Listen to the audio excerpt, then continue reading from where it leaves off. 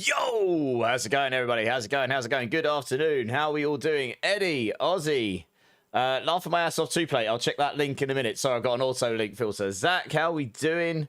Eddie's at work, slacking as always. Jay, how are we doing? Mr. Weedbringer, how's it going? It's been a minute. Crantry, Herkyderp, Axe, Star Sergeant, how are we all doing? I think I got everyone there.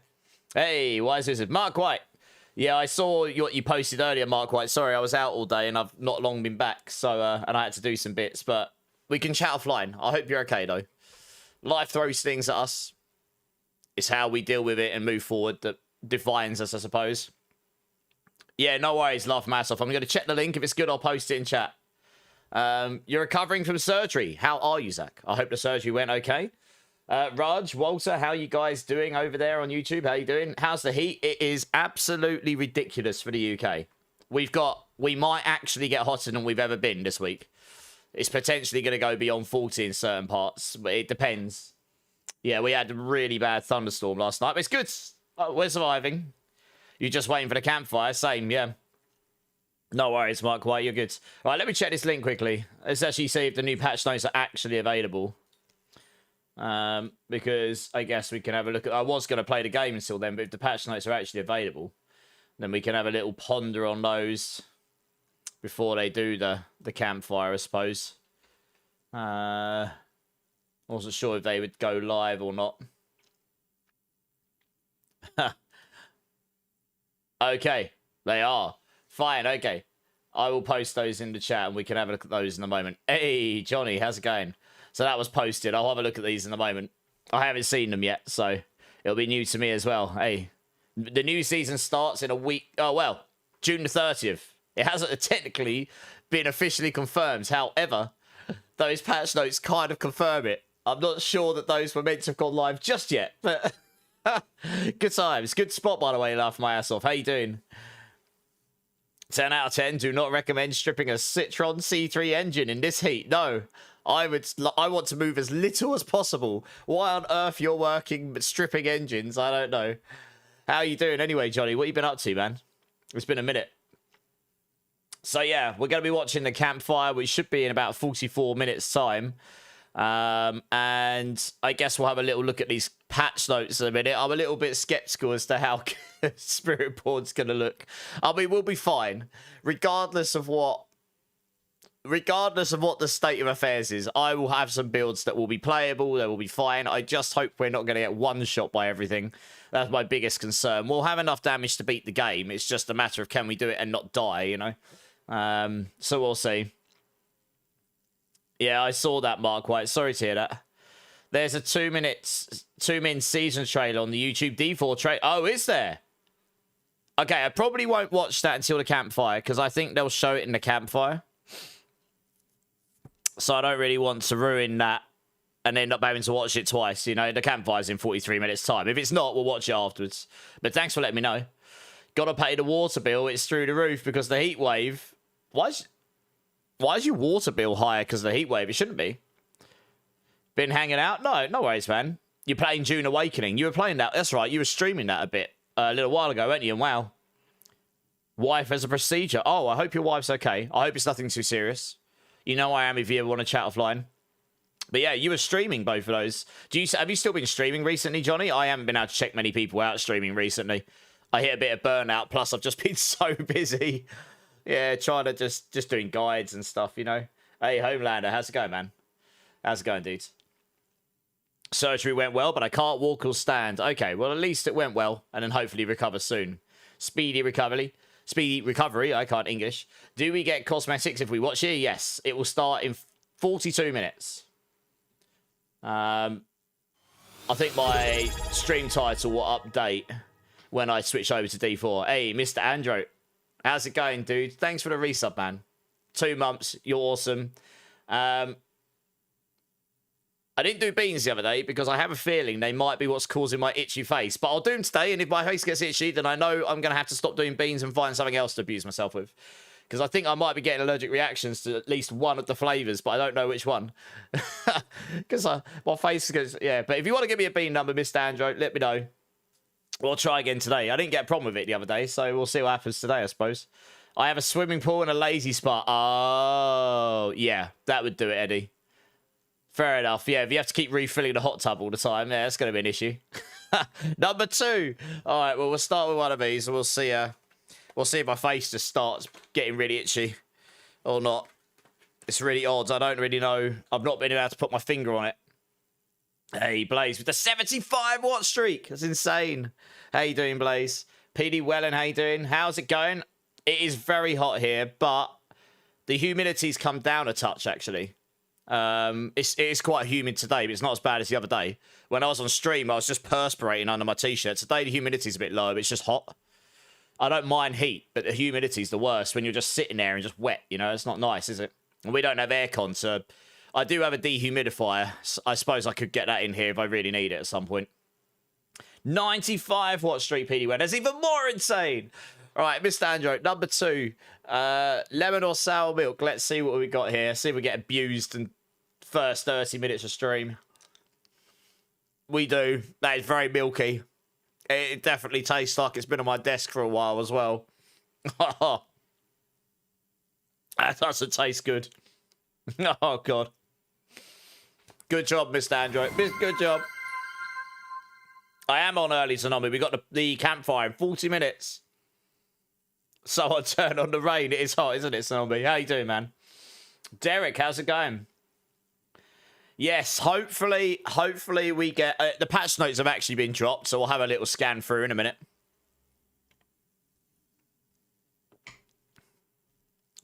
I don't know if I want to look at the patch notes before the campfire. Because if I do, it's going to potentially ruin the campfire. What do we think, chat? Should I just hold off on the patch notes and wait until after the campfire? I know that people like really want to know right here, right now. So do I, but I don't want to ruin the campfire. I don't know. I'm sort of in two minds about it. It's only 39 minutes. It's not exactly long, is it? And then we can go through the patch notes properly, you know? I'm only going to be able to half-arse go through the patch notes before the campfire. It's not enough time. Might be worth just waiting. You're Scottish, so you're fried. How hot is it up in Scotland? I don't think it's as hot as where I am right now. We got the heat warning down here. We're right in the middle of it. So it's pretty damn hot where we are. Yeah. It's only going to get hotter this week as well, apparently. Anyway. What builds have you come up with so far, Mr. Andrew? Okay. I'll tell you what. Let's go through that. I can go through that. Because the campfire's soon, right? 25 degrees. I mean, it's 27 outside right now in the shade where we are. So, yeah, it's still pretty hot where you are. Okay, I'll tell you what. Let's flick over to D4 and I can go through like what builds I've kind of fleshed out for now. Obviously, there's probably going to. I mean, I'm hoping that there's going to be decent class changes, and I'm hoping there'll be some changes to the defensive side of things, or the monster damage incoming in the end game, etc. Because that's going to be our biggest problem on Spiritborn. We're not necessarily going to be the strongest class in terms of clearing the highest pits. I don't know. We weren't on a PTR, so I'm not expecting that. But I don't want to be playing any build where I feel like I'm just going to get one shot in the high end all the time. And that was kind of one of the issues with half the builds. 28 degrees in the West Midlands. Okay, so you're about as hot as we are, Eddie. Hey, Hindu, how's it going? Let's flick over and have a quick... And I'll quickly go through what we've got then, Andrew. And then we can watch the campfire, because it's pretty soon, right?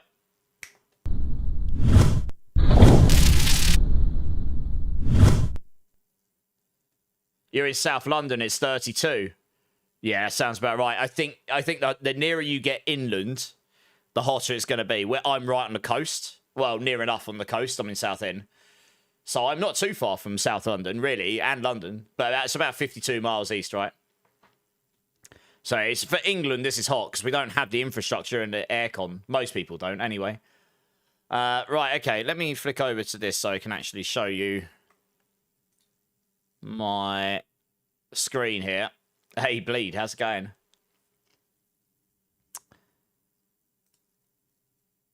Okay. So, Andrew, you ask what builds have I got right now. So, builds that will absolutely work next season, even without any changes at all. And I can't imagine they'll nuke these builds. And they'll probably be better next season, some of these, because of the mythic changes. Quill Volley. I tested both lightning and fire the other day. I left my guides currently as a lightning Quill Volley build, but I might add a fire Quill Volley version. I hope we'll get some Rizoka set changes, but I'm not keeping my hopes too high on that. That's the one thing that makes all the Rizoka set builds feel a bit clunky because of having to charge up to the 5 set. If they made it so that the Prowess just resets and doesn't keeps refreshing and doesn't reset down to 1, so you end up with a no damage, high damage, no damage, no damage half the time, high damage the other half. So they make it so it's more consistent. That would be better. They could reduce the damage and just make it so it's more consistent. Then this build will be pretty good. I did a pit 125 on this the other day, and my gear was far from perfect. And I'm pretty sure with an optimal build, this will do 130 plus next season, even without the Zik rune. I am expecting the Zik rune bug to be fixed. If it's not, that's kind of annoying because it's going to funnel every Spiritborn build into needing it if you want to compete at all. You might still use it without the damage, but I don't want to feel like I'm funneled into it, so we'll see. But anyway, we got Quill Volley. I'll probably add a fire version before next week. We've got Fire Rock Splitter. This is a sick build. Again, it's Rizoka's though, so it has the problem where it sucks against bosses, basically. And anything, it's great for pushing, not too bad for normal play. But the Rizoka set, the charging up, just feels bad for anything where you want to do immediate damage. But this was a giga easy build to play. Like, if they fix Rizokas, which will be, that'll be crazy good for Spiritborn, this will be a really good starting build. We've got Fire Saw. This build will just be better. I don't think anything about this will get nukes other than the Zik rune. And this build will just be better. It's not the best build in the world, and it's a little clunky, but it was actually pretty good. And I think, if I remember rightly, I want to say I did a pit 125 or 130 on this. And my gear, again, was far from perfect. It's just not the fastest build in the world, but it was pretty fun. It's different. So there's that one. I think I'm the only person in the world that's probably got a build for that right now. Literally. I'm probably the only one that tried. Crushing Hands, that's been updated. Again, that's Rizoka's. Although I might have actually... Did I change that over to not use... I might have changed this to not use Rizoka's. Because I just don't like the Rizoka's set. I don't like inconsistency. Okay, I changed this to Multitude. So this was doing pit 125 for me. I know someone who did a pit 130 on this. And this will just be stronger. Again, the only thing that will get nuked is the Zik rune. But this will be stronger in terms of the other buffs and the mythics and everything. So, Crushing Hand will probably be pretty decent. Trampleborn will be dead. I can't see a world where Evade Dawns will actually be good right now, unless there's some drastic changes in the patch notes. So that one probably won't be in Season 14, which is really sad, because that was giga fast. Rock Splitter Thorns will still be there. That will be great. It'll be as good as... It'll probably be slightly better than it was last time in the end game. It'll be great for leveling. We'll see if there's any changes to the Wumbers set. They tried to buff the Wumbers set, but it just wasn't enough. We've given that feedback. We'll see if they've done anything further with it. Otherwise, this will be a really good leveling build. It'll get you all the way to Torment 12, but then you'll want to move off it eventually at some point between Torment 1 and Torment 12, probably. Fire Rock Splitter did more damage than this, but it was less consistent. We've got Firestorm. Now, this is the only build, I think, that will still be able to near perma TP to some degree, because there's a tech, you have to sacrifice some damage for it, but there'll be enough damage on it still to be able to beat T12. And the reason for this is there's an aspect where when you pick up the feathers, it reduces all your cooldowns. So if you get enough cooldown reduction on your Rushing Claw, and we don't need Rushing Claw to be evade on this, we just need it to brush around. So you're basically aiming to just pick up and generate loads of feathers as you move around. So you're not going to be able to zoom around quite as much, but you're going to be generating feathers, picking them up, and then that allows you to near perma evade. I had it near perma evading on the PTR. So this build will still work. It will be slightly stronger on the damage in terms of the amulet, but slightly weaker because you have to sacrifice an aspect for the tech for mobility. But this will still work. It'll probably just be lower on the tier list for pushing. So that's pretty good. Hey, Geometics, how's it going, man? Thanks for the follow. How's it going, dudes? We've got Swarmborn. That will still work. That will somewhat be able to evade a bit still because of the Riding Moon Ring, reducing the cooldown of all your skills. Maybe we'll find a slightly different setup for it. But that was actually the highest pushing build on the PTR. But I don't think a lot of people tried things like Crushing Hand.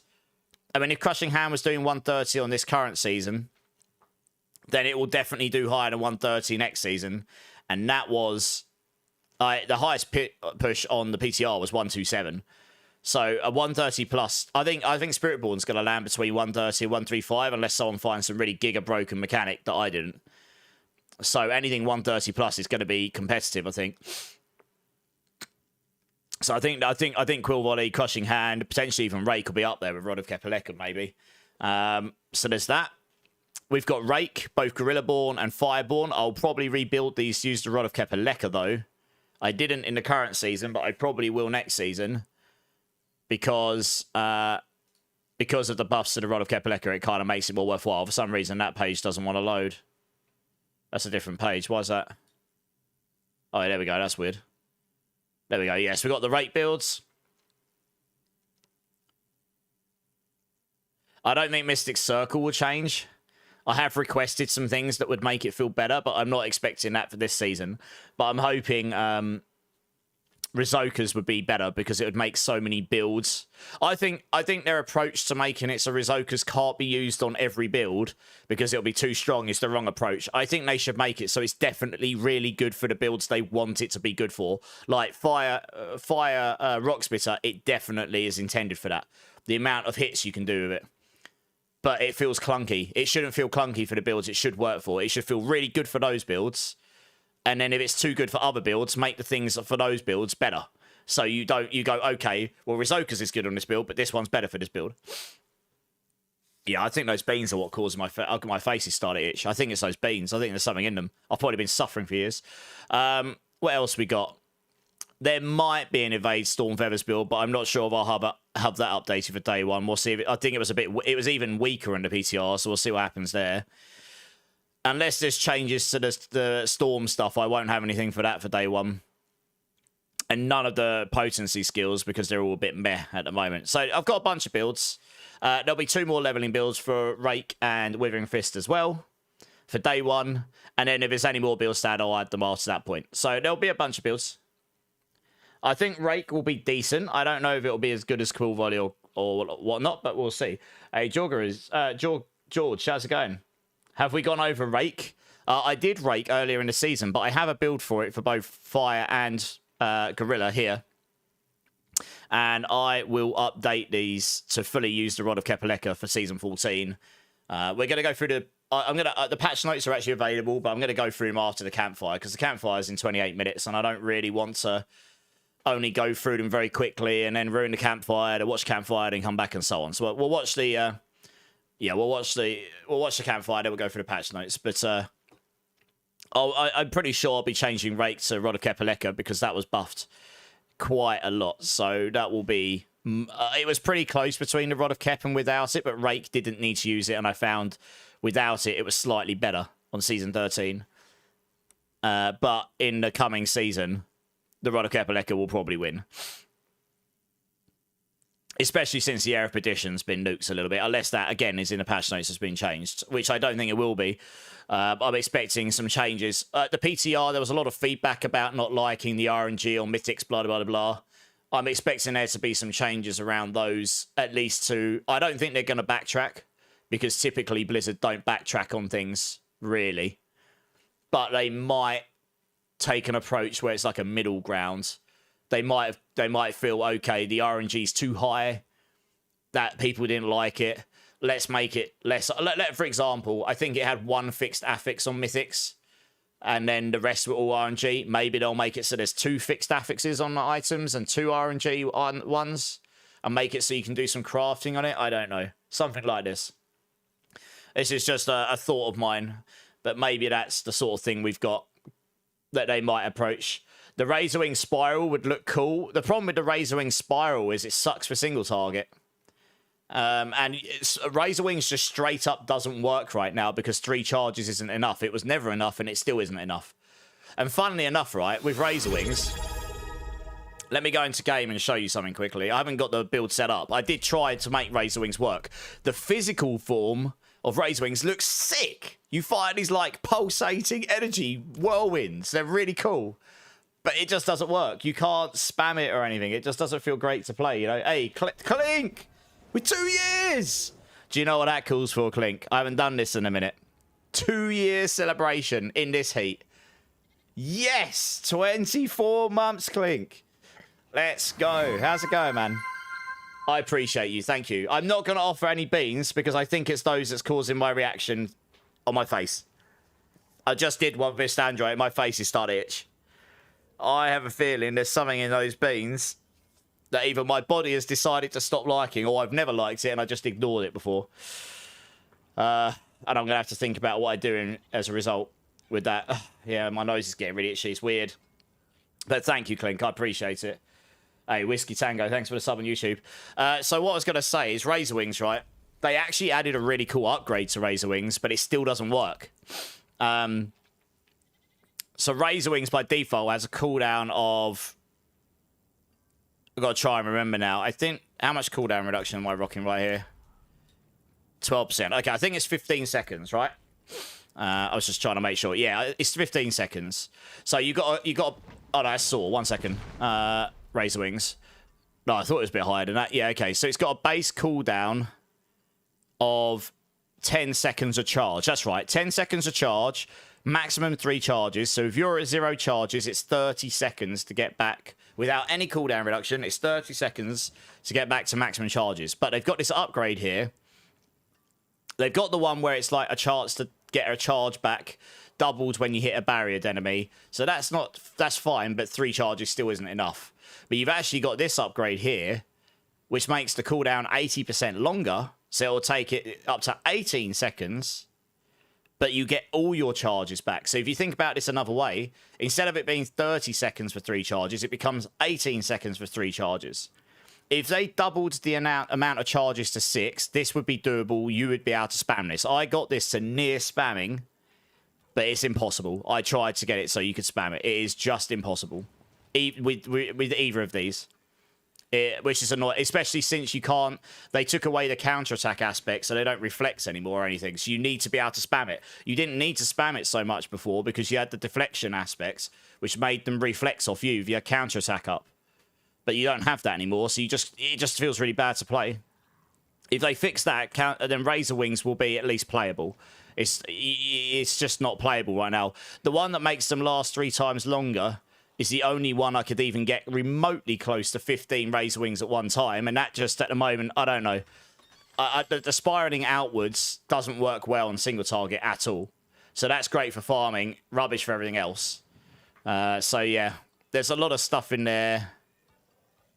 Like, I can sort of see where the design of it was going, but the 3 charges is a problem for it. So I hope we get some changes there. We get some feedback on it, but we'll have to see, I suppose. Hey, Rosie, Agrarain, how's it going? Yeah, so that was kind of an issue. In terms of the other potency skills, I mean, Touch of Death would work. I could update the build with Swarm of Swarms. That one will work with the Rod of Kepaleka. I don't know how good it will be. I didn't test it, but that one would work. But the rest of these are just really underwhelming. Spirit Storms will be... They've added this new concept of Spirit Storms, and it's a really cool concept. But the only aspect support we've got for it is not really that good.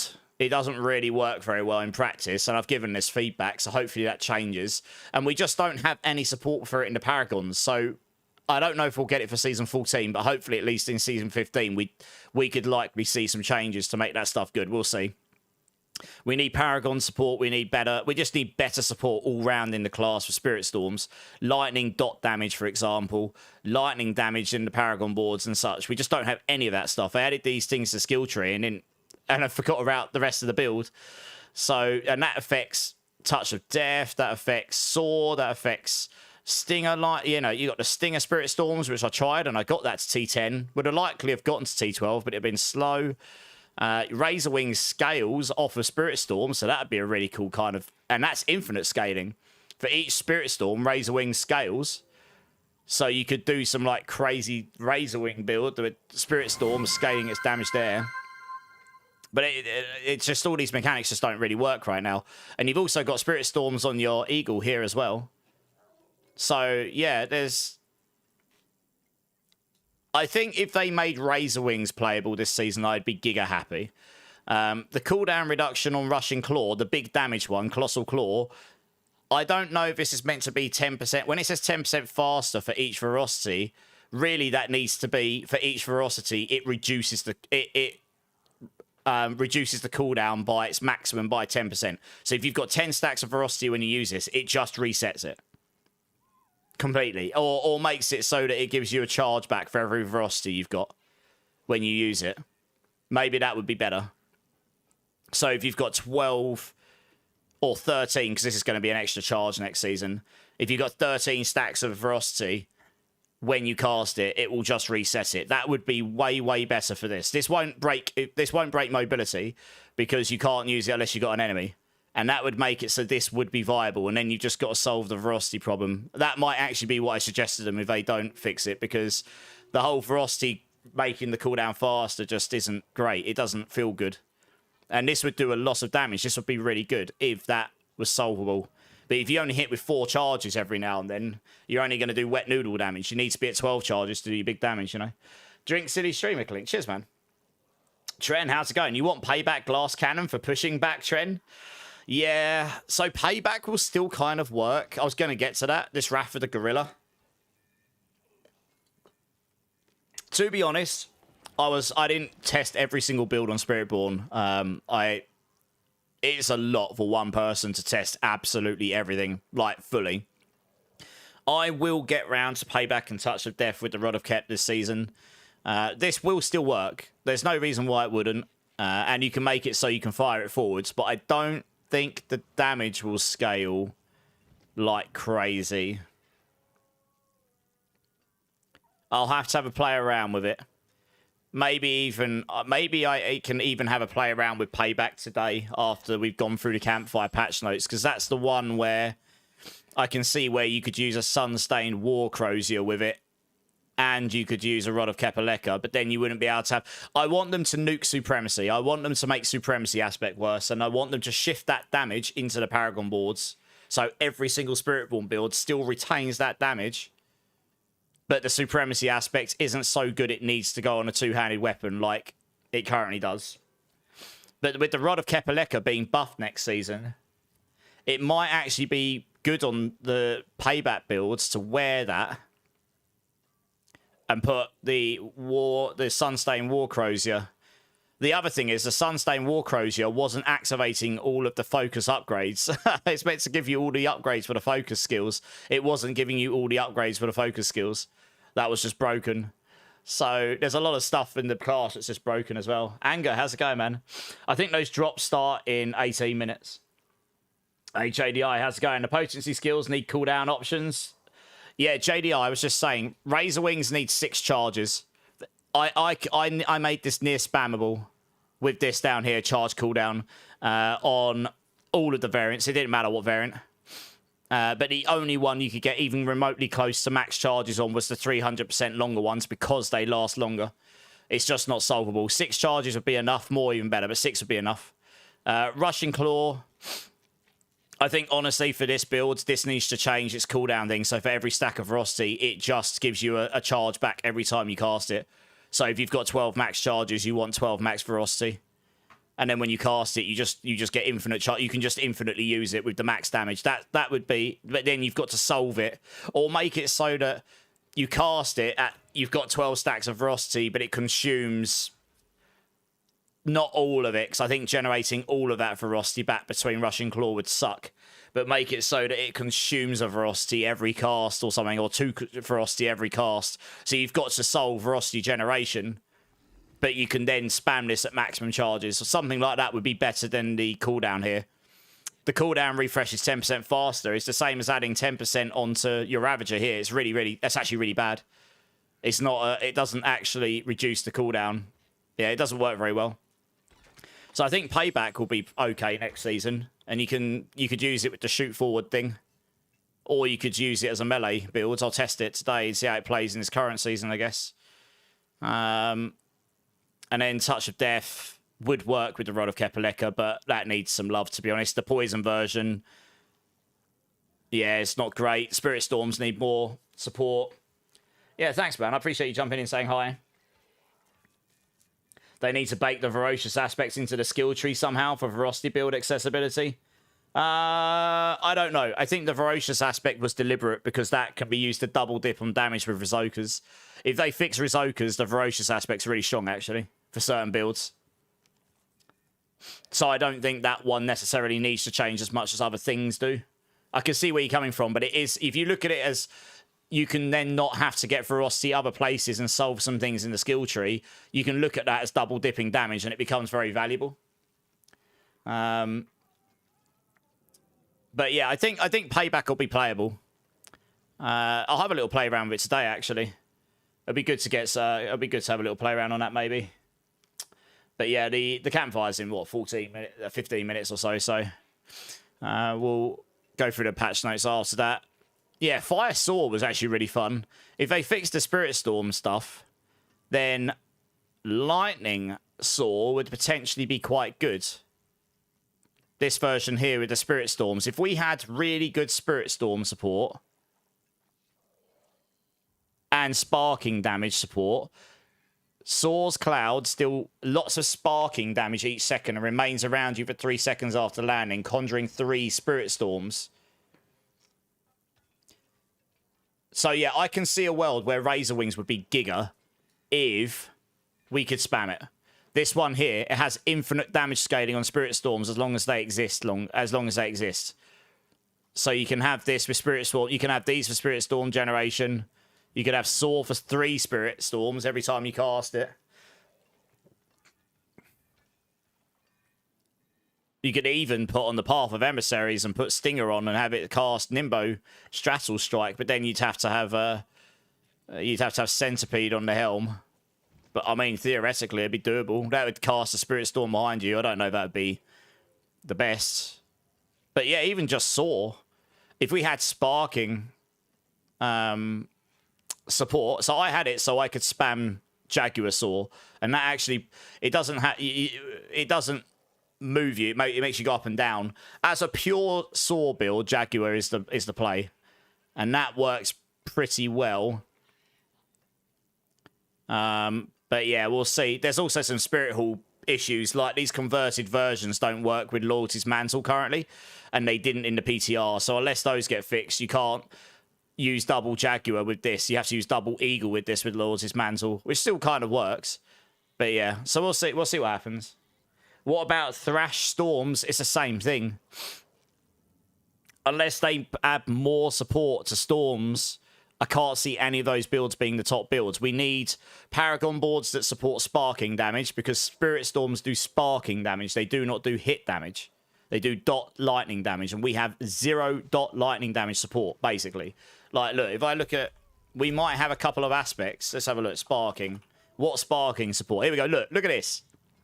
Your Spirit Storms spark enemies for an additional 100% damage over 3 seconds after they leave one, which really sucks. Because they only last for so long. Some of them move, some of them don't. Enemies don't leave them, and if these die and the enemies are inside them, this does no damage. So it's really inconsistent at best, and it's just not great. That is the only Spirit Storm aspect we've got. And sparking stuff, that is the only, on Spiritborn, the only sparking aspects we have, full stop, by the looks of it. Lightning, we got a few bits here. Aspects of Elemental Fate just sucks. They should change this. I don't know. It'll give you the highest damage, but it's just rubbish. In terms of lightning damage options, we have got Galvanic, which I haven't found a world where, maybe with Spirit Storms, if you could generate enough of them, that would do a lot of damage. But otherwise, we don't have a single lightning damage set of aspects. Look, it's nothing. This is the problem. We've got a bunch of like lightning damage can stun, lightning damage. This is the only offensive one. So we've literally, we have zeros. And then if we go to the Paragon boards, it's like they just totally forgot about it. I don't know. I don't know how that happens, but we have zero, you know, we got virtually no glyphs for lightning damage. We got the eagle one, and that's about it. And Fulminate. Fulminate's been buffed, so I suppose we've got a couple of lightning glyphs. We've got 0 lightning boards, 0 sparking boards. We got convergence, that works for lightning. But we haven't got any builds for sparking. Like, we've got a poison board, but we don't have a lightning dot damage build board. So it's, yeah, galvanize. It's like you're going to need a lot of lucky hit chance. And at 100% lucky hit chance, you need to be hitting very, very fast, very frequently for this to be remotely good. This is 15% at 100% lucky hit chance. And then it would echo lots of damage. So if you were hitting very, very frequently, then maybe, with a decently high amount of lucky hit chance, then maybe this would be good. If they remove the Zik rune thing, because otherwise you've got even more conditions to hit your maximum damage. I mean, if I look at the base lucky hit chance of some of these skills, you know, I mean, Saw, technically, this one here is 30% lucky hit chance. So you could actually stack to 50% lucky hit chance on Saw, which would be 7.5%. And you could generate constant sparking damage each second. And you generate 3 Spirit Storms every time you land. So if you can spam this over and over again and generate Spirit Storms over and over and over again, then maybe Galvanize would be good. But again, the Spirit Storm aspect sucks. We don't have sparking support, so you can't really scale it anyway. Yeah, so I don't know. There's a lot of stuff in there that just needs some love. You got yourself addicted to PoE2, Zombie. It's a good game. You enjoyed it, are you? CJ, sorry, did you test the Jaguar version of Cool Volley? I did, sir. Yeah, sorry, I meant to reply to that before. I tested Lightning and Jaguar. I will add a Jaguar variant to the build before next week. I want to see what the final patch notes are like first before I fully flesh out the guides. I just got it updated enough. So many scaling issues when it comes to variety. Yeah, it just feels like Spiritborn's like 95% of the way there on most builds, and it needs that extra 5% to either make the builds work, play well, or make them competitive. I don't care if they're necessarily the best build. I just want all these builds to be like decently playable and be able to smash the content, you know? And then there'll just be loads of builds to play. It feels like the class is almost there, but not quite. Like, I genuinely, I feel like if I could sit in a video call or a voice call with the guys that design this and just run through why things don't work, I could probably give them the ideas as to why things don't work, and then they could make the stuff better. But, you know, that's out of my hands, isn't it? I mean, there is intentions in the skill tree to make it so some of these ultimates would do lots of damage as well, but we haven't got many ways to scale the actual ultimate damage. You know, it's like here, Hunter, 5 times and consumes all of your ferocity to deal extra damage per ferocity. So you'd need an insane amount of ferocity generation. But this is intended to be that Hunter would be your highest damage, I suppose. 300x damage per ferocity. If they fix Rizoka so you can have max all the time, then this would potentially do a lot of damage. But you don't have any like specific uniques for ultimates, or I'm not even sure we've got ultimate, many ultimate aspects that scale the damage either, really. Not on this class. We've got Supremacy, but I want them to bring that down a bit. That's for every build, not specifically for ultimates. So you're going to have that regardless. And then you got Vehemence Brawler, which you'd probably use because you get the extra 2 ranks, which gives you more damage. But we don't have anything else. So, yeah.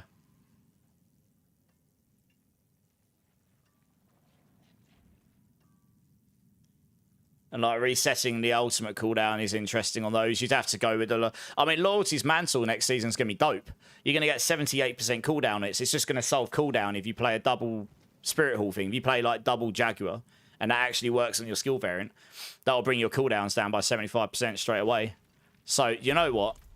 I might even next season go crazy and try and make a Hunter build. It'll probably suck. But that would bring the cooldown down to nearly... With Ravager, you'd probably be able to spam this every 6 seconds. You just need to generate... So, in the time, it's... Well, you basically would use Thrash, probably, to generate Ferocity. So that every time you can cast Ravager, you're at maximum stacks of Ferocity.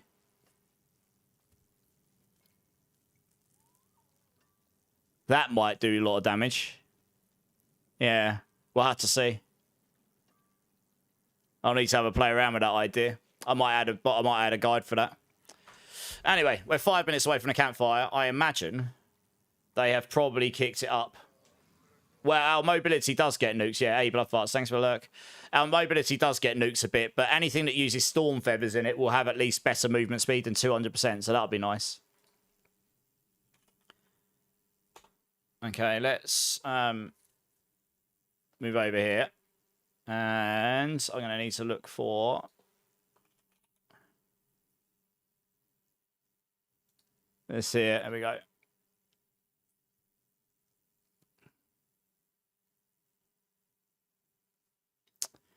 Five minutes 50.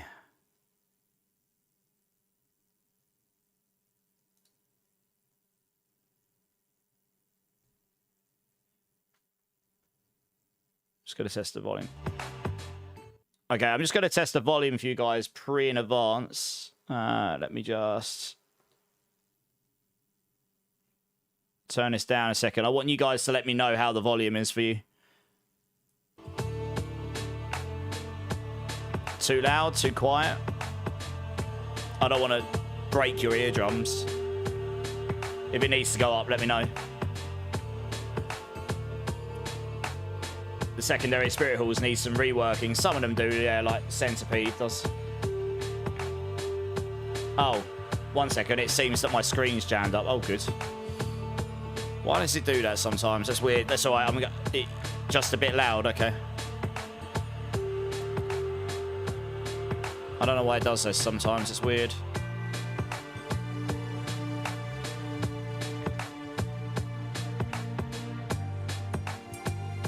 We'll have to see how their talking is when we get into it, because sometimes their talking is really quiet when they...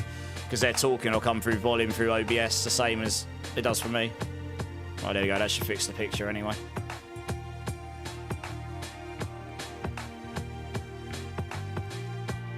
How's that now, Staff Sergeant? Is it still too loud? It is quite loud, this music. I'm a little bit concerned their speaking is going to be a lot quieter than the music. So after... It's good, okay. If they're really quiet when they speak, I'll have to turn it up and readjust. I'll try and keep my chatting to a minimum during the campfire as well.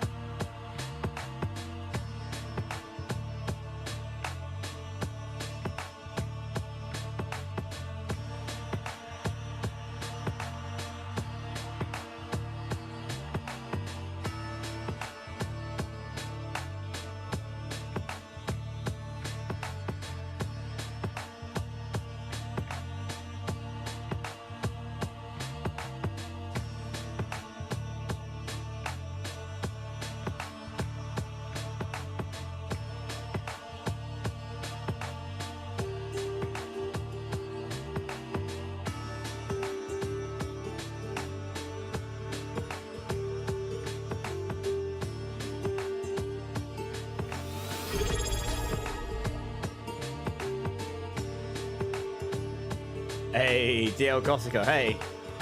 Thank you, Gothica. I appreciate the sub and the support. How you doing, man? I'm not going to offer any beans because I think they're causing me to have a reaction. I think after all this time, I finally worked out it's those jelly beans. There's something in them that gives me a itchy face. But I really do appreciate your support. Thank you so much. How are you doing? You looking forward to the campfire?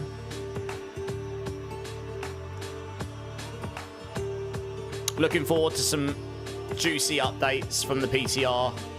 I mean, look, there's always doom and gloom from the PTR. That's my experience. And then and then they use that to try and make it so the season's better. That's the idea of the PTR, isn't it? Find the bad stuff and try and make it so we actually have a better season when we get around to it. So I'm always secretly, tentatively hopeful, you know. Hey, Sonic Jingo, thank you so much for the follow. Welcome in, welcome in. Oh, here we go. Here comes in the metal music. That's really loud as well. You're all right? Enjoying the break from Diablo for playing... Oh, you're playing Skyrim? Damn. I remember when that first came out.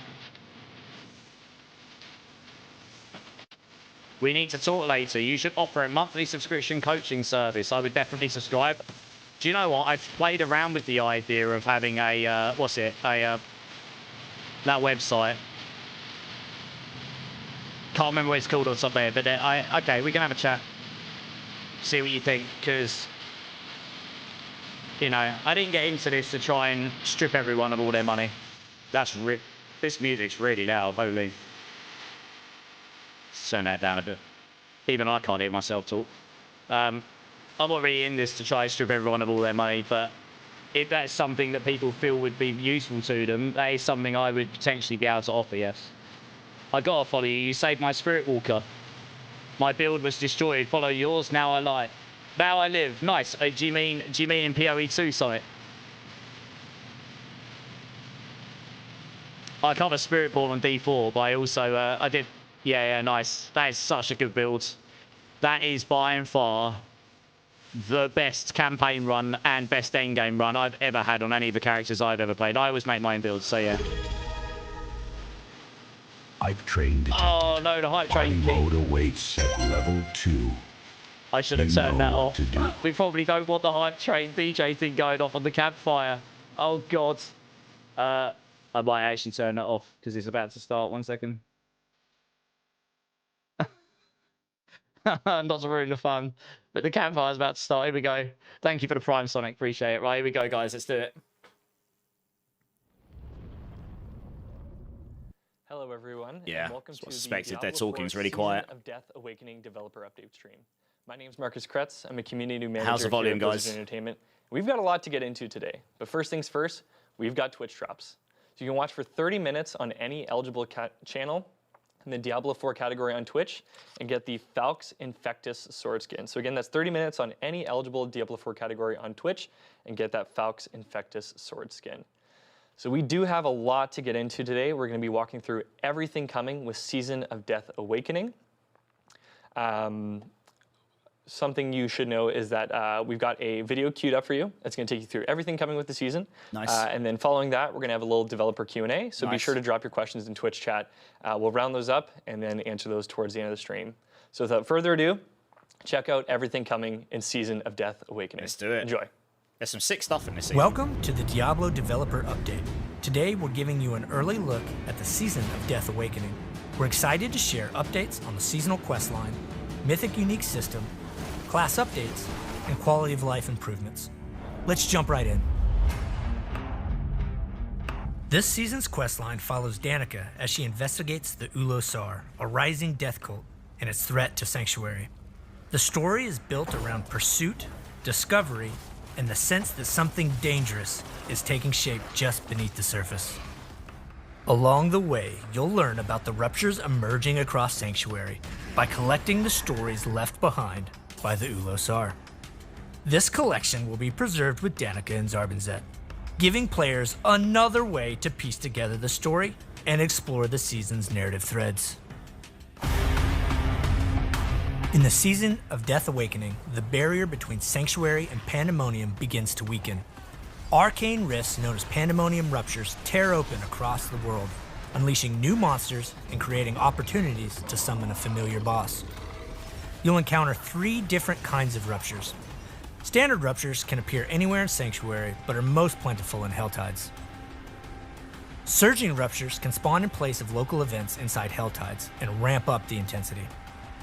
A colossal rupture is the largest and most dangerous, found only in the World Boss Arena near Zarbinzet. To trigger a rupture, slay the cultist protecting a Death's Head idol. That ignites the ritual circle and tears the rift open. Keep it active by cutting down the enemies and sealing tears. The longer it stays open, the greater the rewards. I hope they buff And be that. ready if a Rupture Goblin appears. Killing it will spark another Rupture on the spot. Oh, that's sick. I don't think I Realm saw Walkers are breaching into Sanctuary, drawn out by the most intense arcane forces. Surging Ruptures give you a chance to summon one, while Colossal Ruptures guarantee a Realm Walker encounter every time. These Realm Walkers are different from before. They are no longer interested in leading you on a chase. They prefer to kill you where you stand and have a new suite of attacks to do it. Defeat a Realm Walker and a portal to the Death Toll Chamber will open. If a Surging Rupture doesn't call a Realm Walker, a Birdie furious boss, could you golem imagine? called a Realm Breaker will rise instead. Hello, Realm you Breakers can Diablo drop fans. Nightmare Dungeon sigils with the Rupture Affix, which gives a second way to reach the Death Toll Chamber. The Death Toll Chamber is a single-room dungeon where the Ulosar perform their mysterious rituals within Pandemonium. It can be accessed either by defeating a Realm Walker or by entering a Nightmare Dungeon with the Rupture Affix and engaging with the Ruptures within. Activate the Death Toll pillar in the middle of the room to initiate the challenge. That's weird. To earn the best rewards, you'll have 60 seconds to expand the circle out to the edges of the room by killing the monsters that spawn. Completing this challenge rewards valuable loot as well as superior layer keys in Torment difficulties. You'll need these keys to open the Corrupted Reaper's Horde. This season features an all-new boss encounter against a Corrupted Reaper from Pandemonium. The first time you encounter her will be during the season's questline. After defeating her in the quest, you can then face off against an even more challenging lair boss version that will put your skills to the test. Defeating this lair boss will be your best chance to get mythic unique items as well as the materials you'll need to craft them in the Herodric Cube. She's pretty sick. This season, every unique item has the potential to ascend fully empowered. This opens the door to enhanced uniques that align exactly with the way you want to play. These are acquired either as drops in the world or by being crafted through the Herodric Cube or the Jeweler. Mythic uniques come fully empowered, with each affix maxed out, including affixes from Tempers and Transfiguration. The unique affix is not only maxed, it's also significantly buffed. Yep. You'll be able to enchant one of your mythic unique space affixes at the Occultist, making it truly your own.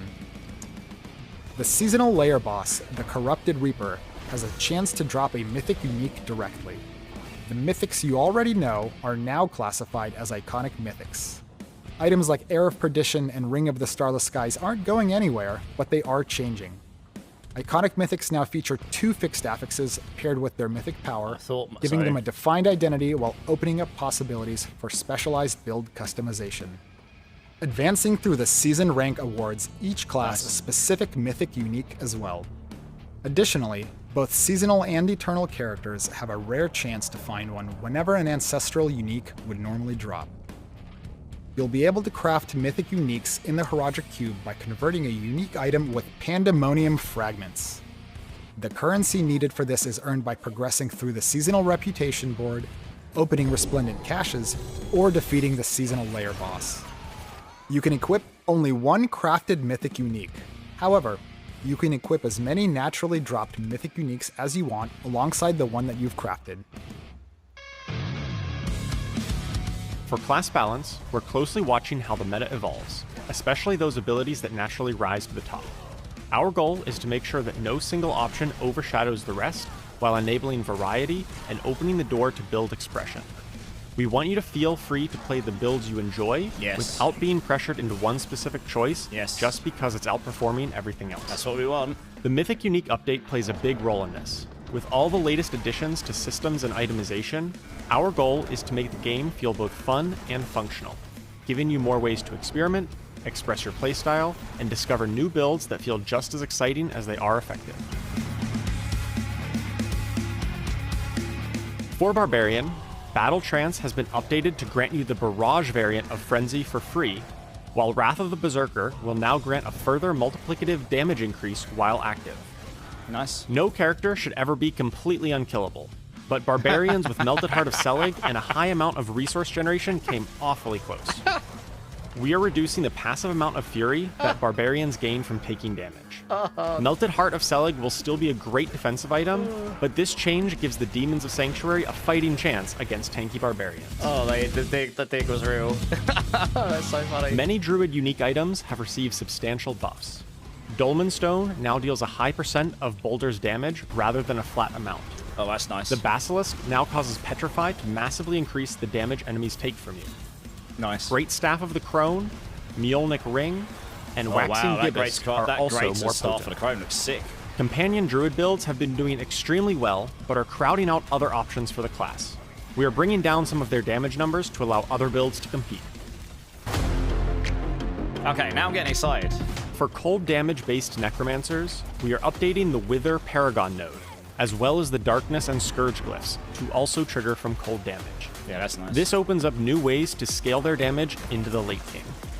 We are reducing bonuses for having many stacks of overpower, such as from Red Blessing, and reducing the maximum number of stacks. We're buffing many of the other build options to help them close the gap. We're buffing a wide range of paladin builds. Unique items like Light's Rebuke, Ward of the White Dove, and Red Sermon all have their damage increased, as have Shield Charge and the Zealot Oath. To get you into the action faster, the Judicator Oath now grants its full damage bonus immediately rather than slowly stacking up, and Heaven's Fury has a massively reduced cooldown. For rogues, Flurry and Twisting Blades are getting baseline buffs. Their associated unique items, Death Mask of Nirmatruk, and the Maestro are also more powerful. Of the many bugs we fixed this season, one improved Sky Hunter. This unique bow now properly works with imbuement skills, providing a substantial boost to the power of rapid-fire builds. Oh, the digs. Of the many bugs we fixed. For Sorceress, fire builds have been buffed for the season. The Talisman set is stronger, and several key unique items have been buffed, such as Starfall Coronet for Meteor builds, Oh, nice. and Staff of Endless Rage for Fireball builds. Yeah, nice. Unstable Current's duration will now increase less per skill rank. Additionally, we are sharpening the identity of the Boundless variant. It will increase the damage of Crackling Energy, rather than all of your Yeah, that makes sense. Make it so it's not... Alright, here we go, guys. Several of Spiritborn's Talisman sets now have increased defensive benefits. Yes, please. We've also increased armor from defensive options like the Gorilla Spirit Hull and Toxic Skin's Scuttlebug variant. Armor's not going to be enough, though. Sepazontek and Rod of Kepaleke are iconic Spiritborn unique items, enhancing basic and core skills respectively. Okay. Both have been buffed, making them even more potent if you can find a mythic unique version of That's them. nice, because it's going to have the ranks on it, which it didn't before. Is that it? Oh, We are buffing sad. some underperforming Warlock unique items, like Agrom's Schism, Rindle of Torbalos, and Thrice Woven Nightmare. Needs to Wall of patch notes. Agony has also received several buffs.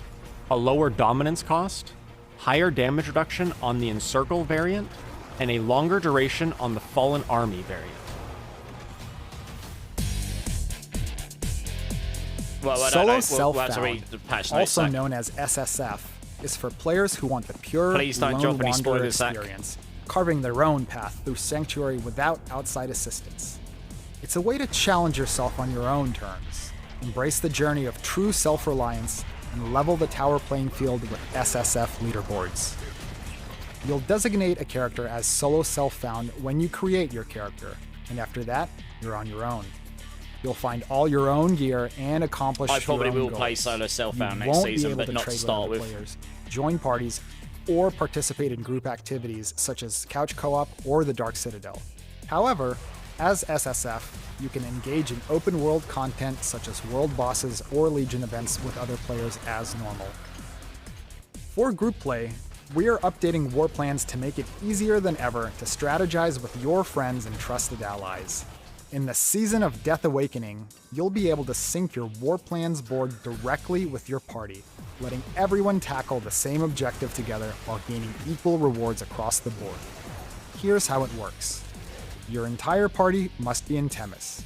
Once you've grouped up, you'll see a new option, New Plan for Party. Selecting it initiates a party-wide reroll of all War Plans boards for a cost of 2 Marks of Eldurin from the player who initiates it. Once the group accepts the updated plan, the exact board is synced to every party member. War Plan's activity XP has been increased, with scaling improvements beginning at Torment 8 and higher, and the base XP of Infernal Hordes has been doubled. Yeah, so the war plans will Helltide won't War feel as Plan bad to progress charge up, has I don't been think. updated to require spending cinders, 75 in normal through Penitent, and 250 in Torment 1 I think and that's above. good. I like that And change. to round things out, new War Plans quests have been added for Nice. both Helltide and Escalation Nightmare activities. Nice. With these changes, we've made War Plans smoother, faster, and far more collaborative. Whether you're coordinating with a full party or pushing deeper Pretty much into JDI, endgame but we need to see the challenges. patch notes. I'll read them afterwards. This season, we're pushing even further into player-driven item customization. Okay. We aim to keep expanding the ways you can craft your gear that truly fits your build, your fantasy, and your playstyle. Here are a few new updates we have coming this season. Uniques and Mythic Uniques can now have one affix enchanted with the Occultist, Nice. That's allowing good. you to customize your item further. Unique Charms and non-ancestral uniques now support unique power reroll, Nice. opening up new paths to refine the powers you rely on. Chromatic tuning prisms can now roll all resist, adding Nice. another valuable defensive option to enhance your toughness. All skills can now be rolled on amulets using the Adept's tuning prism. Okay. One of your most requested changes has been added to this season. We are increasing the Obel's cap from Finally. 2,500 Yeah. to 25,000. It's still too low. We're also increasing the gold cap to 999 billion and the gem cap to 999 The fact that they have million. to have the cap at We've 1 added trillion is missing absurd. minimap Why? icons to Nightmare Dungeon and Pit objects, ensuring you don't miss key features. We've also added missing boss trophy items for Astaroth and Bartuk. These can now be amalgamated in the Herodric Cube.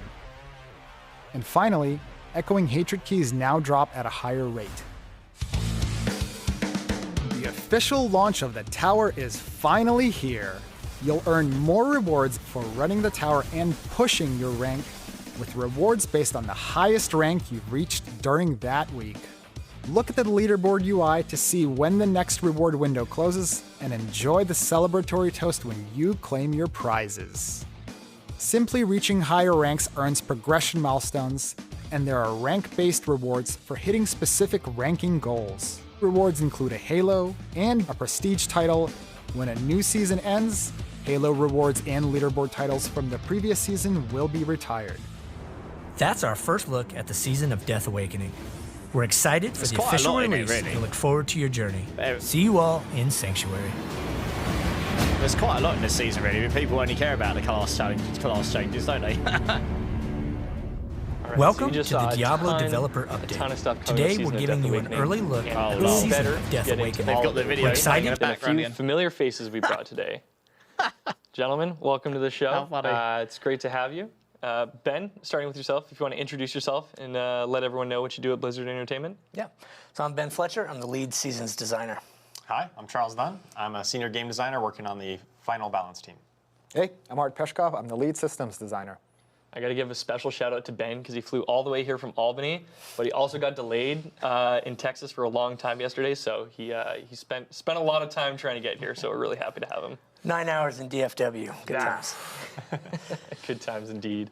I know it was a few weeks ago, but we did have the PTR where everyone got to jump into the seasonal features. Pandemonium Ruptures, the return of the Realm Walkers. So, thanks to everyone who jumped into the PTR. But I know one of the things we received the most amount of feedback was on our rework to Mythic Uniques.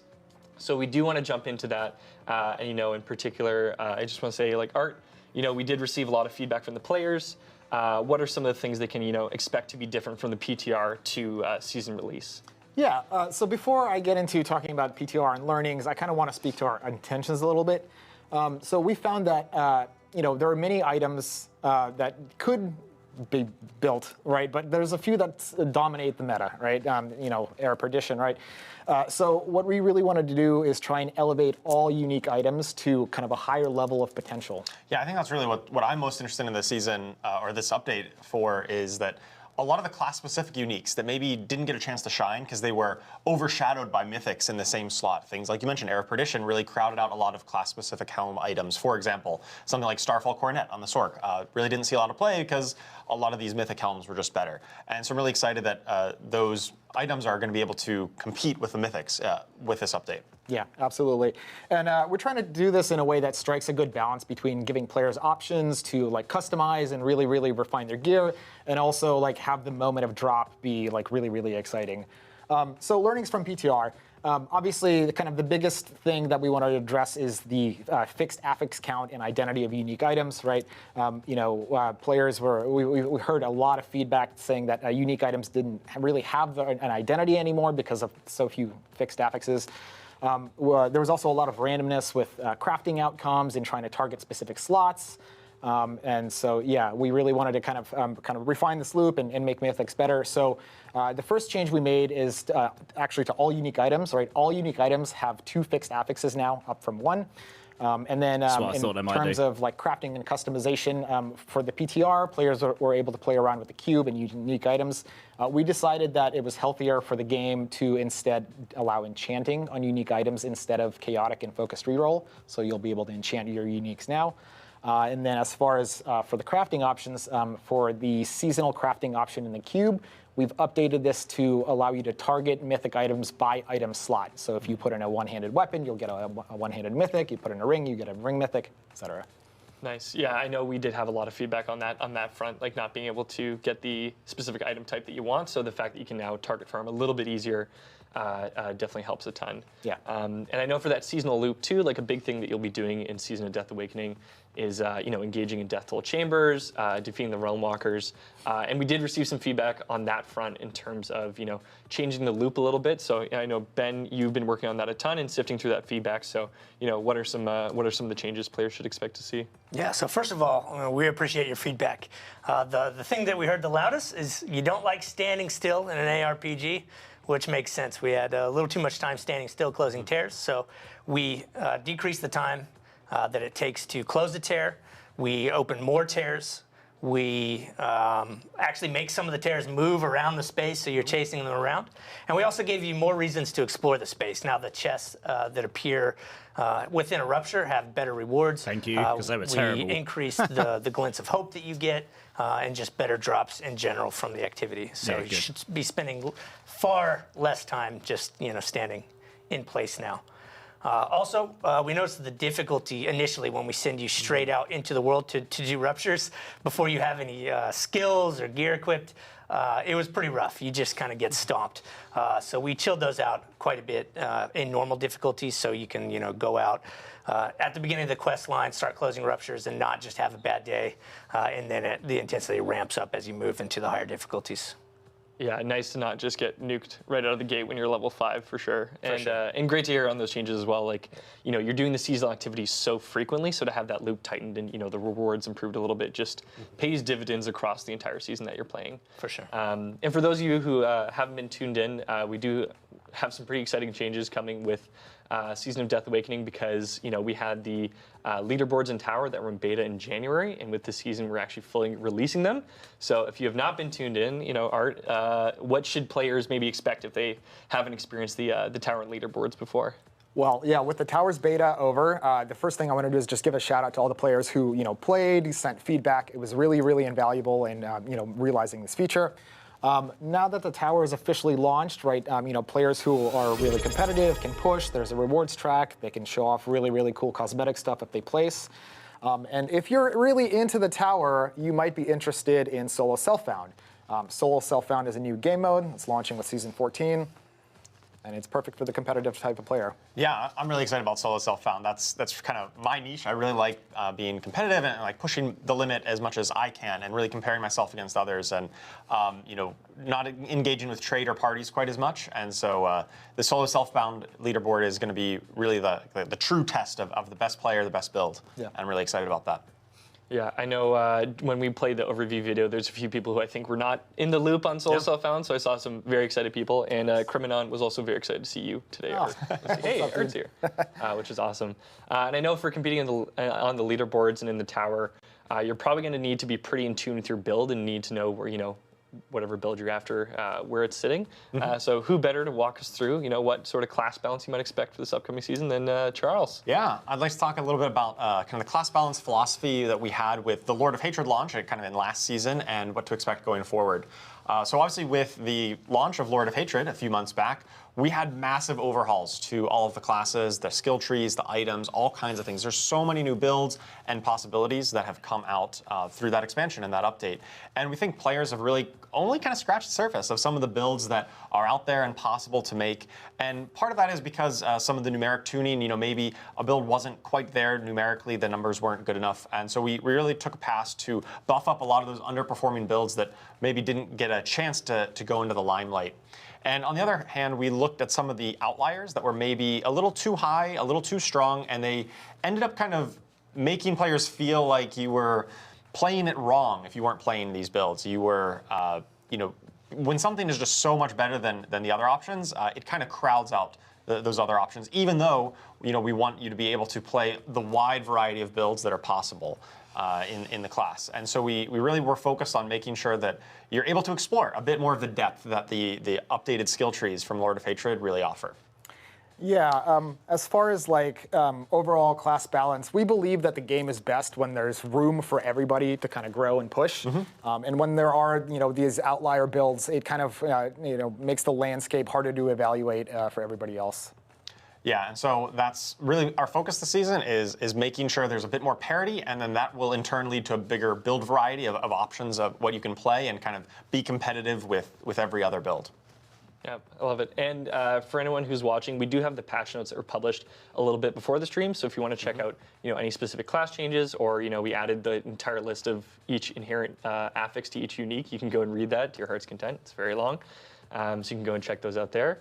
And I know within the patch notes as well, we do have a bit of quality of life scattered throughout. However, we do kind of have a top level of some of the nicest quality of life to kind of tease out. So Ben, can you walk us through what players should expect on that front? Yeah, so gem fragment drop rate has improved significantly in Torment 10 and above. High tier gems now return the intended higher number of fragments.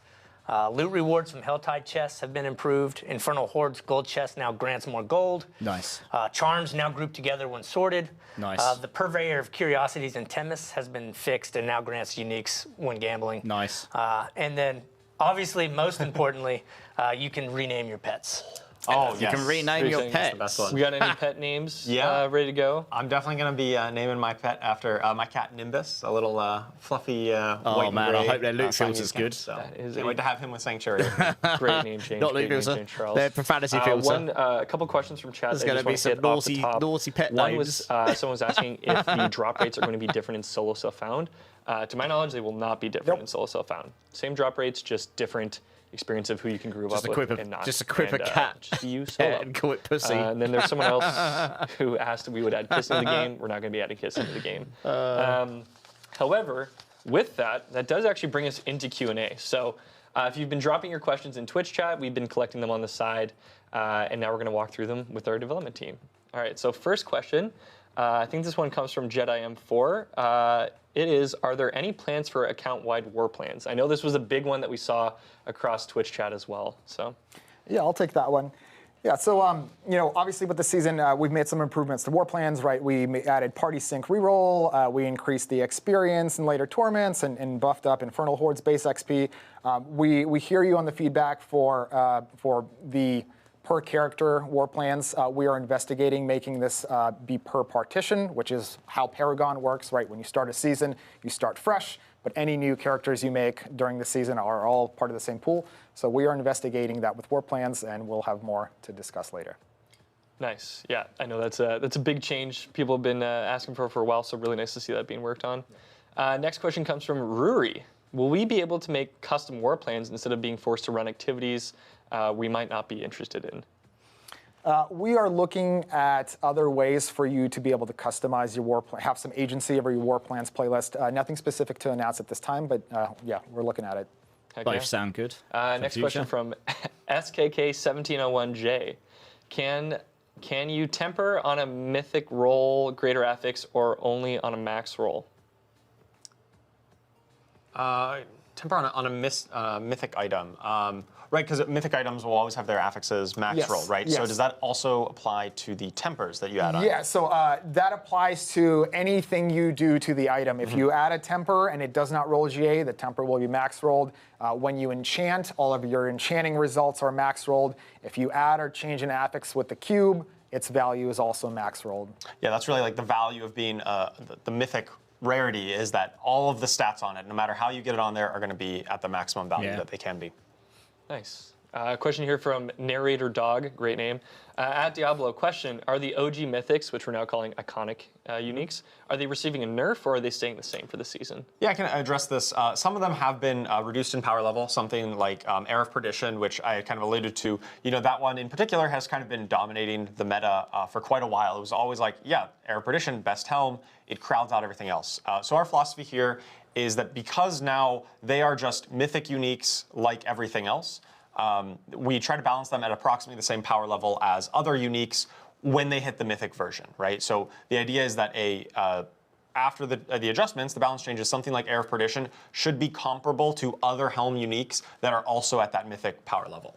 So that's our philosophy, whereas prior, you know, mythics should have been stronger. They were rare, they were stronger, they were higher rarity. That's not the case. Now they're going to be brought down to the same power level as other uniques. Very nice.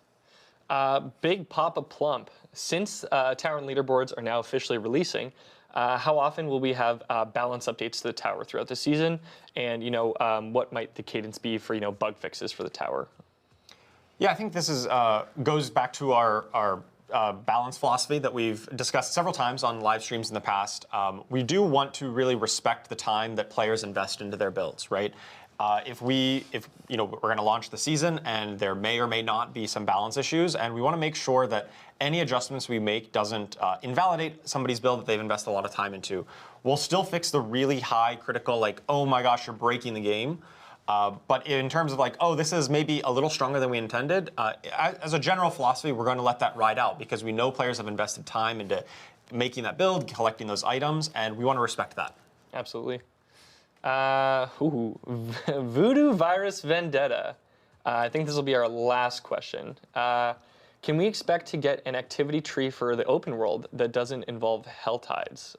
Maybe can we get some love for sellers? We can definitely investigate new trees with new content. Right now, we're kind of looking at, like I said, alluding to the previous question, we're looking at ways to kind of enhance war plans as a feature itself rather than specific existing activities. But it's always a possibility. Yeah, I definitely think the war plans tree and like those modifications that we have is definitely a ripe area for future design space. Not a lot coming in this season in particular, obviously, but it's part of the game and it's going to be for a long time, and we're really excited to see how we can expand that and improve it in the future. Nice. Okay, I think we actually may do a couple more questions, time permitting. Nazrath, is there any chance to be allowed to import loot filters or to add them to our account via BNet? I don't have too much information on that. I think that would be something we can definitely look into. I know that would be a good quality of life to look into for a future update, for sure. Cool. Another question just related to solo self-found and the individual kind of nuances. If you're playing solo self-found, is not being able to be in a party, does that apply to the tower as well? Or is everything solo except for world events?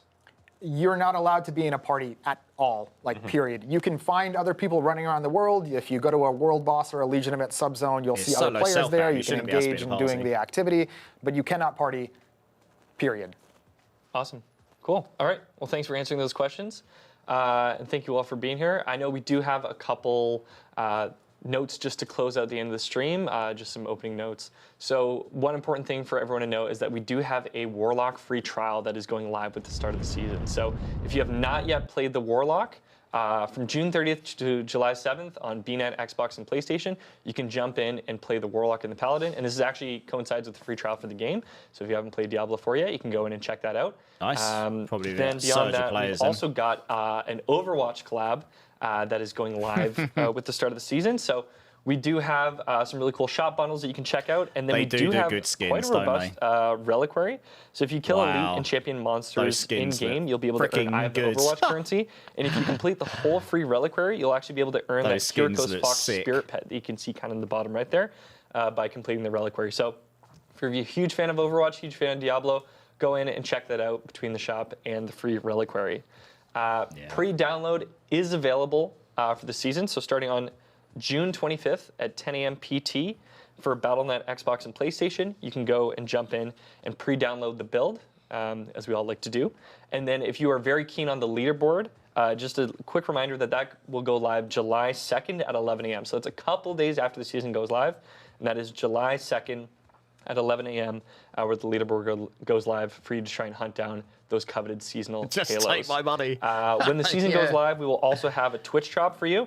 This is called the Final Headache Mace Cosmetics. You'll be able to watch any eligible channel on the Diablo 4 category on Nice. Twitch for 2 hours to receive this Final Headache Mace Cosmetic on June 30th. Probably press. And now, as we wrap up the stream, I just want to give a huge thank you to the devs for being here today, Ben for traveling and getting stuck in Texas for 9 hours. will be, we, JDR, yeah. we do appreciate it. Thank you to everyone at home for tuning in and checking out Season 14. It's awesome that you guys are still here.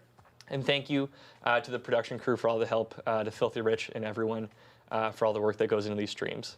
So don't forget, Season of Death Awakening goes live on June 30th, and we'll see you all in Sanctuary. Take care. Log in. Nice. Okay. As a campfire goes, I like the fact they're shorter. They don't drag it on. And, yeah, nothing revelationary in there, but some nice questions and answers. Right, let's get some music back on here. Where do we leave it? Okay. Diablo 4 news.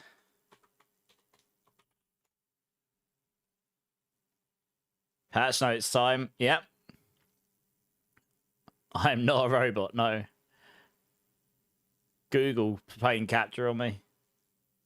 Hey, Shadowstorm, how's it going? Well, we'll see, we'll see. I'm going to read the patch notes, no spoilers. Also, Pythonic, welcome in, dudes. I was trying to keep the chat at least to a minimum during that so people could hear. But yeah, I mean, those skins look sick. They're probably going to cost a fortune, but they do look good. So, you know. Righty, patch notes. That's the one. Okay. Right, before I run through these, I really need to go use the restroom, guys. So I will be back in 1 minute. I'll be as quick as I can. BRB, guys.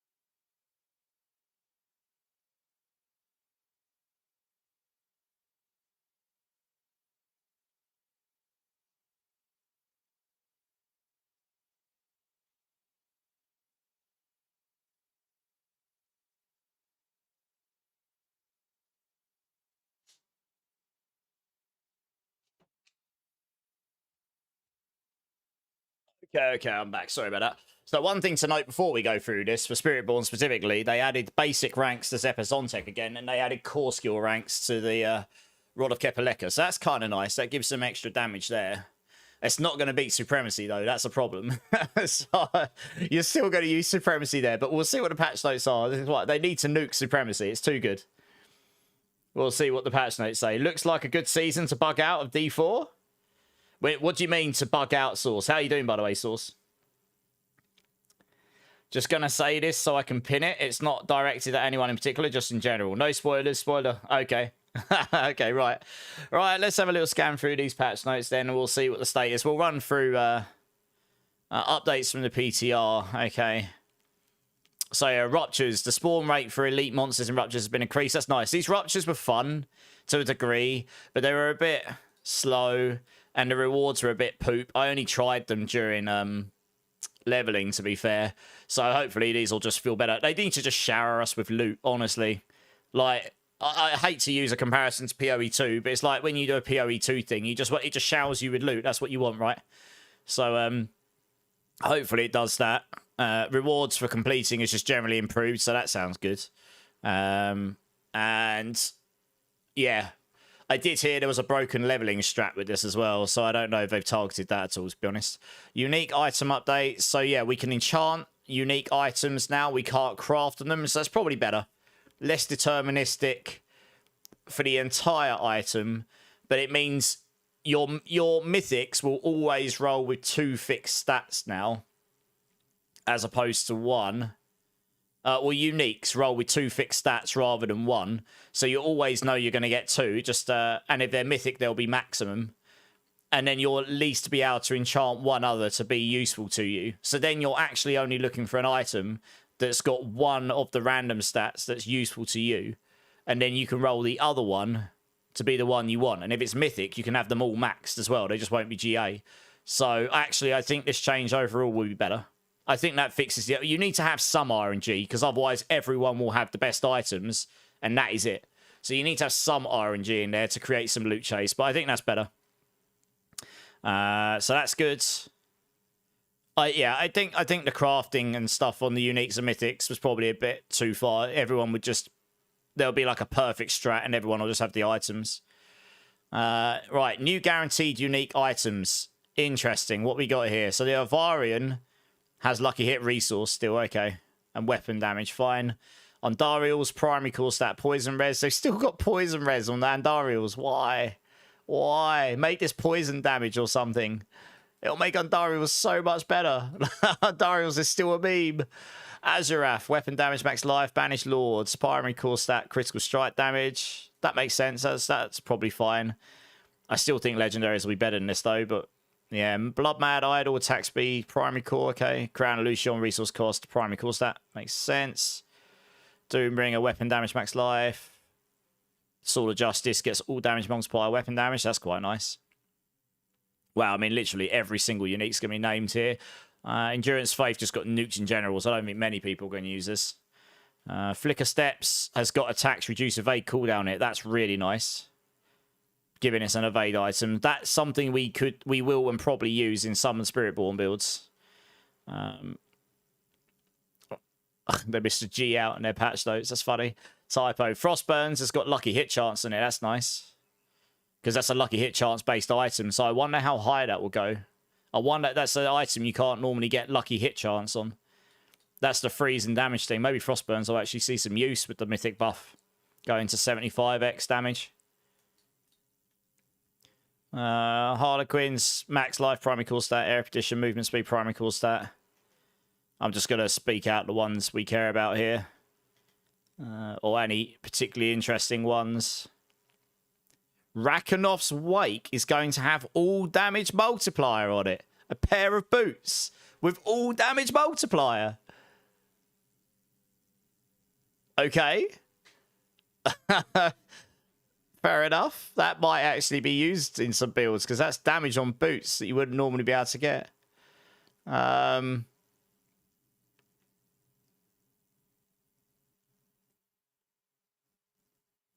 Okay, Razor Plate. Razor Plate took a nerf, but it depends how they buff the thorns or not. Razor Plate guarantees you get 1 to 4 thorns, but it no longer drops with the dexterity as well, which is a nerf to it. So we'll have to see how that plays. It's gone back to what it was before. We'll have to see if it rolls just 1 thorns or whether it can roll all of them as thorns. We'll have to see. Ring of Stylus, primary core stat and attack speed. That's nice. Shattered Vow, weapon damage, damage over time, duration. Makes sense. Signet of Pelgain. I don't like the Signet of Pelgain. I hope they do something or cap this, to be honest. It's got all damage multiplier on it as well, so it's just going to be a really used ring, really good ring if they don't do anything about that. It's uncapped damage, isn't it? Temerity, max life core stat. That makes sense. The Grandfather has critical strike chance on it. That's nice. If you are struggling to cap your critical strike chance.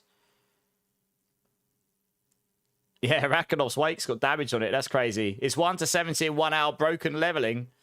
Well, I know people are doing it in under 3 hours. I don't know how fast. Well, I'm going to do it, but yeah.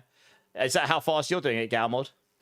Oh, is that how much? Is that how fast they were doing it on the PTR with that mechanic? Because I heard they were doing something. Yeah.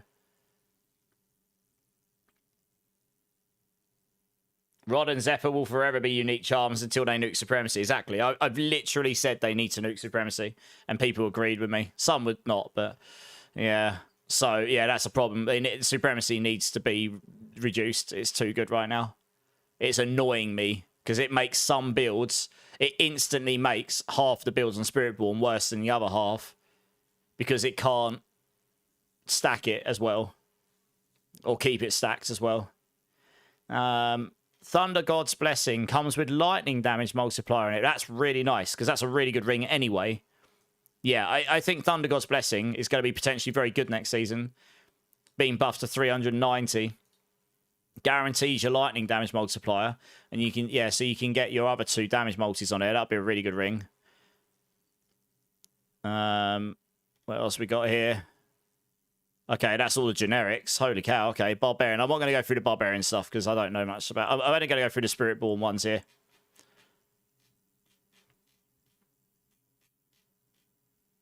Where are they? Rogue. Sorceress. I can go through these other sides. Spiritborn. Balazan, primary core stat Thorns. Makes sense. Banner First Breath, attack speed, primary core stat. Okay. Don't know what they're thinking is there with attack speed. This is all about evading. But okay.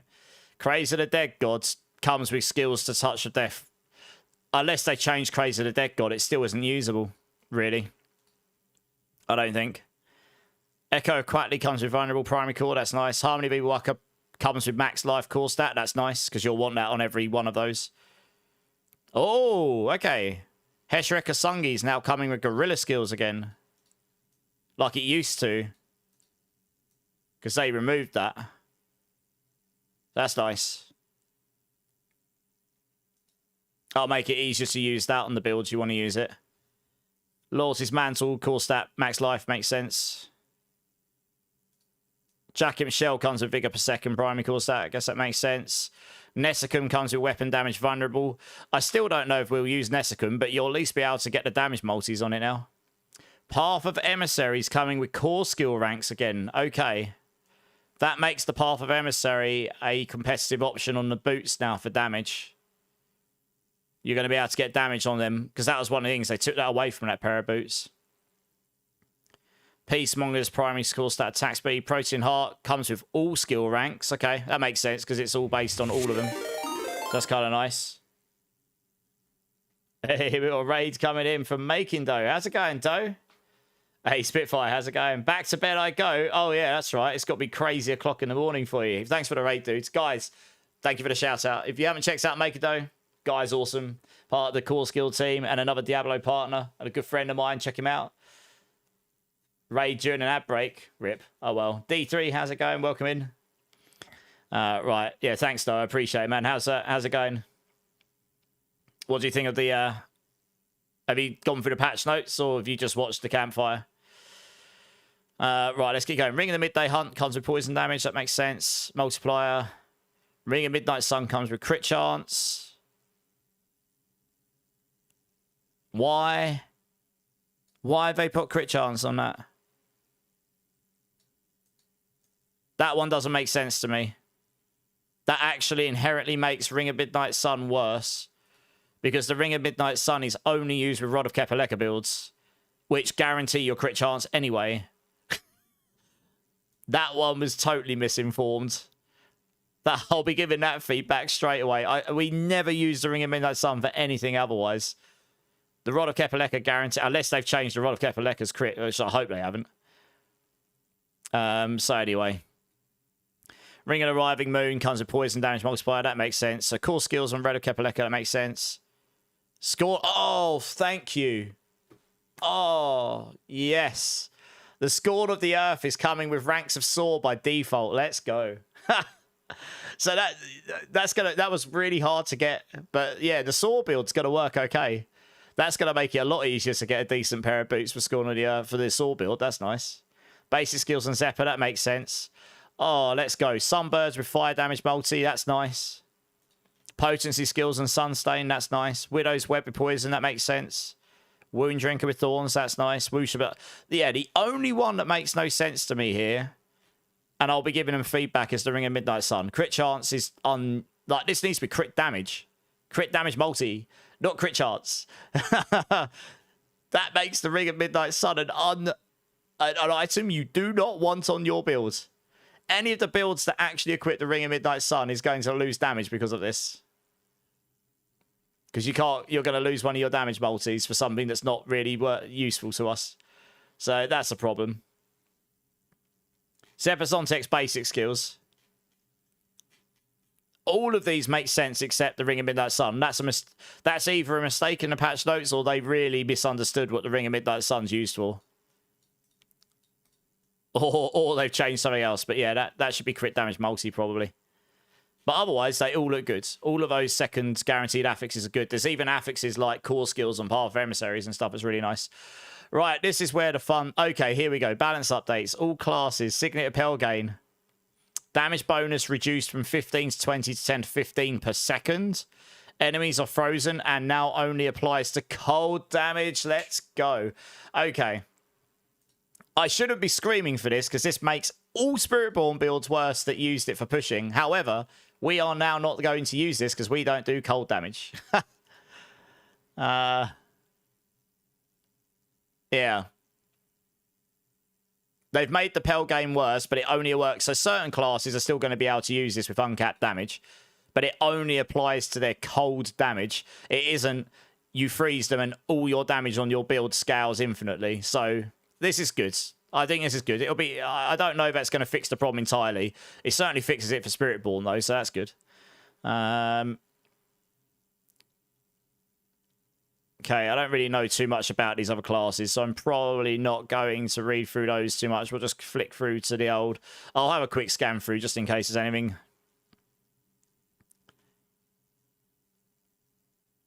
Okay, they're getting some barbarians.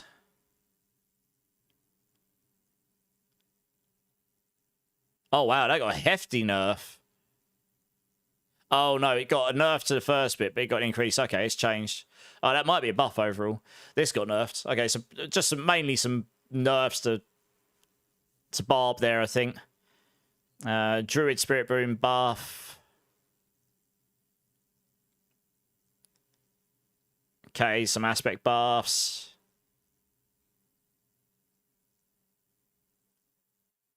This is just making this better. It's less conditional. That's good.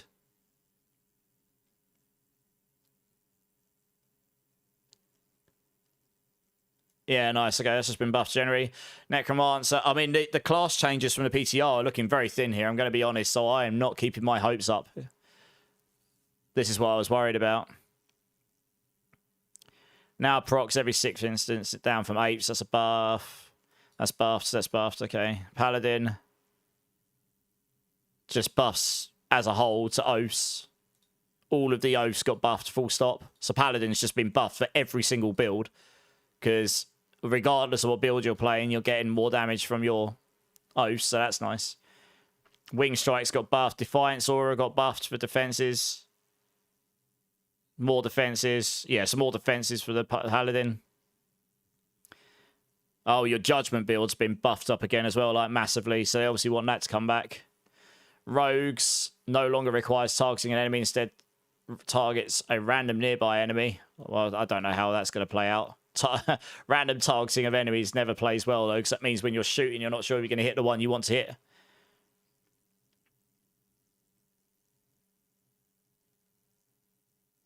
Okay, this just generally got buffed in general. Sorcerer. Fundamental release. Increased damage and increased stack bonuses from 10 to 30 up to 90. Wow, that Paragon board got giga buffed. Fundamental release got really buffed. Icefall. has been buffed. All skills. Your frost skills deal 50x. All skills deal an extra 15% increased damage if the enemy is frozen or a boss. Okay.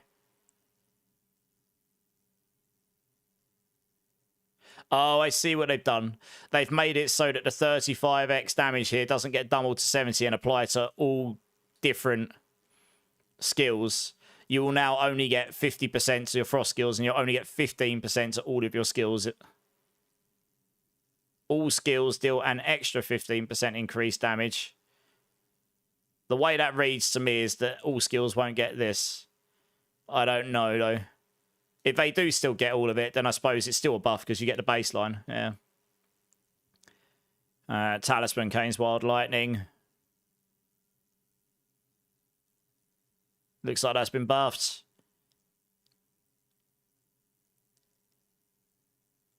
Overheat no longer expires at 6 seconds, but you lose it if your heat is not at maximum. Okay. Sounds like a buff overall. Spiritborn, Rushing Claw, Evolving Claws variant damage. Now also has using Rushing Claw's last charge will refill 4 charges by consuming 4 stacks of Ferocity. Okay, so they've moved that upgrade into that variant specifically. Interesting, but that variant's still kind of weird because it's like one will heal you, one will do damage, one won't do damage. It's like you're not doing damage much. I don't know, it's weird. Razor Wings, refund charges upgrade, chance increased. Okay.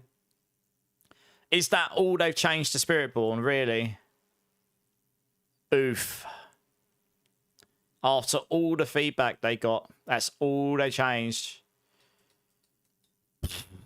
That's a little bit demoralizing. I still don't think this fixes Razor Wings.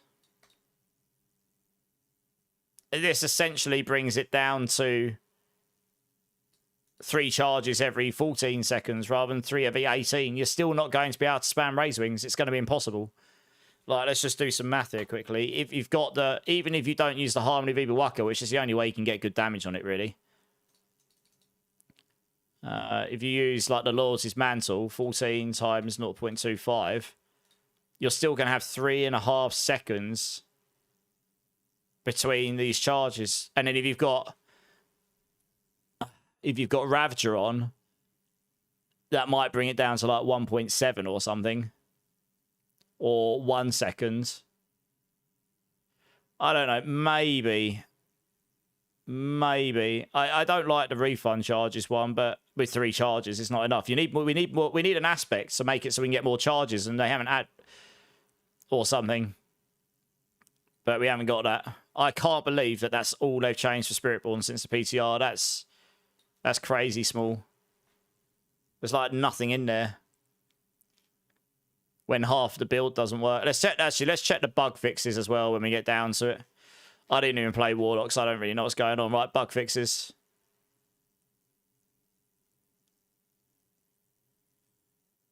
Playing Razor Wings with Jack Imp sucked. I tried it. I got it so it near spammable, but it sucks. Wow. That's a little demoralizing, I'm not going to lie. I can tell you now, they got a lot of feedback. I don't really know what to say. Mythic Unique changes. I mean, it'll be fine. We'll have some builds to play, but potency skills are still dead. I'm not even sure I'll bother trying Razor Wings because it's just going to make me angry. Because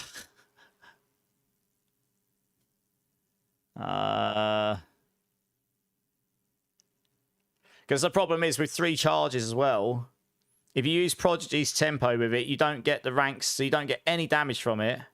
And Prodigy's Tempo, you have to cast all 3 Razor Wings back to back to get your reset, so it doesn't work. You could use the Intricacy aspect, but that kind of sucks. Where you cast your ultimate, and you cast Razor Wings and then cast your ultimate, and then it gives you all your charges back, but it only just about works in pre-Lord of Hatred with 15 charges. 3 is just not enough. Really. I don't know. Miscellaneous.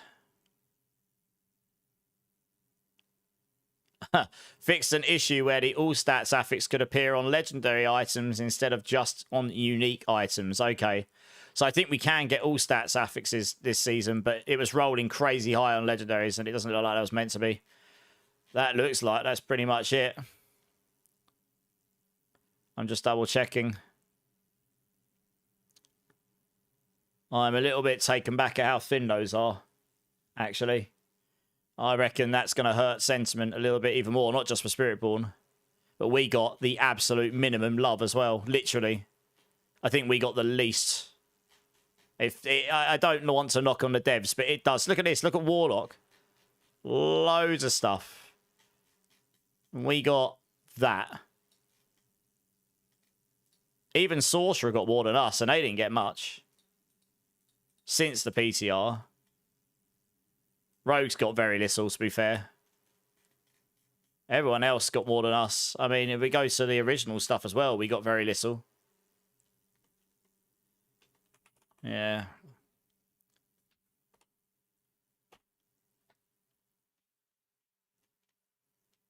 Yeah, I don't really know what to say. I mean, we'll have some builds. Rizoka's is still going to feel terrible. I don't know what I'm going to start on. I guess we'll go into a Rod of Kepaleka build. But you'd ideally play a Rod of... I think Quill Volley is going to be one of the best builds because you don't actually need to use the Ring of Midnight Sun. And the Ring of Midnight Sun's been, unfortunately, put in a position where it's not going to be the best item to equip. So things like Crushing Hand and Rake and stuff, which... I mean, maybe Rake you can get away without using it. Crushing Hand and Payback and all those you can't. You absolutely need it. I mean, you don't need the crit chance. Yeah, that's sad.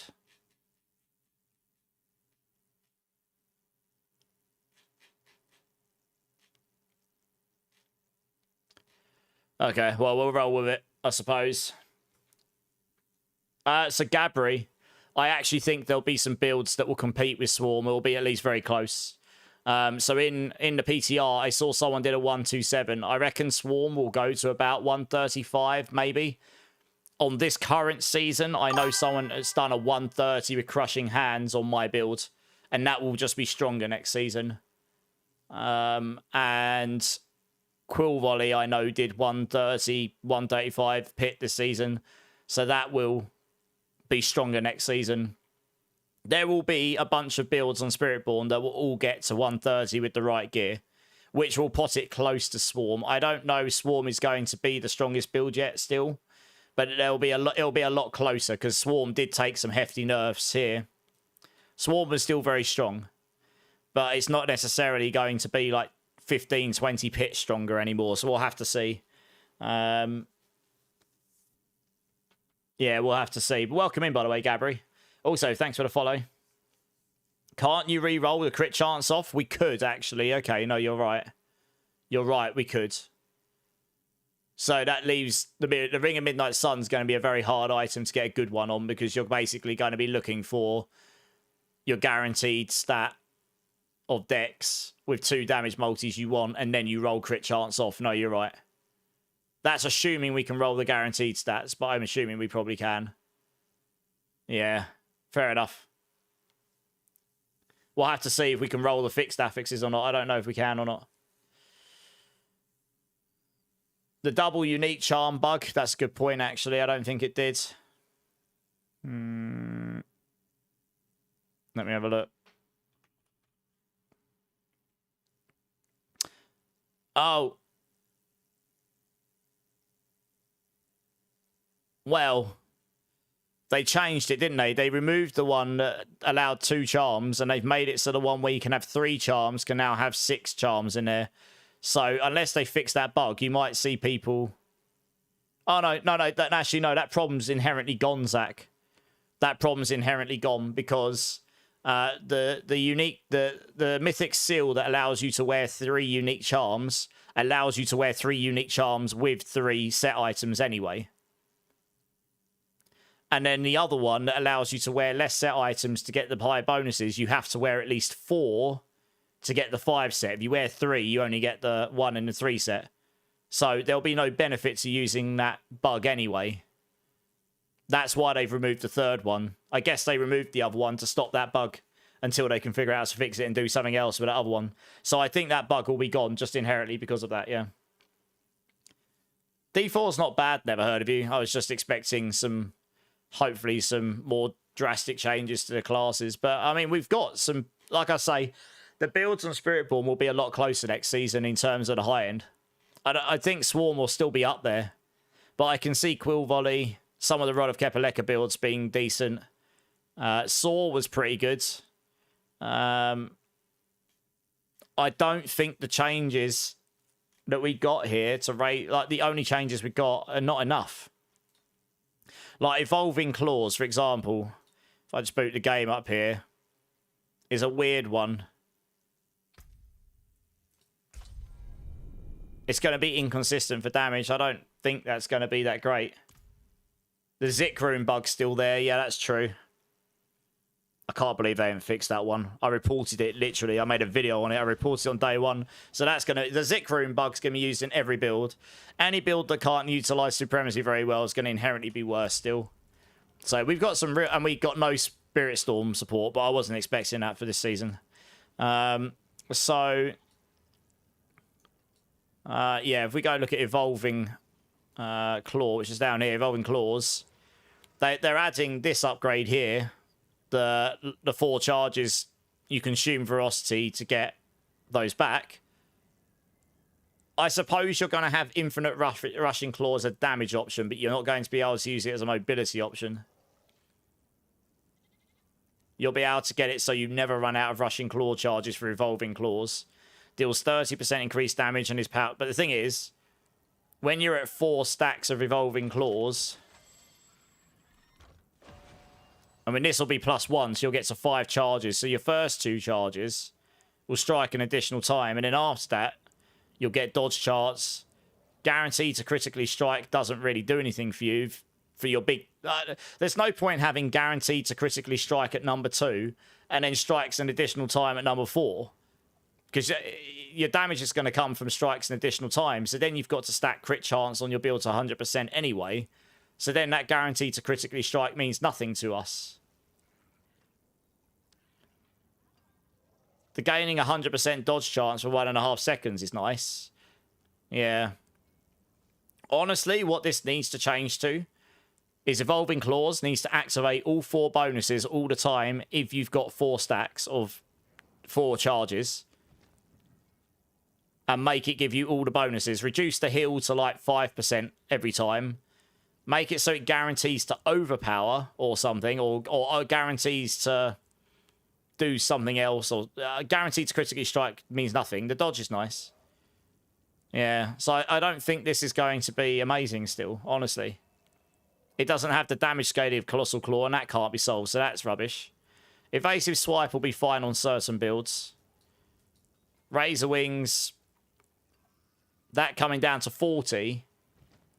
means that this is now going to be 3 charges every 14 seconds rather than 1 every 10. So 3 every 30. It'll be 3 every 14.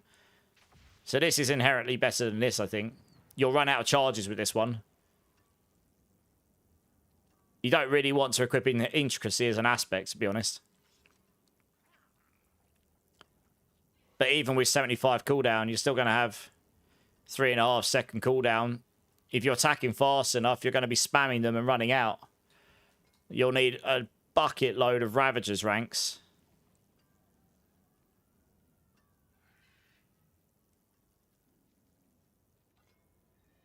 I mean, even if you got that to 200%, you would essentially bring that cooldown to like 1.3 seconds or something. You're still going to cast 3 quicker than that. I don't think you can spam. I still don't think this fixes it. I think you actually need to get more charges than 3. You will probably be able to use the Spiral variant with this just about because they last longer. So maybe we'll have a play with that. But the Brutal Blast is off the market. I don't think any of these will work properly. So I don't know what their philosophy is around these, honestly. Yeah, it's kind of annoying. If I'm being brutally honest.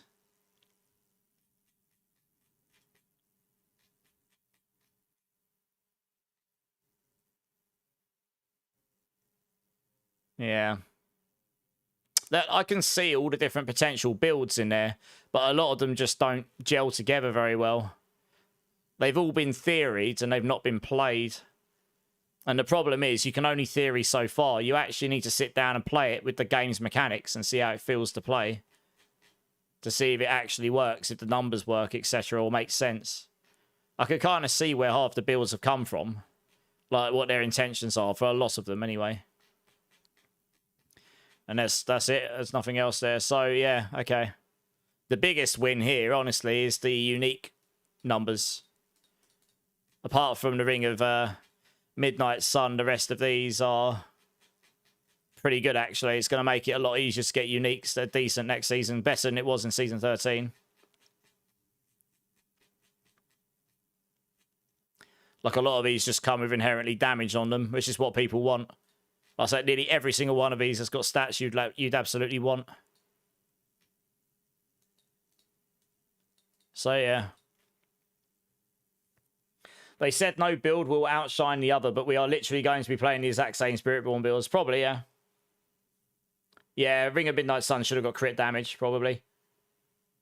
Or max resource, yeah. Druid got nothing, to be honest, Ekinen. Yeah, I'd only quickly scanned through. I mean, there's very little for all the classes, but I mean, Spiritborn literally did get... is amongst the smallest there. I mean, we literally got 2 changes and that's it from the PTR. I didn't play the PTR much because I didn't feel enthusiastic about it at all, I've got to be honest. It's not enough change for me to need to play for 100 hours. You know, those aren't going to change anything about what people play. I don't think either of those skills are going to be played by any form of majority at all. Even with those changes. And Spiritborn down here, this was fine. Defensively, we're going to be screwed. I think we're going to get one shot everywhere. We don't have the means to stay alive on a lot of these builds in the high ends, which is going to be really annoying.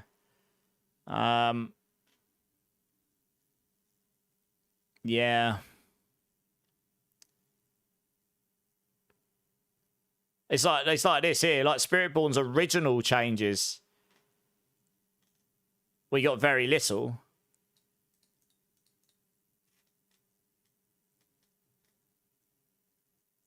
Basically just nerfed our best build entirely. So it's not as fast and not as damaging, even though we were weaker than other classes. And gave us, I mean, aspects of Forest Power is a bit better for defenses, but I don't, armor's not going to be enough, I don't think. Like, stacking 100,000 armor doesn't make us tanky enough. The reason Glyn's was so strong is because it gave us another really high damage reducer. And that allowed us to not get one shot. And even then, on some builds, you were still getting killed. The Zik Rune resolve stacking works, so that'll be a bit better. Yeah, obviously the Zephyr and the Rod of Kep got buff. I mean, literally what they showed in that video for Spiritborn is about all we got. Minor buffs to Thorns, but Thorns isn't going to shine. I don't think Thorns is going to be a top meta build because we're missing that damage scaler. Thorns can't crit. I didn't test this with Nessicum, to be fair, and the Nessicum will be better this season. If the Nessicum allowed your Thorns to crit, then I suppose maybe that would be half decent, but then you wouldn't be able to use a Supremacy on the weapon, so it would need to have that crit thing, otherwise it'll definitely be worse. Yeah. You're probably playing Rogue or Barb, I'm not surprised. Yeah, they both look great. Zik Rune, I mean, wouldn't it be good defensive-ish? What, Mr. Andro? Sorry. Basically back to the beginning of Season 13, pretty much. I mean, it's barely... Yeah, we're basically... Spiritborn hasn't had any meaningful changes to the meta at all. I don't think. Really. Other than... I mean, Swarm is still going to be a good build. So other builds will, relatively speaking to it, compete. What would be hilarious is if Swarm is still the top build. Because they literally double nerfed it with aspects and nerfed its mobility. And they tried to buff everything, like a lot of other stuff. And if they're still worse, it kind of tells you how overtuned Pestilent Swarms was for Season 13 compared to everything else, yeah. So, yeah. Okay, well, I don't really need to craft. I don't think my builds will need to change that much, honestly. All of the changes to the builds I've been making is all relatively... Yeah, is all pretty much what we've got already. Katana, how's it going? Evolving Claws. It wouldn't be good defensive-ish, no, because dodge doesn't help us against half of the affixes. All of the overtuned affixes still exist. And a lot of them just bypass dodge, full stop. So, yeah.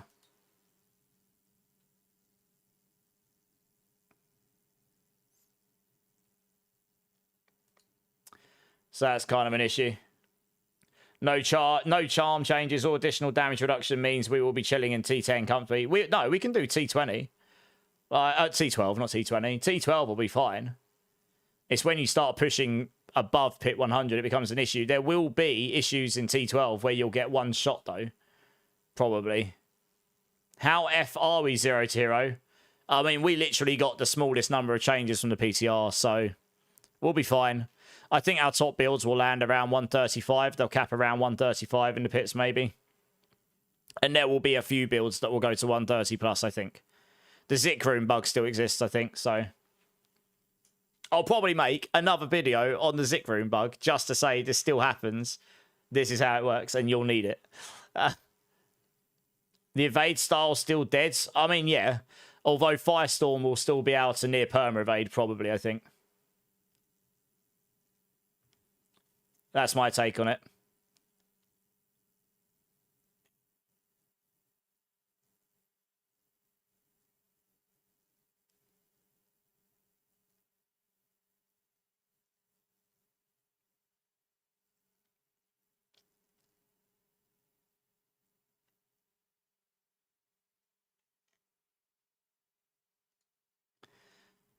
Back to Whirlwind. Well, yeah, I mean, Barbs and Rogues. I don't know if the bugs for Rogues have been fixed that were making it do crazy damage or whatever. But that was inherently way stronger than anything else in the game. And then Barbarians were... Barbarians and... So all of the pushing was done with Pelgain. Pelgain's been changed. So anything non-cold damage won't be able to use it properly now. So that might hurt Druids. That'll hurt all the pushing versions of the Spiritborn builds that use Pelgain. I think the top Spiritborn builds will be 130 to 135. Yeah. Crackling Soul, Fire Enchanted, Earthquake, Bypass, Dodge, exactly. So, yeah. The dodge chance on there isn't really good enough. Honestly, the defensive changes aren't enough for Spiritborn. It's still a problem, I think. Anyway, we'll be fine. There'll be builds. We'll have a good time. I have no idea what I'm going to start on, though. I'm going to probably level with Withering Fist just for funsies. Or Rake. And then I guess I'll just play a Rod of Ket build. Maybe. Firestorm will be a good speed farm build. Yeah. I have to have a think about it. Quill Body looks fine, Nandro. It's not a particularly great farming build, though. But for pushing, Quill Volley will probably be up there. That may even compete with Swarm. It may even end up being higher than Swarm. If you've got Giga Gear. But specifically for pushing, it kind of only half good for bossing, though. Because it uses the Rizokas. I was playing it the other day. It works okay. My version I was playing the other day will be stronger because the Thunder God's Blessing's stronger. So any lightning builds will be nice for resolved stacking because that Thunder God's Blessing straight up solves it. It's really good. Or anything that uses the feathers, yeah. That's lightning damage based. Glenn's is still usable. It caps at 40%, so it's still okay. But you might want to use damage reduction that doesn't rely on stacking resolve, to be honest. But it does scale higher than a lot of them.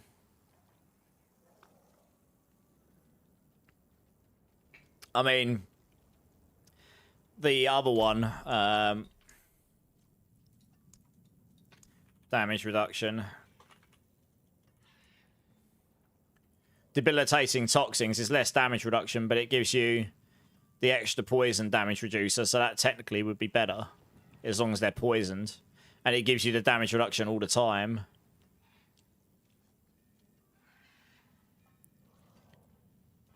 Your Disobedience is better than Glenn's now for damage for dot builds, as it was before Glenn's got fixed.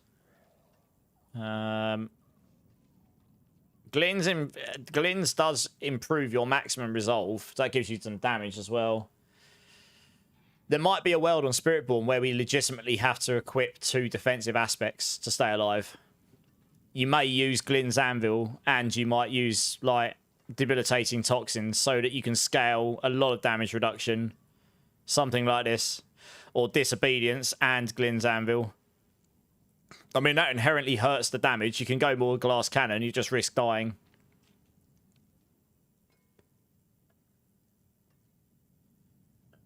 Like, this aspects of might here probably should be higher than that, because it's just, this is just better, right? Gain up to 60% damage reduction based on how injured you are. You'll only ever use that when you're using the Jackimp Shell. Gain armor and impairment resistance equal to 45% of your block chance. We've already got loads of armor scaling. So, yeah, we might have to use 2 defensive aspects. We'll see. Supremacy will be on the amulet. If you want my honest opinion, Supremacy will still be on the weapon, and the S14 and the Rod of Kepaleka will probably still be in the charms, but I'll need to math it out. Because ranks the core skill and ranks the basic skills are nice. But there's a lot of builds where if you were to equip the Rod of Kepaleka or S14, yes, you could put another charm in, but you can't put Supremacy in the charm. That then means Supremacy has to go somewhere else on your build, pushing out one of the other aspects that you already needed to make the builds work. And Supremacy just scales to 540% damage on the weapon. And the Rod of Kepaleka is going to be 1.38, I think it is, as a mythic. So let's say you can get to 200 resource, and that's really hard, but it's doable. You know, that's 1.38 times 200. That's 270. You can get 276 multiplicative damage on the Rod of Kepaleka on your weapon. Getting higher than 200 resource is quite tricky. It can be done, but it's pretty hard without sacrificing other things. That's nearly half of what Supremacy can give you. The ranks of core skills is not going to make up the difference. It's just not. Even if you had 300 resource, and I think that is basically nigh on impossible, that's still 126% multiplicative damage worse than Supremacy. So I don't see the Rod of Kepaleka or S14 being used on the weapon while the Supremacy still exists as it does. It will still be stronger because it will be twice as strong, or it will be buffed as a charm, but you won't get those ranks. So I think the changes to those weapons that they announced, which was one of their most prominent things, is mute. We'll never use them in those slots, I don't think. Yeah, Supremacy is still way stronger. It goes up to 540 on the weapon. Can Spiritborn use Heavenly Strength? No, I doubt it, because Heavenly sounds like a Paladin thing, doesn't it? No, as a Paladin. Oh, no, no. Oh, no. Yeah, that's interesting, actually. While wielding a two-handed weapon, gain 30% up to 40% damage reduction. We're the only class that can't use it. And we're the only class that's only able to use two-handed weapons. I am going to mention that to the devs. That seems a bit unfair. We're the only class that only can use two-handed weapons. What is this? I've never noticed that one before. Wow. Yeah, I'm going to report that now.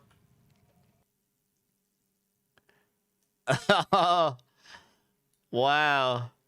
Yeah, that's rough.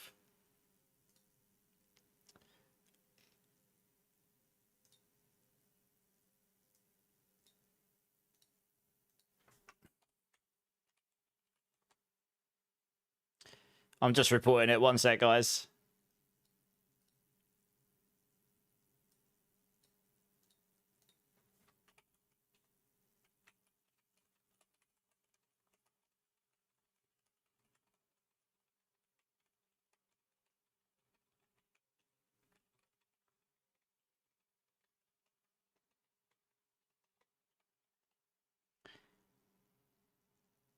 Okay, I've reported it. I'm not going to report it as a bug, but I've asked the question.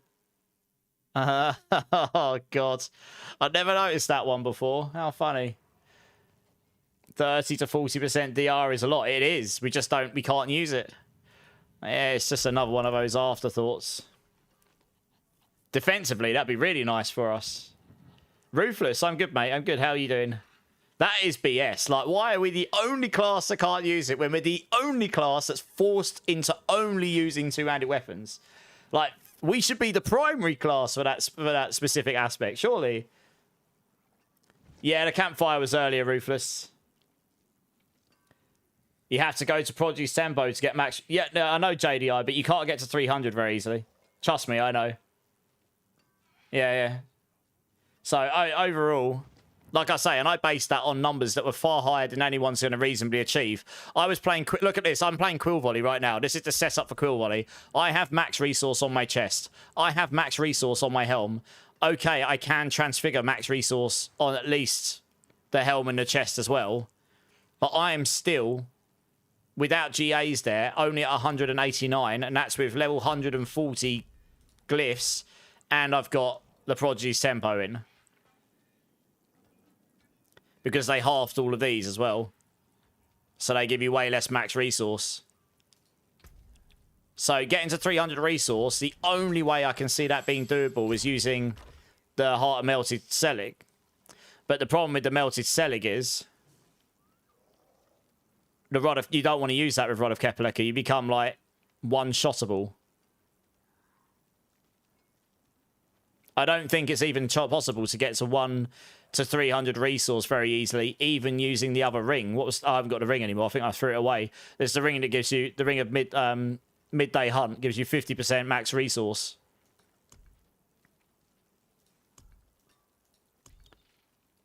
Yeah, I don't have one. I threw it away, I think. But even that would make it... You know, I'd be at 200 and... Oh, you might be able to get to 300. Yeah, the ring of Midday Hunt would allow you to get to 300.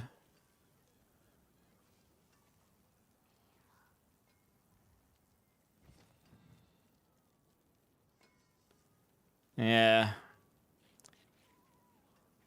The funny thing is, if you got to 400 resource, the Rod of Kepaleka is still worse than Supremacy. And that would require the Heart of Melted Selig. You would need the Heart of Melted Selig for that, probably. Maybe you could get there with the Ring of Midday Hunt. If you had 270 resource to begin with, that would require transfigs and stuff. Yeah, you'd be... Oh, no. 400 max resource, you would finally be stronger than Supremacy.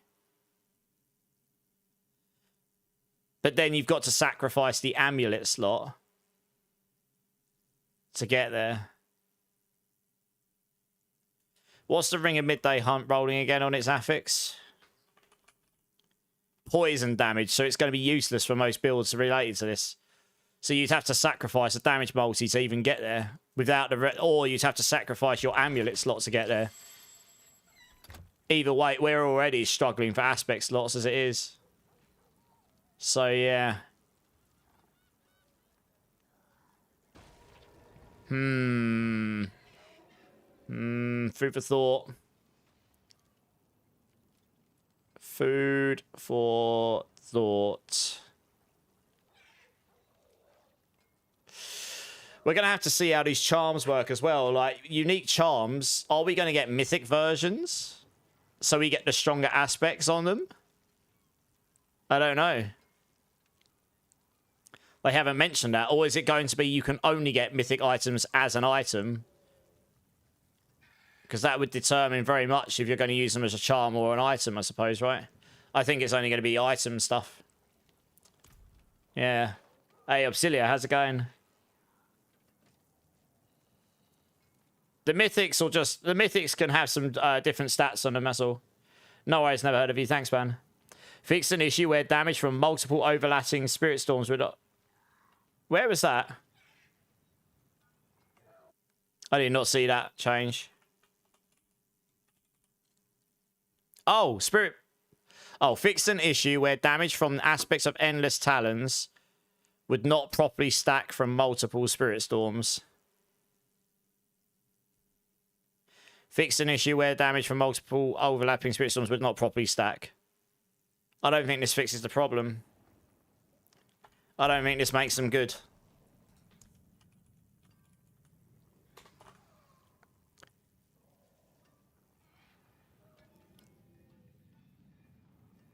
I mean, we'll have to try it.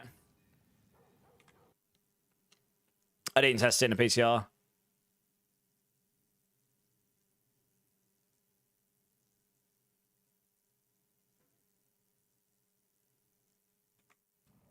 If this works, so when they die, it means the enemies leave it and they take the damage, then yes, this will be fine. But yeah, we'll have to try it. I don't think this fixes the problem. We just don't have enough support for Spirit Storms in general. That's going to need some love in another season, I think, to make Spirit Storms decent, honestly. Yeah. I don't know.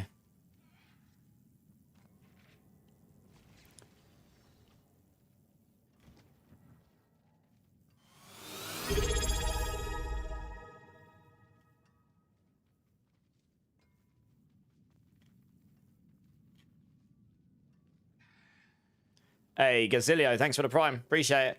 All right, well, I don't really need to do any build crafting on the builds. Like I say, the builds I've got already are pretty much the same. I can't see a world where we'll actually equip the Rod of Kepaleka still. I don't think. Obviously, I'll try it next season, but I think Supremacy still wins. So... I think what I'm going to do, I'm going to try out Payback, because I haven't actually had a go on that yet. So let me strip down my character here. I should have enough resources to do this while we're online today. We're going to need that one. That'll be nice for us. There are some nice changes. That's the thing. It's just overshadowed by the fact that half of Spiritborn's class doesn't really work properly. But yeah, I think Quill Volley Lightning's going to be potentially quite good. Because that uses Thunder God's Blessing. That's getting buffed to 390. It's getting the Rod of Kepaleka buff, so even if we don't equip it, this is still going to be... That's still going to be, like, up to 0.5 something.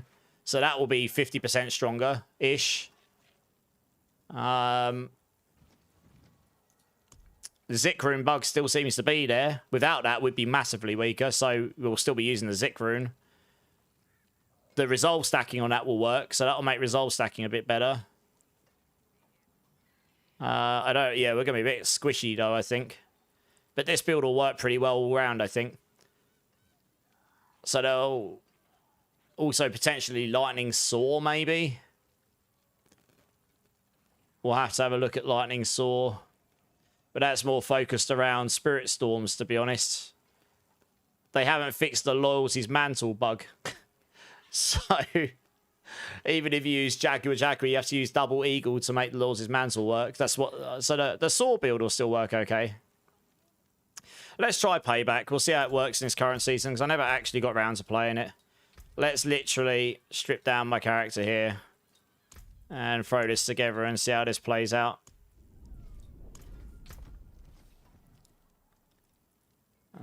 Okay. What the hell happened to my skill tree? What?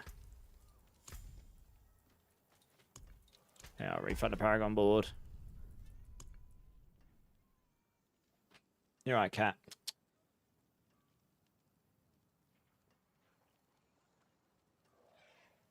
1 second. What's happened to my YouTube picture here?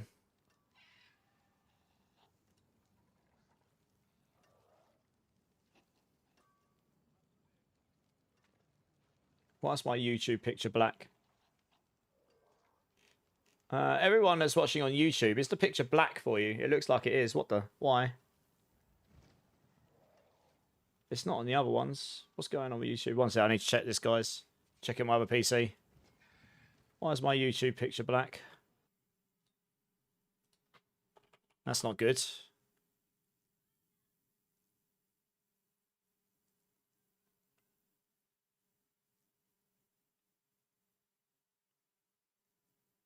Oh, I think YouTube's got an issue with it. Works fine for you. There's something weird going on with YouTube, my end.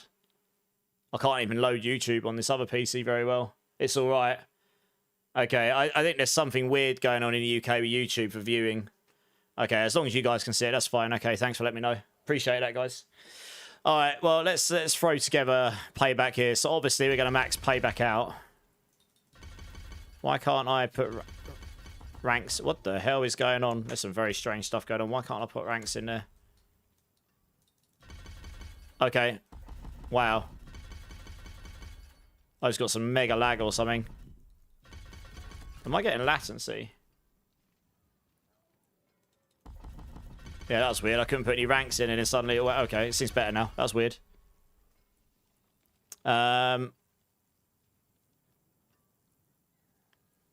Each time an enemy attacks you, the damage you take from... Yeah, obviously, if you're doing damage payback, you want this. Obviously, we're going to use the Rodokepaleka version.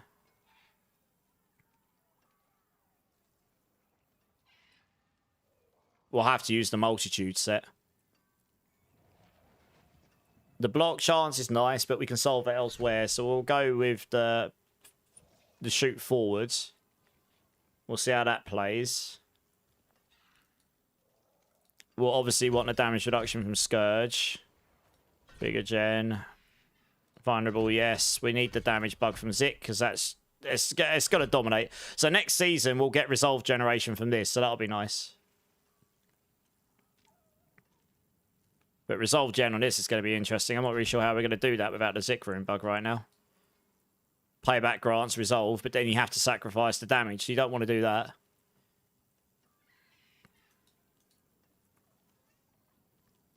We're going to need all the armor we can get. I mean, basically, every single Spiritborn build is going to have to use the armor toxic skin variant. Because it's one... Cat, can you get down, okay? I know it's hot, mate. What is going on? Sorry, I'm going to have to restart my game, guys. Something very odd is going on with my game. I can't click the buttons and stuff. It's weird. This is the problem I was having a minute ago. I think that something's gone weird with the client. I'm trying to click variants. It keeps closing the skill tree and stuff. It's actually saying I can't connect to Battle.net. What is going on with my internet here? I have got internet.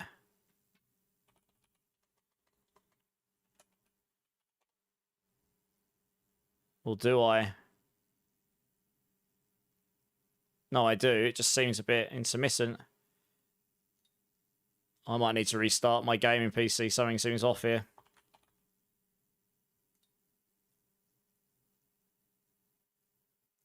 Your 1-month-old Series X is a POS. What do you mean POS is a POS? Oh, in case anyone looking to get an Xbox Series X, it doesn't support ultra-wide resolutions. Oh, right, Anger, does it not? Interesting. I might need to restart this PC.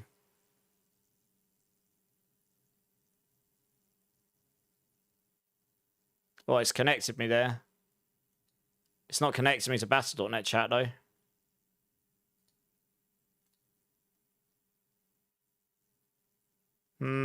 What is going on?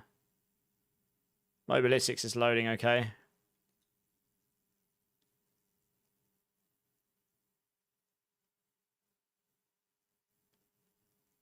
Oh, there you go. Now it's connected me. I don't know what's going on. That's very... 2 seconds, guys. I'm just... You're lagging pretty bad, yeah. I'm wondering if something's going on with my internet because everything's just working really bad. I can actually see my picture on YouTube again now. I think there might have been an issue with my provider there briefly. It caused my game to just completely crap the bed. Alright, it seems okay now, so hopefully we can boot the game up again now. So yeah, lightning builds that can use the Thunder God's Blessing will have really good resolve generation, because that does generate resolve really quickly. especially if you've got storm feathers in the build like Quill Volley. So that's really nice. Like, lightning Quill Volley will be preferable over fire. Fire might do more damage, but stack and resolve on that will be horrible at the best of times. You'll be squishy AF. It looks like they're funneling us into stacking armor for defense, but it's not going to be enough, I don't think. Just stacking one form of armor is not, it's not enough. One form of defense is not going to be enough. We need more. Right, we'll try this again, because I couldn't actually press any buttons before. Let's see if it actually remembered anything I did. It did, okay. We'll try and figure out resolve without it, because we need the damage. We're going to need to use Hunter here. For the, probably for Veracity and stuff, I think. But we'll come back to that and see how that plays in a minute. But we'll start with the Hunter. As I say, we're going to have to max out Toxic Skin. Yeah, duration seems fine.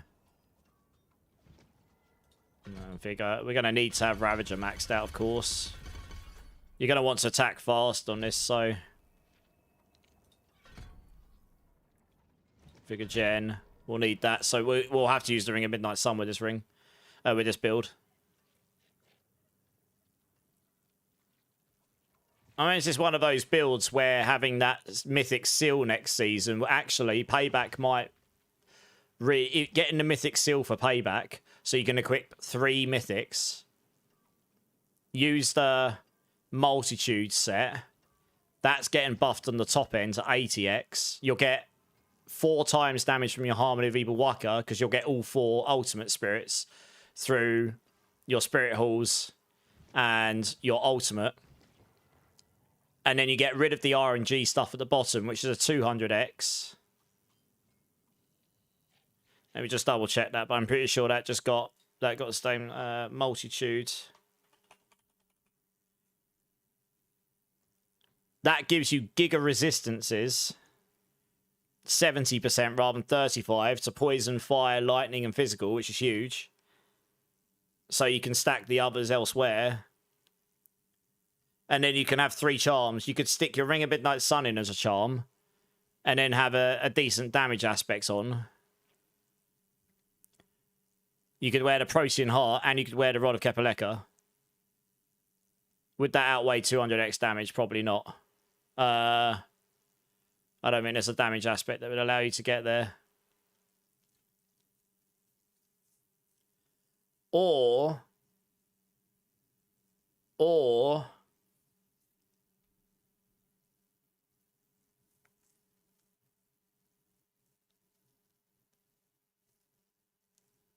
we put Supremacy on the ring.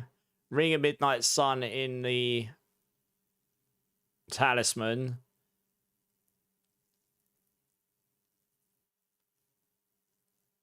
Maybe equip the Rod of Kepaleka. Put the Sunstained War Crozier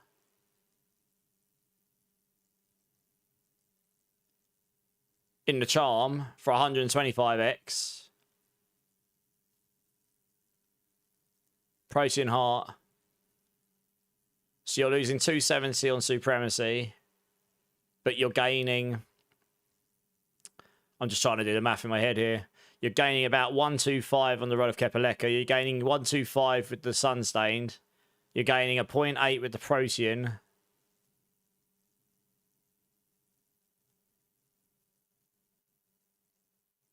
Okay, that might actually be okay. That might actually work.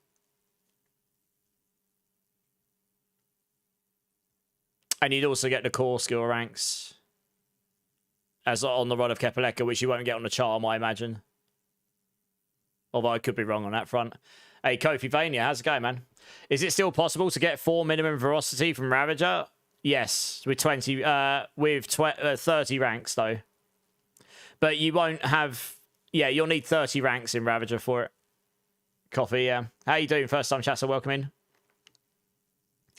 So, I mean, Payback might be okay next season.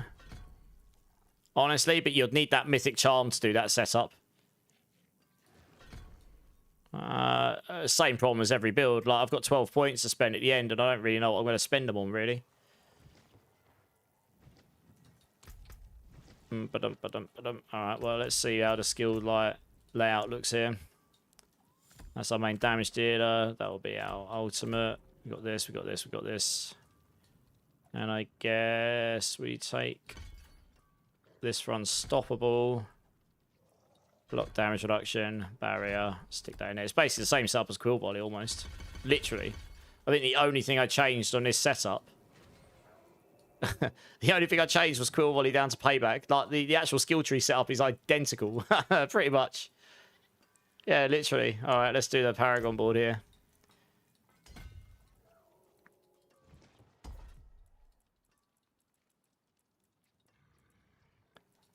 We'll do the glyphs in a minute. So, boards-wise, Infighter, yes. Viscous Shield, probably. Convergence. Maybe. Stacking that up is going to be tricky, but not impossible. Prodigy's Tempo, we'll definitely need that on this build. I'm pretty sure. If you're using the Rod of Kepaleka, which this build will. So maybe Payback will be decent next season. I'd have to crack some numbers out, to be honest. Yeah, let's pull these in. Put Menadrist in there. This will probably be Ritual again, actually. That's Menadrist. Ritual. Where are you?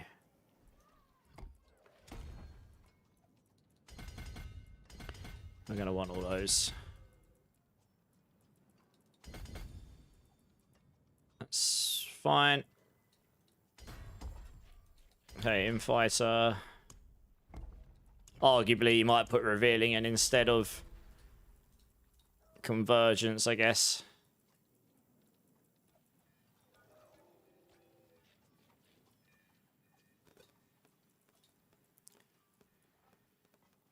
Start by putting Colossal in there, I guess.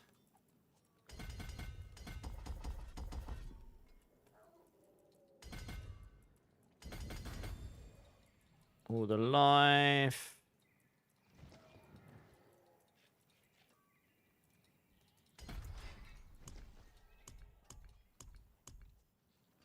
Yeah, will we be able to stack that?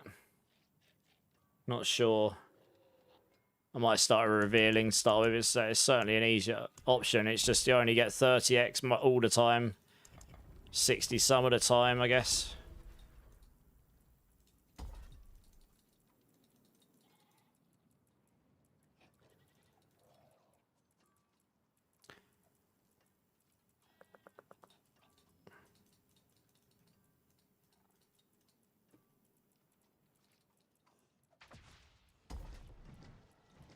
Okay, and then probably Viscous Shield over here. One way or another, you're going to want to solve it so you've got that all the time. No worries, Coffee. I've already crafted the Spiritborn build for Season 14, tested it at Season 13, was disappointed about the damage. I think the damage that aspect doesn't really work very well. That's the biggest problem. I'm going to have to go feed my cats in a minute, guys. They're screaming at me. All right, I'll tell you what, guys. I'm going to go quickly feed my cats because I started stream earlier. I didn't get to feed them before. So I'll be back in 2 minutes, guys. BRB. Come on, you. That way.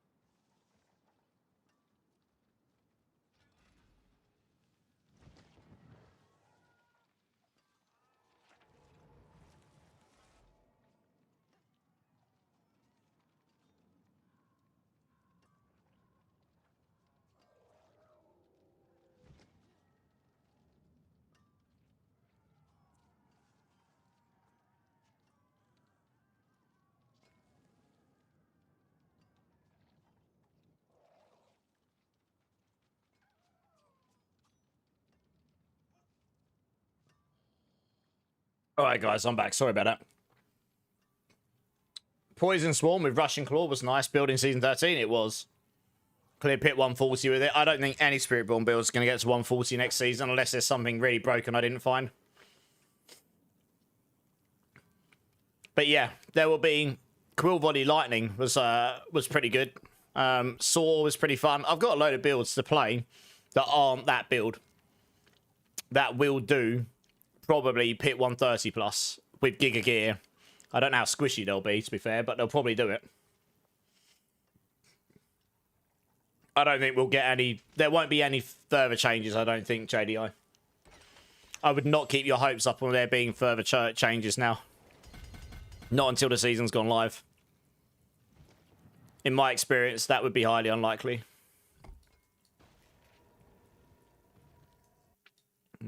Spirit gone.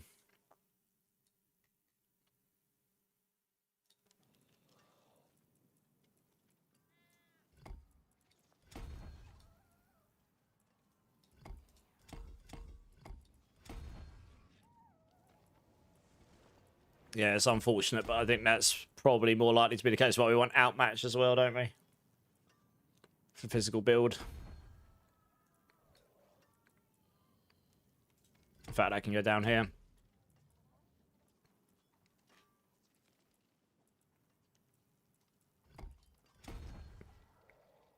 Because that's easily activated, and then Spirit can come up here. Nice and easy.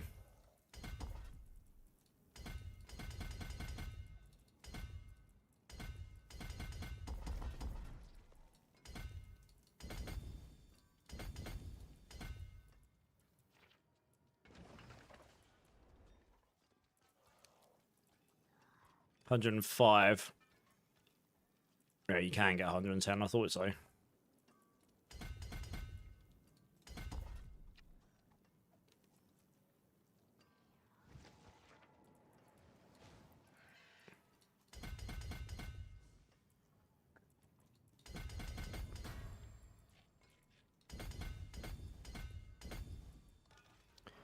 Okay, I think I've got everything I need.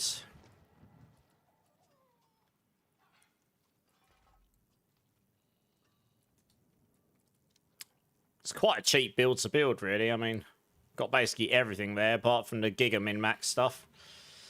That's the Paragon. Okay, gear-wise. Well, I say we're probably going to play the Multitude set. Vizokas won't work very well on this at all, I don't think. So, I'm actually first, before I do anything, so I don't accidentally salvage something I want. Gonna salvage this stuff down, because I don't need any of that. I'll keep one of those just in case I need to re-roll some stuff.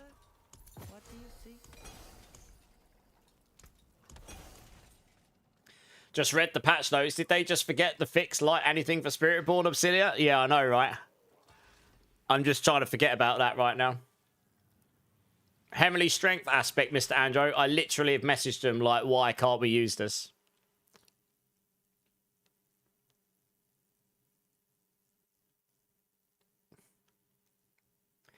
It just feels like Spiritborn's left out. Like, it's like that cache they released for the game, didn't they? There was that cache that only Spiritborn couldn't open.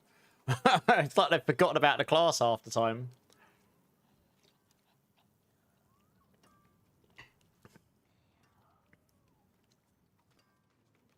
It might be a bug with that Heavenly Strength one, but it certainly... Yeah, it certainly seems weird that we can't equip that. Right, so we want that weapon. I probably have a weapon I can use.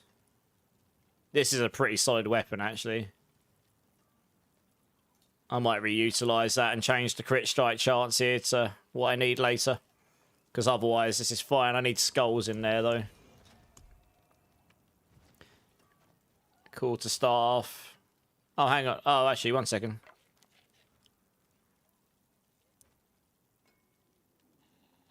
It's just got slightly more damage on it.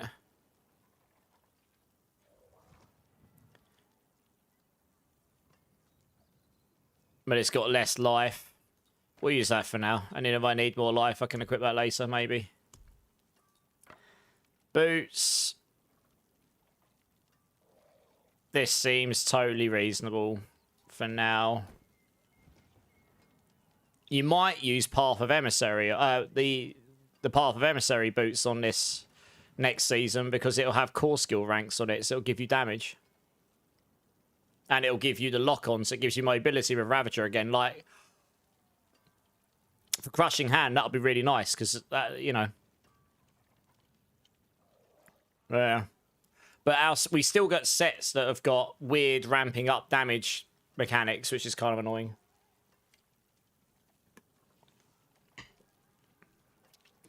So I'll put those in there for now. We'll need to change that aspect. We can change that in a minute. We probably won't need Vigor Gen on the pants. I've probably got a different pair of pants. Like, we want basic skill on the pants, actually.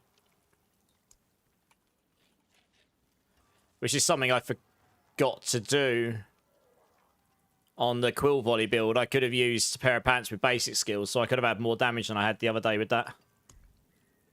I think I've got a pair of pants that I can craft for this. Yeah, there we go. I've got a really good pair of pants here. I'm going to want those jewels, though, those gems. We would definitely be using... Oh, yeah, we would absolutely use that aspect. Like, it's actually amazing. I hadn't noticed that before, so I'm really appreciative of the people letting me know about that. I definitely do not want to lose those.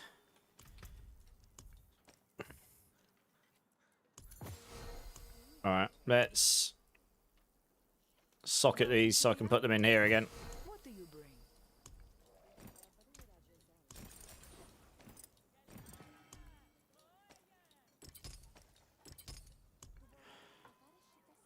I had this absolutely insane pair of gloves here for Quill Volley. Quill Volley ranks and triple damage. Absolutely disgusting. I don't think I'm going to have a core skill version for that. But I can use this pair of gloves and repurpose it, so that's fine.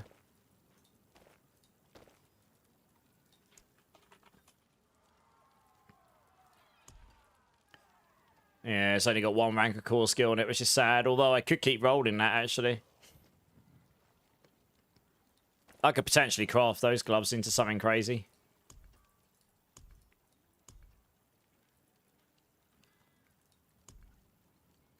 I'm testing this as if it's next season. I'm not going to use the Air Edition because I know that would be stronger right now. But I don't want to use that right now. I could probably clear half this stuff out, but we'll try to do some of that in a minute. Amulet-wise, this will be fine. I don't have the triple damage, but it's got basic skill ranks, so that's okay. So we'll reuse that amulet. We might want to use the Starless Skies because of the resource cost reduction. Thunder Gods won't work for this build, obviously, so that can go in there. This chest piece is just fine. Like, we'll use this.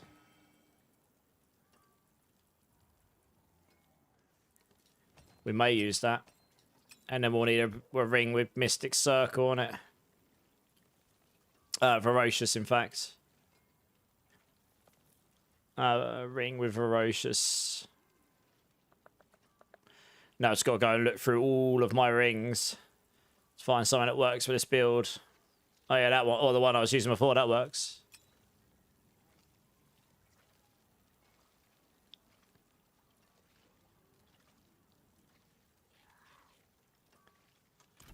Okay, so we'll want... The Storm Feathers does nothing for us here, so we'll use Interdiction. That gives us the block chance. I guess we can put Apprehension on here. Although we're not going to be near them, so maybe you want Exploiters, I don't know. Especially since Zikrune still works. I've got Interdiction on my amulet, okay. Alright, I guess we put Apprehension on here as well then. Oh, actually, yeah, no, this is fine. Apprehension will work well here. Because our Spirit Halls, if we're using Multitude, will beat Centipede and Eagle, probably. We're casting a Gorilla skill. We've got the Jaguar Ultimate, so that gives us the Jaguar better damage. So we need to have Centipede and Eagle on. This gives us damage. This gives us the Poison application, reduces their damage. So that means apprehension will always... And it slows enemies. So it'll give us that slow. I think it goes... Slows them by... Yeah, so you can slow them up to 80%, which works with apprehension. That's why. That's fine. You'd actually have interdiction here and apprehension up here, but I'm not going to swap those right now. And then, yeah, you can use redirected. And we'll use ferocious over this, although our movement speed will be really slow. That's where do we use during a Starless Skies. I mean, the Starless Skies will be better next season for us. We won't have core skill ranks on it. It comes with attack speeds and dex, I think. 50. It's the resource cost reduction that's nice on this, to be honest. But if we're using... We want the veracity for attack speed, I guess. If you're using Mystic Circle up here...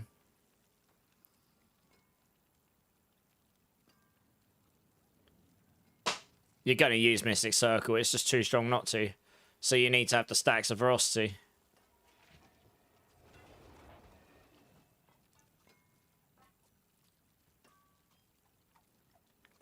Six stacks of Ferocious essentially equates to 120x damage here. So it's a much stronger aspect than this. We'll just move slower, I guess. So that's why I said I don't think Ferocious needs to change, because if you look at it that way, for certain builds where you're not just insta-capping your Veracity, that's 30%. That's 30% attack speed, and it's over 120x damage. It's huge. Hey, we got a road coming in from the Burgermeister and all of the burgers. How's it going, guys? Foe, Houcher, how's it going? Hey, Loaf, how's it going? How's your stream? What did you think of the campfire and the patch notes? Out of interest. Also, guys, if you haven't checked out my teammate here, Loaf Burger, he is a bit of a lorehead and part of the core skill team and just an all-round awesome guy. If you haven't, I'm sure most people here probably checked him out at this point because we sort of try and get the love around the team. But yeah, if you haven't, make sure you show him all love. Renee, how's it going? Welcome in, dude. Yeah, thanks for the raid, dude. Appreciate it. I'm just playing another build now that I know what's not going on with Spiritborn, which is not much from what we already knew. I could go ahead and test a couple of builds because I've got a couple of ideas of what might actually be better next season. Yeah. Hey, Sabotage, how's it going? No words about the Spiritborn nerfs and deletions? No. I didn't think any of that stuff was going to change. I appreciate the kind words, Sabotage. Look, I'll have some builds that are playable. It's not going to be as giga fast, though, unfortunately, although I have one build that's still going to be quite fast. Swarmborn is still going to be a high build. I think there will be other builds that will come close or compete with it.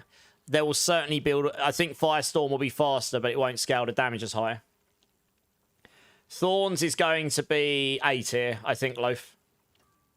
I don't think there's going to be any Thorns builds that'll be S tier. You was right about the lore pieces. Yeah, man. I watched your videos. The problem with Thorns in general is, although the buffs were really nice, the only thing that could take it to S tier is if the Nessicum allows it to crit. Because the fact that Thorns crit was taken away when the Zarn rune was removed means we do not have a damage scaler like these here. We don't have the crit or dot damage multipliers like we get across the rest of the gear for Thorns, unless we can make Thorns crit in some way, for example. And that inherently makes it way worse than other builds for damage. Because it's losing too much damage, like, you know, 100x crit there and another 100x crit here, and you know what I mean? It's like 50 there and up to 100 and something here. Thorns just doesn't get any of that, and that's all multiplicative. It's huge. So I already reported that, but it's obviously not changing, so... I'm just playing around with, going to play around with a little bit of a payback build because it's one I haven't tested yet, and it looks like it will actually, well, it's probably playable in this season, but it'll probably be better next season. So I figured I'd have a little play around with it. We want physical damage here, physical or all damage. Do you know what you're going to start on next season, Loaf? Also, are you going to play solo Southbound at any point? That'll do. You're not sure yet? Yeah. I mean, Barbs and Rogues were looking pretty good on the PTR. Barbs still look great.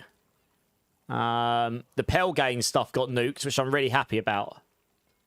Like, Spiritborn, Pelgain is dead. We don't do cold damage. As long as the Pelgain isn't bugs, we will not use that in any build, in any shape or form.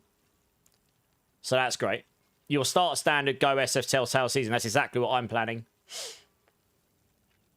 That's exactly what I'm planning. I like grouping up the community as well, yeah. And I like helping people, but I'll probably do solo self-found later into the season, I agree, yeah. That gives me something to chew on later down the line. Maybe I'll do hardcore solo self-found and abuse myself. Right, what we got here?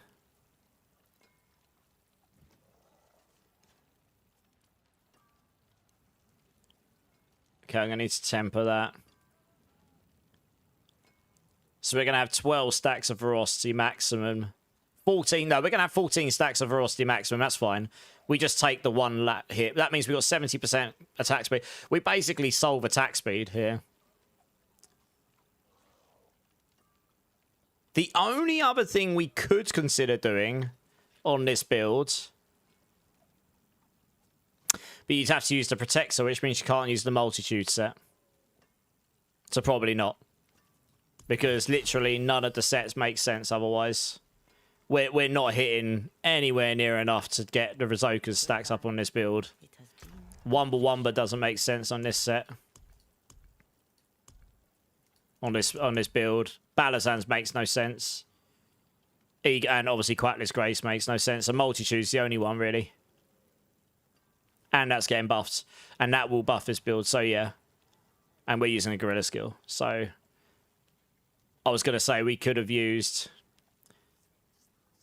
the Hesher Kasungi and put Redirected Force over here. But I think the Ring of Starless Skies will come into play here. Oh, Craig, we got another raid coming in from another core skill member. That's a huge raid. Holy. Welcome in, Raiders. Welcome in. Bloody hell. 1 second. I'm going to close this. I should have done this for Loaf Burgers, to be honest, but...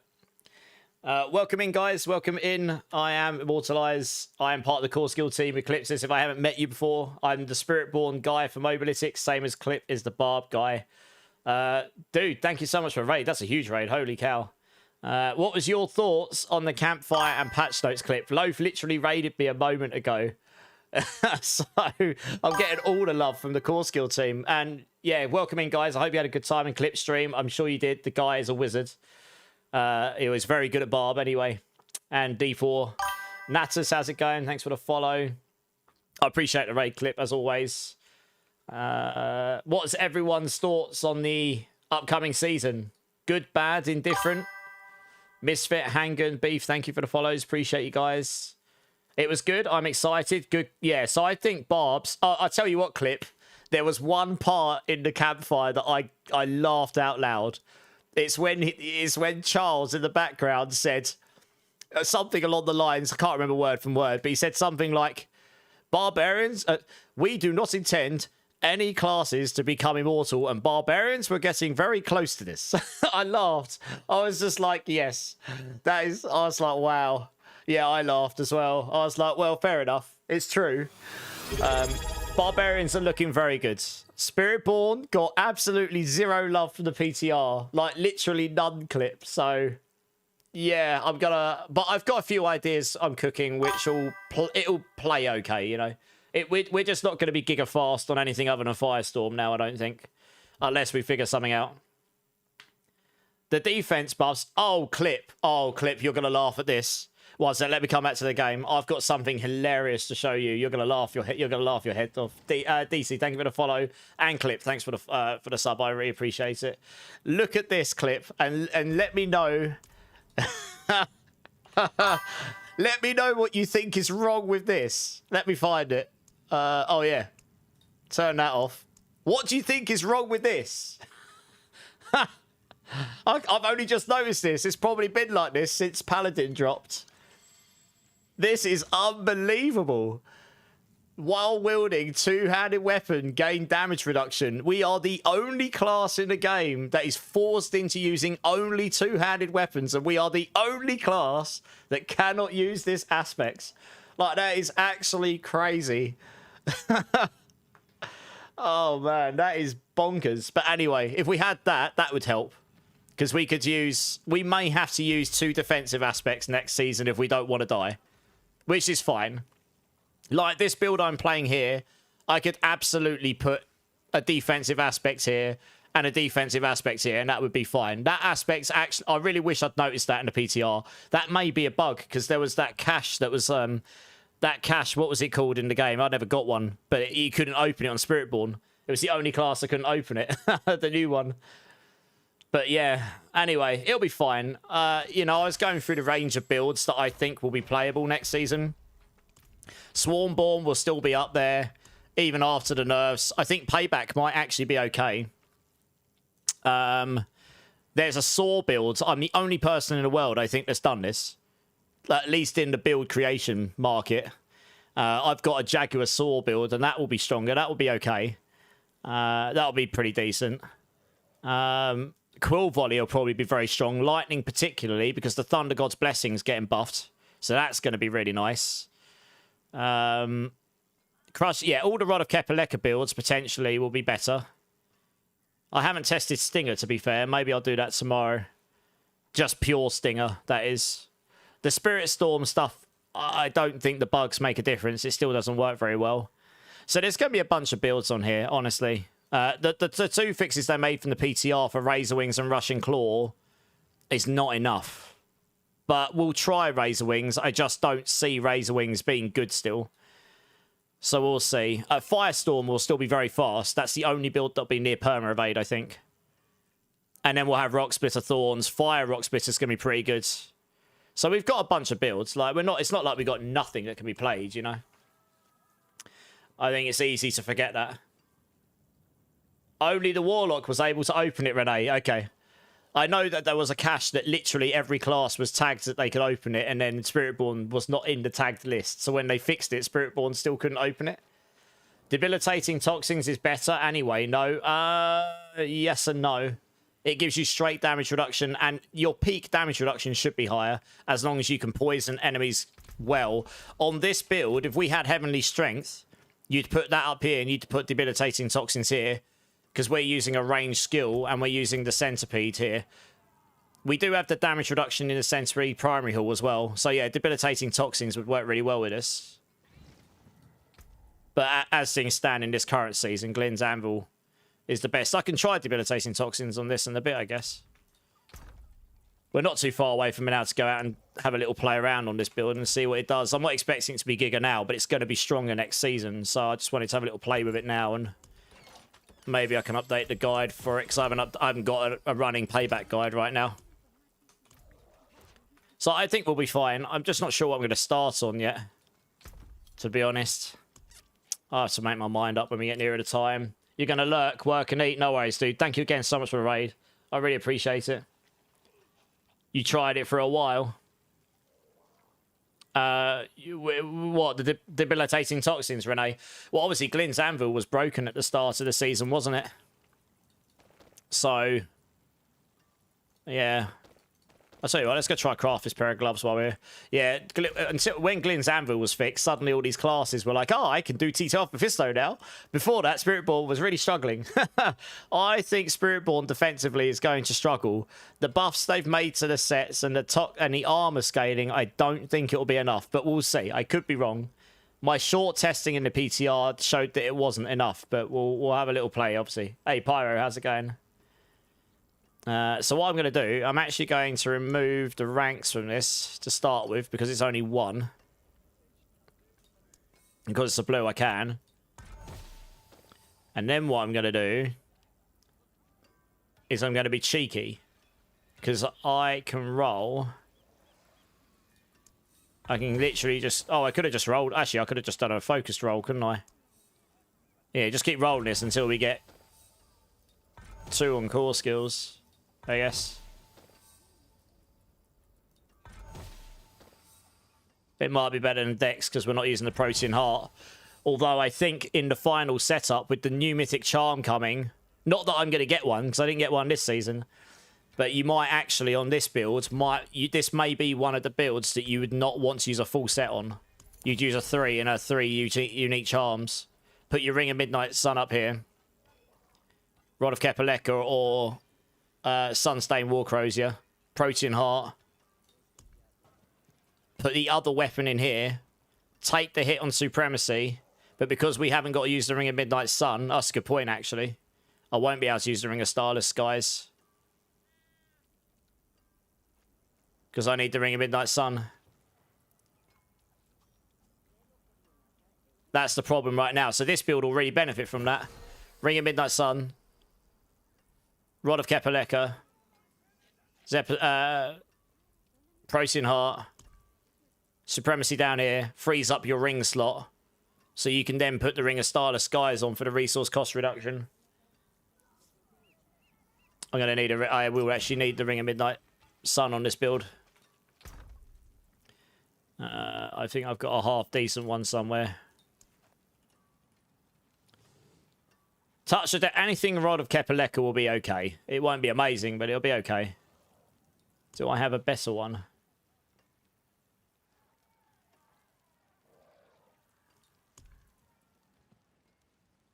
Yeah, this is the best I've got. It's not amazing, but it's the best. Obviously, getting one of these... It's weird that it's going to roll crit charts next time, so you're still going to have to roll Dex and 2 damage multis and then re-roll your crit charts if it will let you.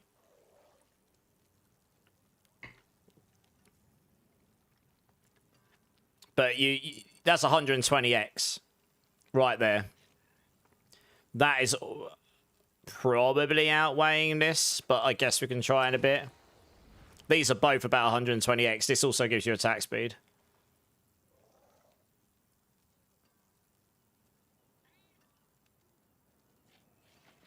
Obviously, right now, the Ring of Starless Skies can't roll any damage multis, but next season it can.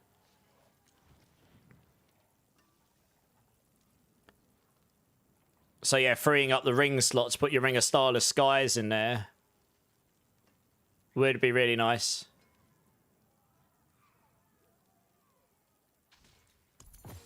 It might actually be... I can't equip, but I haven't got the charm to equip multiple unique charms right now anyway.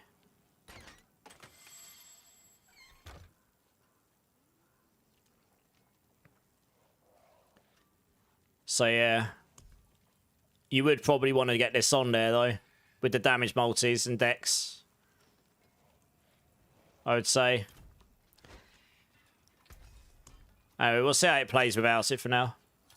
So you're going to need the Ring of Midnight Sun in there. It's the only way you can get this so every attack will do the massive damage.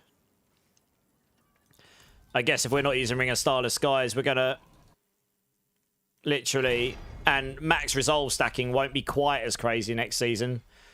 Putting a resource cost reduction on everywhere we can will probably be the next best thing, I guess.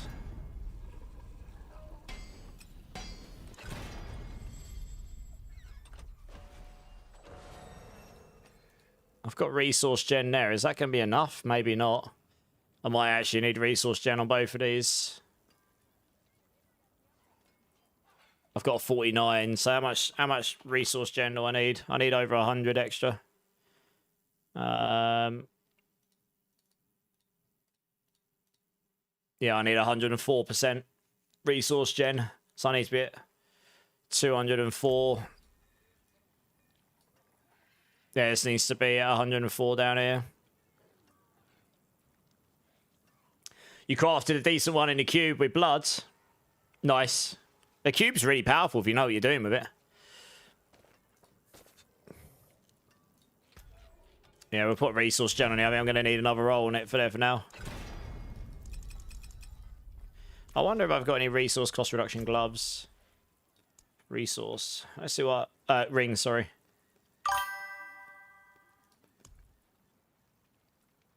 I actually have a GA resource gem, but it doesn't have crit damage on it. If you were going to take the hit, you'd take the all damage hit here, probably. Hey, Soul Miser, thank you so much for the follow. Welcome in. When will your builds be for Season 14? That most of them already are, Gilda. Because this is the one benefit for me where the patch notes are so thin from the PTR. All the changes I've been doing recently, any build I've been doing over the last couple of weeks has been pretty much with that season in mind from the PTR. So there'll be a few... I need to update like Rock Splitter and Rake and stuff. They'll all be online by this weekend. All up before Monday. With Tybalt, be help with not using the ring. Not on this build, probably not Obsilia. If I'm being honest. So like Quill Volley and Rake with the Wild Claws can probably get away without using it, maybe. To be honest. Have I got another one of these that's better? Resource Dex, Vulnerable, could roll crit on here. That's a solid option.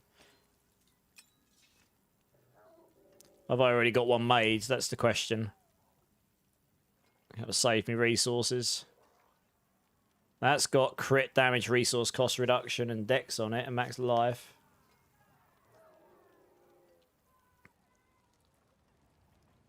It's probably better to roll resource cost reduction on the temper. Mate, you might need one roll of resource gen here. Yeah, okay, we'll try craft this ring here.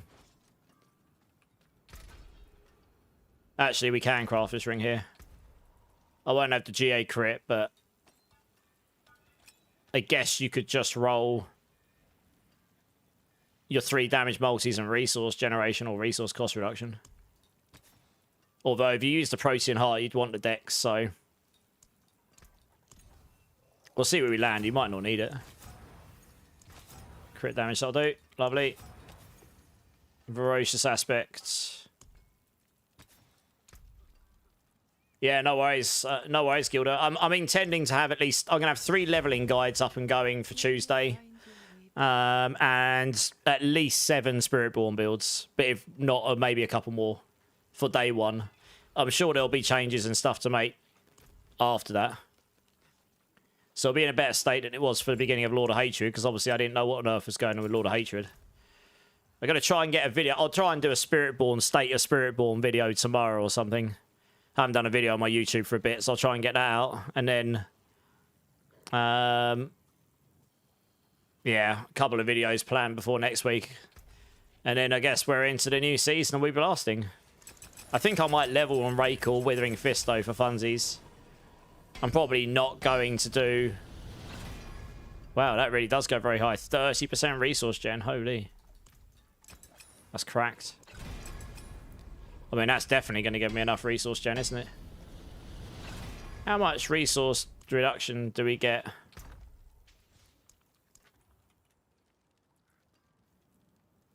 Oh, no, this is fine. Tibbs is mostly max resource based, so only Druid can make... Yeah, I agree. And plus, we need the defensive... We need the aspect slots for defensive stuff, probably.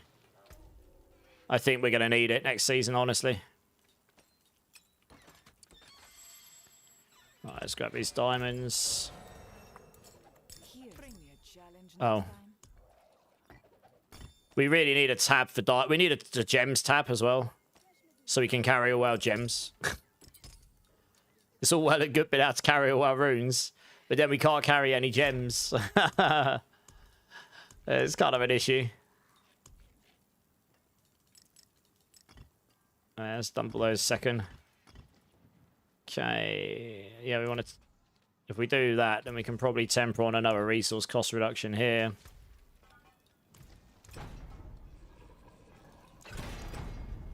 Which is it kind of makes... If you can get the Ring of Starless Skies on later, you'll get 50% resource cost reduction from that, and that solves that problem to some degree. And then you can stack resource cost reduction on your tempers. I think it caps at like 70 or 75% for Rod of Kepaleka. I mean, that does theoretically make the Rod of Kepaleka stronger for the weapon, actually. If you stack all the resource cost reduction, because it scales your damage on the Rod of Kepaleka. So doubling up the damage to your Rod of Kepaleka doubles the value of the resource cost reduction as well. But then the question is, where does Supremacy go? I guess it would replace Redirected, maybe.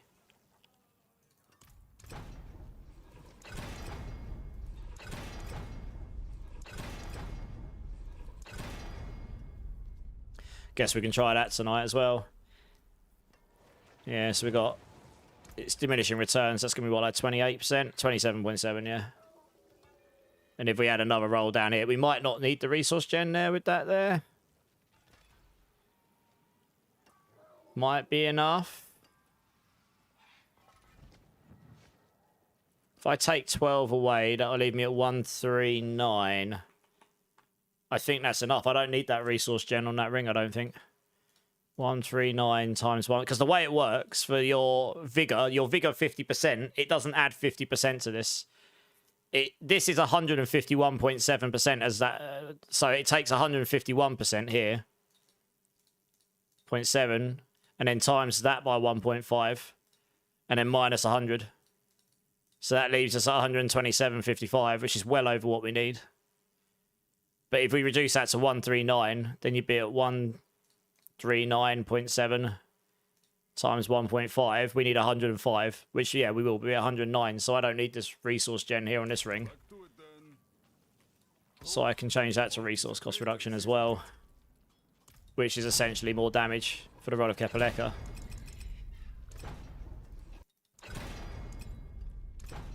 You can't possibly do the 3 charms thing that I'm talking about right now this season, but next season that Mythic Seal allows you to do it. I think that'll actually be usable for this build. I think that's how I'm going to build it in the planner.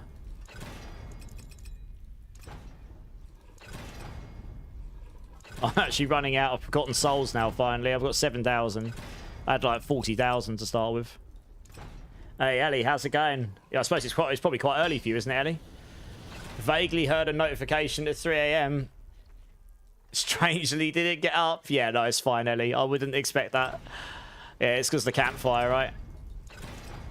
I normally try and get on and stream the campfires. There we go. So that's going to put you about 40% maybe. 38.6, pretty hefty diminishing returns there.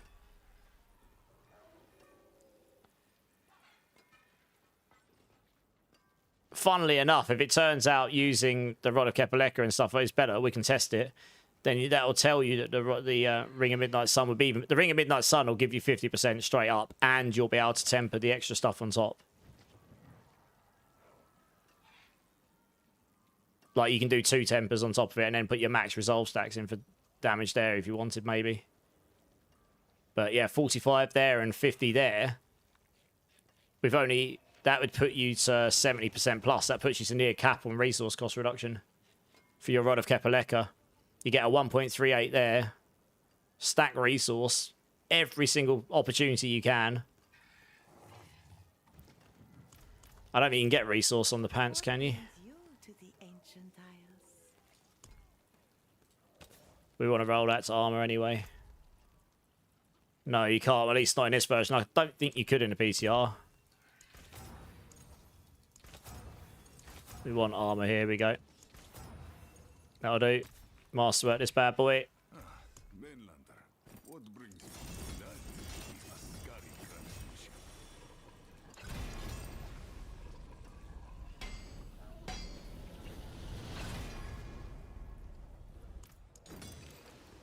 Guess we can go there. Temper this with max resolve stacks.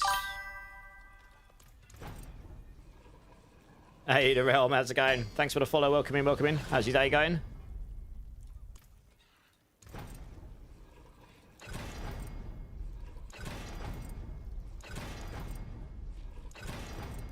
Might as well take the win here. Obviously, we're going to lose some damage on all Spiritborn builds from the max resolve stacking next season. It's going to be pretty hefty. I'm not going to... Hey, Pyro, thanks for the gift sub, dude. Appreciate it. Appreciate it, dude. Shadow Storm, Sheep Scream! Realm, I'm good, yeah. Are you a D4 player? I've been covering quite a few games recently. This is... Yeah, it's 900. Come on, give us the GA. You'll be able to get 6 max resolve on this next season if you masterwork into it as well. You only get 1 stack of resolve for masterworking into it next season rather than an obscene amount this season. Where are we? Oh, come on. I don't want to rinse through all my forgotten stuff. Here we are, 7. Yeah, so this will only go to 5 and then it goes up to 6 when you masterwork it. that 1 stack might not be better than a basic skills rank. What's that? 1,513. Yes, it's only given us 18% on the skill, which is pretty minimal. I think the max resolve stack will still be better, probably. It will certainly be better this season. You get 5 of them, don't you?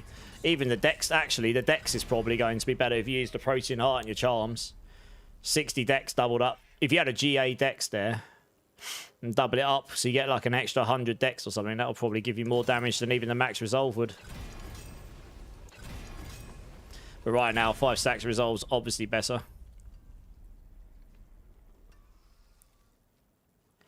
I'm just checking it over now. This looks fine. This looks fine. Tamzik seems fine. Pot Cry.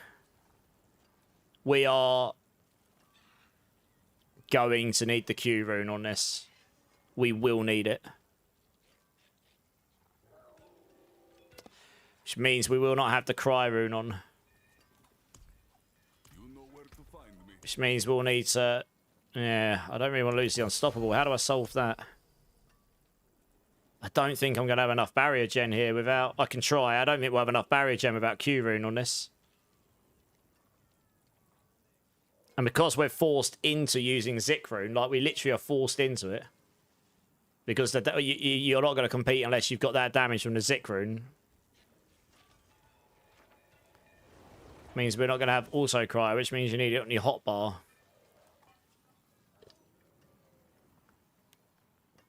And we're going to need toxic skin and scourge and all that probably. So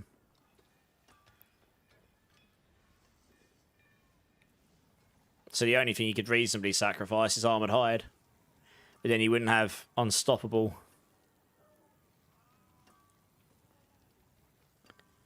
And maybe that's just the hit you have to take. If you take the Q rune, you've solved the damage, the barrier gen. You won't have the block damage reduction, mind. Then again, that doesn't work against all the stuff that avoids dodge also avoids block. That's one of the problems with Spiritborn. Block and dodge just don't work against half the stuff. Yeah, okay, if we need the Q rune, I'm gonna have to swap that for Cry. Probably. To group. Actually, maybe we don't need the pull together on this. Do you know what? I'm going to test this without the Cry rune and just see how that works in theory. Also, we got the minimum, so we won't need this here. And we're going to be able to put counter attack in here for the damage reduction there. We get the passive effects.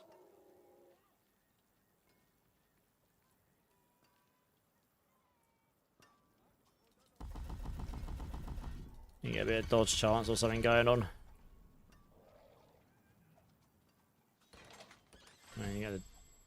When you dodge a crowd controlling attack with counter attack, it will reflect that. I guess we can put that in. Why not? Hey, Zach. Another Zach. Thanks for the follow. Welcome in. Is Diablo playable? Amuna, first time chatter. Welcome in. It's certainly playable, yes.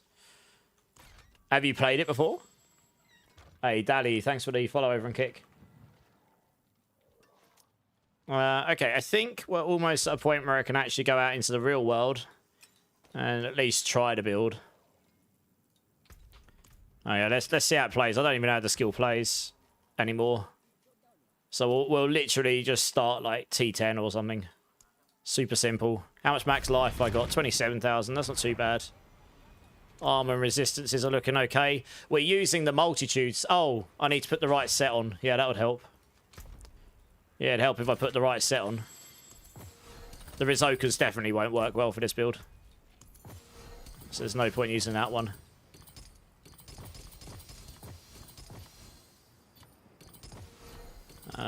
Gorilla, Centipede, Gorilla, Eagle, that's fine. They will all apply to... The main thing is that your best in slot would be Centipede skills because that's your primary Spirit Hall. But as long as it all applies to Payback, we still get the ranks there. And luckily I've got Gorilla on my Rod of Kep here as well. And I can change my seal as well, actually. I've got a multitude one here. It's better, probably. Yeah, damage and Eagle skill damage. And we're using a Rod of Kep. We're using the Harmony of Evil Waka, so we get some damage there as well, so it's nice. So yeah, 40 ranks, not too bad, not too shabby. Obviously, you could get another 1, 2, 3, get another 4 ranks from those. You could potentially use the Path of Emissaries for more ranks, but does that outweigh Apprehension? Probably not.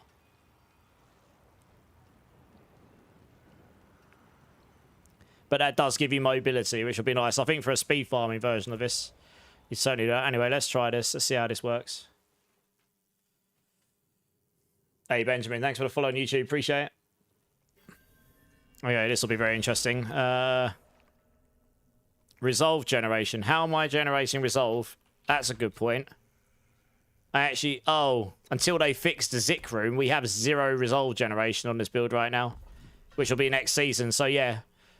Activating Concussive Stomp would generate resolve for us. So this would still be really useful. I think we would still use the Zik rune on this bug, even on this build, even without the damage. But you would probably use Crackling Earth for generating Storm Feathers for mobility, or Debilitate to make it so that they attack, so that you get damage reduction or something. Yeah, Concussive Stomp grants you damage reduction, but obviously we're forced into using the damage one. I don't currently have any resolve generations. That's kind of an issue. That is a big problem. Okay, I know how I'm going to fix this for the time being. I'm going to have to put Tenacity on for the time being. But I don't necessarily think that will be the best in slot next season. If you can generate the resolve through the Zik room very quickly, you'd have to use Poc Zik, actually. And then Tam Q. I guess. Maybe the Zik room resolve gen wouldn't be enough anyway. Maybe you will still need Tenacity anyway. Regardless.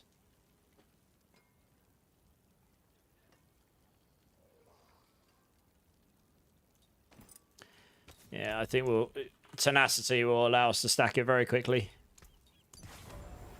And overstack. Which is more damage, I guess. Alright, let's try this again.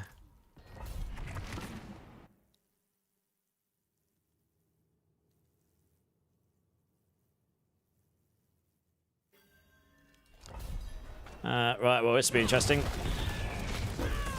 Do that for the attack speed. There we go. Problem is, we got the Mystic Circle stuff as well, so it's like... Alright, well, we're hitting for hundreds of billions. That's cool. I don't think you need to line this up anymore either. I don't think the pulse comes back anymore. I think it literally just shoots out a pulse. It doesn't go backwards and forwards again like it used to. So you had to like line them up so they were positioned in a certain place. Alright, well, it's safe to say we can do this. Let's shift up to something a bit harder.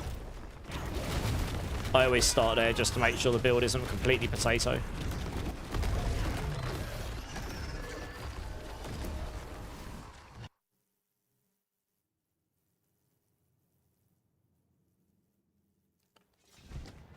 Let's go try like a 110 or something.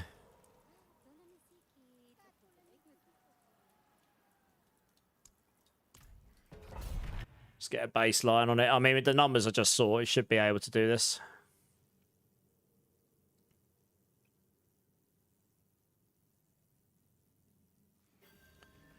Although saying that, I've just had that nasty spawn. So where I haven't got any resolve generated yet. There we go. And the enemies are right on top of me to begin with, which is kind of disgusting. Oh, just hit for 1.5 trillion there. So that's not too bad.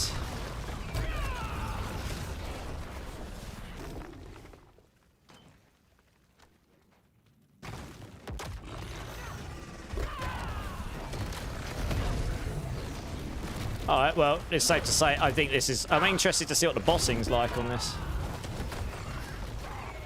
And yeah, for speed farming, if you were using the Path of Emissaries, which you probably could fit in here, you'll just have it as a Ravager or let you dash onto stuff. Like we used to have. So that would allow you to move a little bit faster. Look at all the progress blobs on the floor. Holy, there's loads of them. Is that an elite down there? No. Well, that's a good point. We get more ranks from Produce Tempo, don't we? You can get like 50 ranks of payback on this build. Holy crap, that's loads. And then, I mean, if you equip the Rod of Kepalek, you'd be able to get like 55 or 60 ranks of right. This is deleting stuff.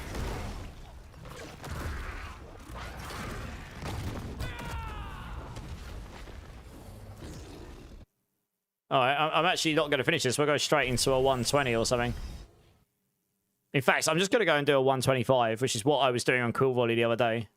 In like, I think I did it in like 8 or 9 minutes or something. It is done. I think this has got legs to be quite good next season, actually. Like, anything that will do 130 plus on Spiritborn next season, minus any bugs that are found, which there isn't really any, like, crazy season mechanics coming in that should allow for any crazy bugs to be in the game that aren't already. So anything that's doing 130 plus next season will be very good for Spiritborn, I think. I think this has got potential to do that, honestly.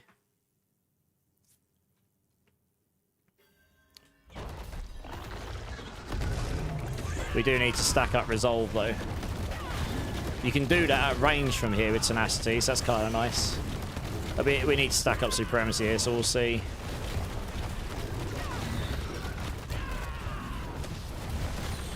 Just double check my resource gen. His calculations were correct. Yeah, 108, that's fine. Sweet. So 2 trillion, okay. 4 trillion. I mean, it's hitting as hard as Quill Volley was. Bit harder to line up, mind. And the Multitude of Bliss set doesn't scale as high as Rizoka's, I guess. 6.2 trillion, giggity.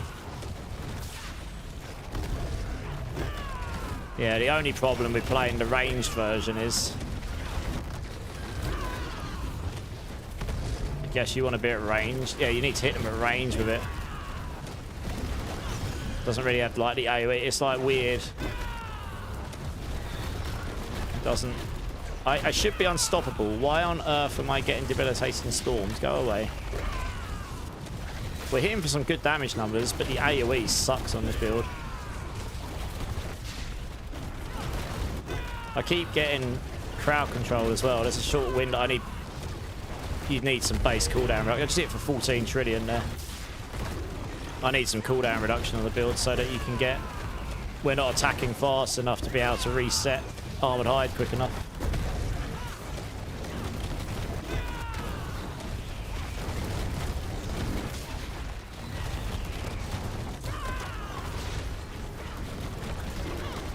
Yeah, the problem is we can't get above 100% attack speed on this build, and we can on the Quill Volley. Let me go out to town quickly here, because not being able to stay perma unstoppable is killing me here. Oh, I did take Armored Hide out, didn't I? Oh, the ranks don't make... Oh, of course. That would explain. I didn't mean to do that, did I? I'm wondering whether the grouping up actually would be needed here. Yeah, it's because I had another thought process going on. That's right, we want this here. Yeah, this here. This here. You actually put the duration in there for using the Q rune. That's right. Yeah, we can't get above 100 attack speed on this build. Which is kind of a bummer. Yeah, ranks in Armored Hide make very little difference, sadly.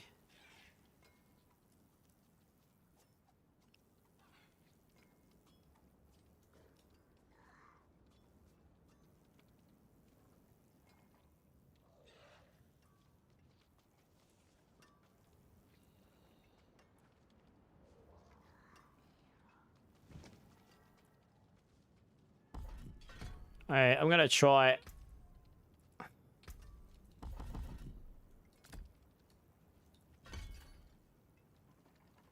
I feel like AoE is so bad, you need to group the enemies together, really. I only need one more rank.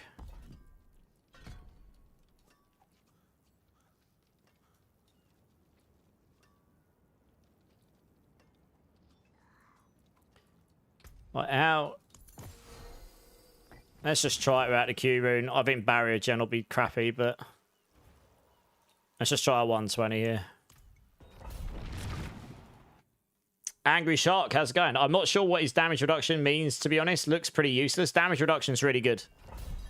You have 113% damage reduction and still 100% crit. I get one shot by explosions. You won't have 100% damage reduction, Angry. You need to go to your stats panel here and go down here to damage reduction. All damage reduction.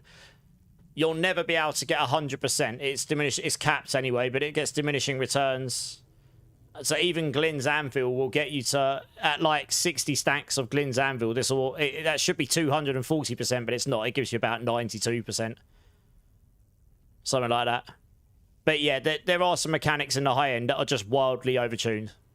So yes, one-shots are definitely real.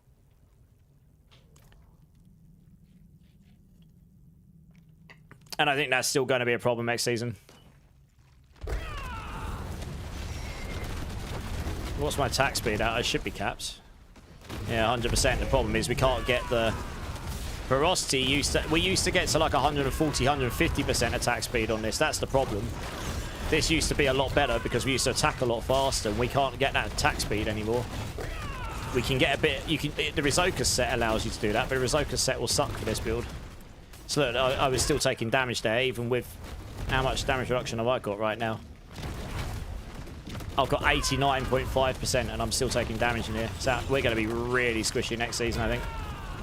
But I'm not using pot Q right now. I don't know if the pull-in is actually useful to us here. I guess it kind of is.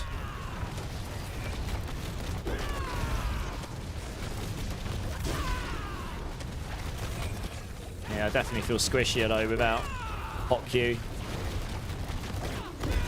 I am a little concerned for our defenses next season, which is exactly what I thought was going to be a problem. I want to swap these runes around quickly. I think damage will be more consistent if I use pot Zik, because we don't do big damage unless we hit with a Zik rune, so... Yeah, attack speed's the problem on here. We can't even get any... Unless you use Rizokas, we can't get any more.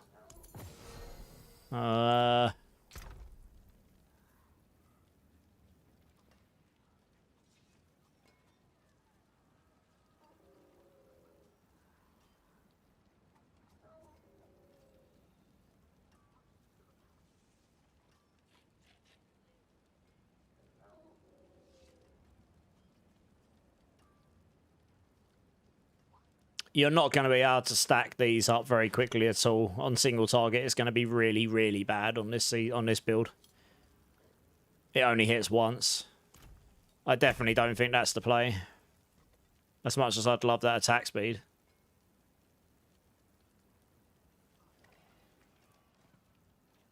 If those stacks stay stacked and it just kept refreshing, then yeah, maybe.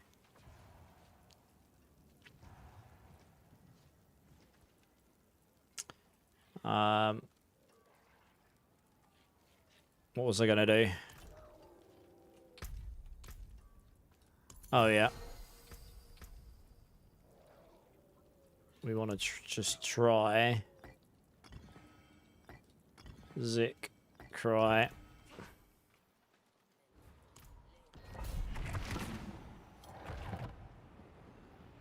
I mean, wouldn't it kind of work if you have Diamond Mind to some degree? I don't have a Diamond Mind. But you wouldn't be able to equip more than one unique charm, right?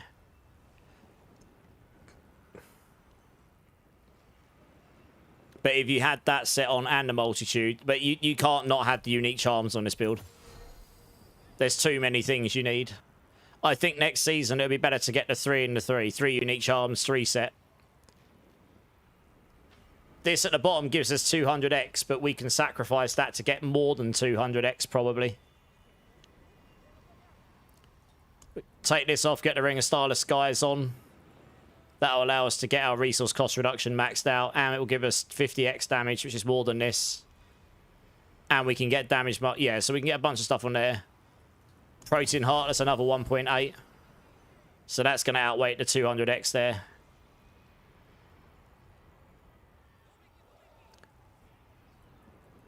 And that will allow us to get more damage out of the build and more consistency, I think. That would probably potentially make it more valuable to put Rod of Kepaleka over here. Maybe. And then you can put the Sunstained War Crozier in here, maybe. I mean, it might even be more valuable to put Supremacy in here than to bring a Starless Skies afterwards, honestly.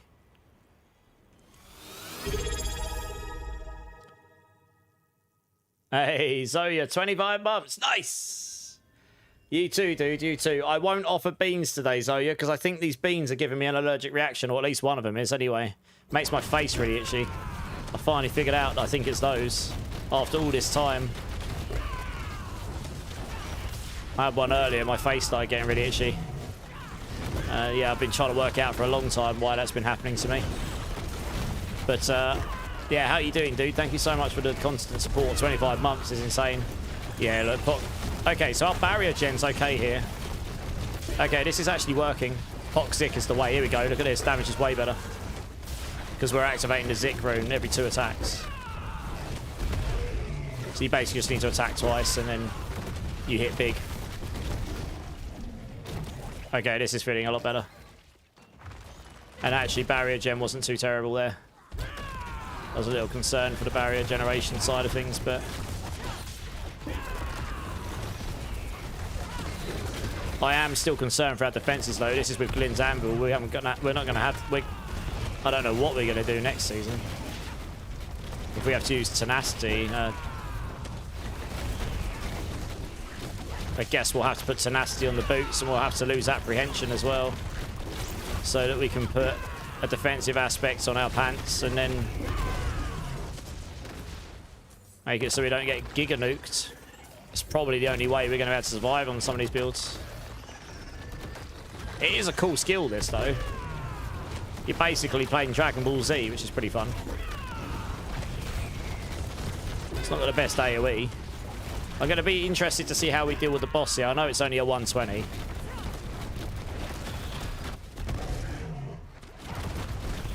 But I'm just trying to baseline it at the moment to see if... I mean, I figured this skill would work. To be honest. Yeah, it's the only annoying thing about playing the Hunter and then... I haven't got the most movement speed either, which is a bit poop. You probably want attacks, reduce, evade on your boots so you can attack and evade around, I suppose, like we used to do. But the damage numbers aren't too bad. I'm hitting for like upwards of 10 trillion. And my gear's not perfect, and I haven't got any transfigs on, so obviously transfigurations, regardless of having gem strength or not, is gonna give you a bunch of damage as well. So this build's gonna go into the... Yeah, this build will go into like 50 to 100 trillion range next season, if not higher. With GG stuff, so long as they don't decide to fix the Zik rune last minute, which it doesn't look like they have. I might actually go roll attacks, reduce, evade on these boots in a minute. That'll probably feel a lot better because I'll be able to attack, evade, attack, evade, attack, evade, that kind of stuff.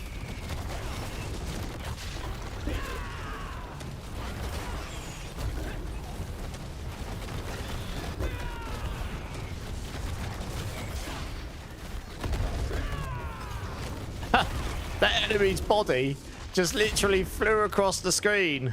The physics on that is hilarious. That's really funny. How funny is that?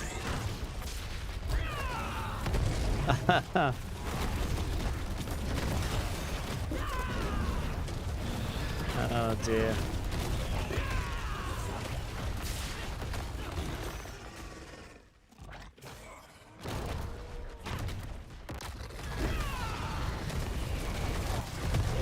There's a goblin here. I probably want to try and get him, I suppose.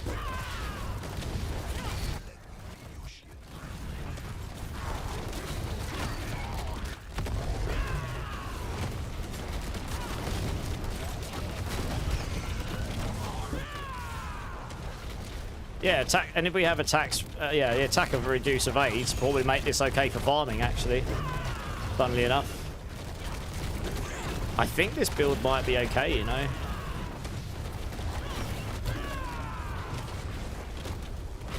This isn't particularly fast clear. I mean, Quill Volley was definitely faster than this for sure. 100%. pushing anyway.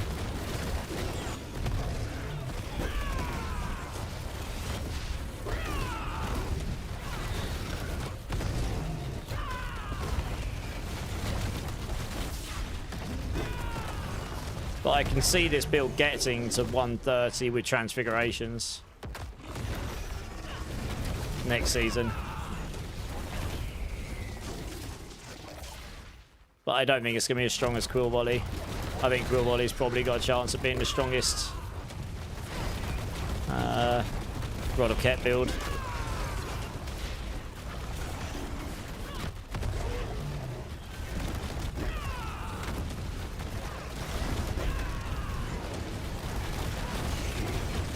Oh wow, so I still died there. Even with Glyn's Anvil and all those stacks, you can still die. Like with 27,000, wow, I only got 1 taps again as well. Yeah, this is going to be a problem. It is going to be frustrating next season to be dying. Like I wouldn't be surprised if what happens is we go live a week in or 2 weeks in, they do a patch and they're going to address something with defenses for the Spiritborn. Because they're going to realise how freaking squishy we are again, as we were before. And everyone's going to whinge about it.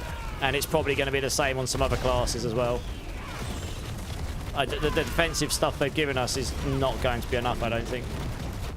But I guess we'll see.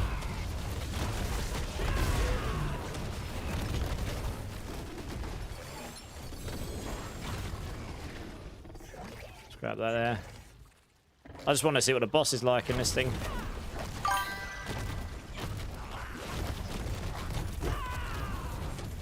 Hey, JRY, how's it going, dudes? Welcome in, thank you for the follow, appreciate it. Am I done with PoE 2? At the moment, I haven't played it in a few days. I mean, I'm still playing it a little bit in the background.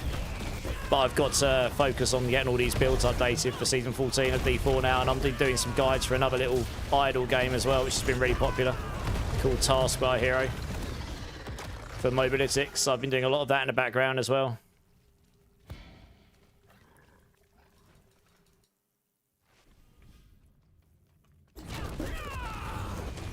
Sneeze. Oh, blimey. That came on fast.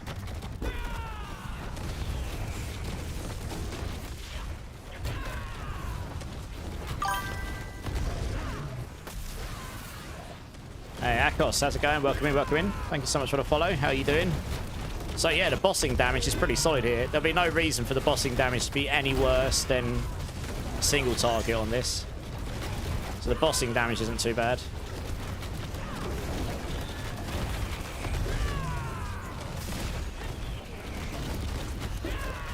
20.9 trillion giggity. So I mean, if we're hitting for 20 trillion here, we should hit for higher next season. So this build will hit for trillions next season. It's just YOLO roll some of these into Colossal or something.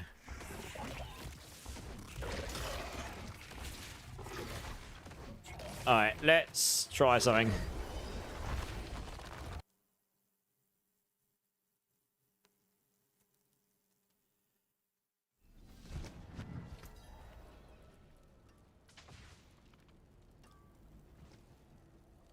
Let's check my stuff here. Yeah, we want a tax reduce evades there, I think.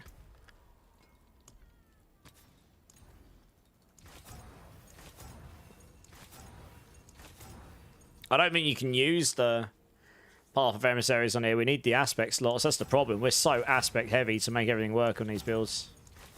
Fitting all these uniques on is tricky. Oh, balls. I just rolled straight past it. There we are. Is that a low roll? Yeah, I might try and get the higher roll. Because that means every 3 attacks will reduce it. 1.8.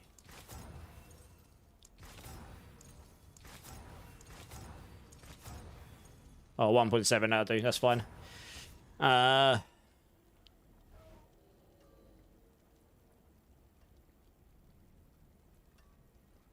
Yeah, obviously I've got a ring here that's missing damage multis as well. So what I wanted to try out of pure interest, and I'm sure this is going to be a lot worse, I think I've got a Rod of Ket lying around somewhere that I can utilise. That'll be somewhat useful. Got this insane lightning damage one. I might have gotten rid of the other ones, you know, thinking I wouldn't use them. Lol. What a noob. Should have kept it, shouldn't I? Well, I got this lightning damage one. I suppose that'll have to do.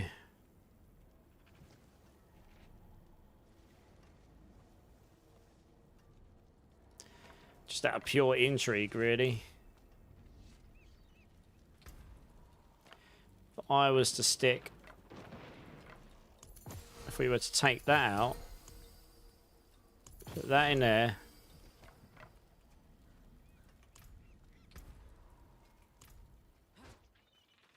Stones to cut, gems to keep your treasures close. Stack those in there. And then let me see if I've got a sun stained anywhere. I do, and it's a max one, and it's Jaguar skills. Fantastic.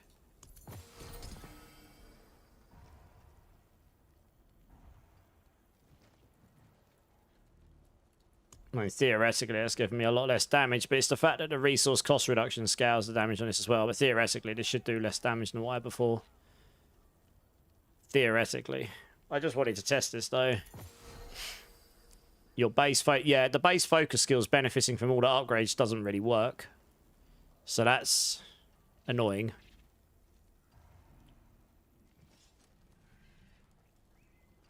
Although it does say it's meant to be doing that here. It does say that they're getting them all.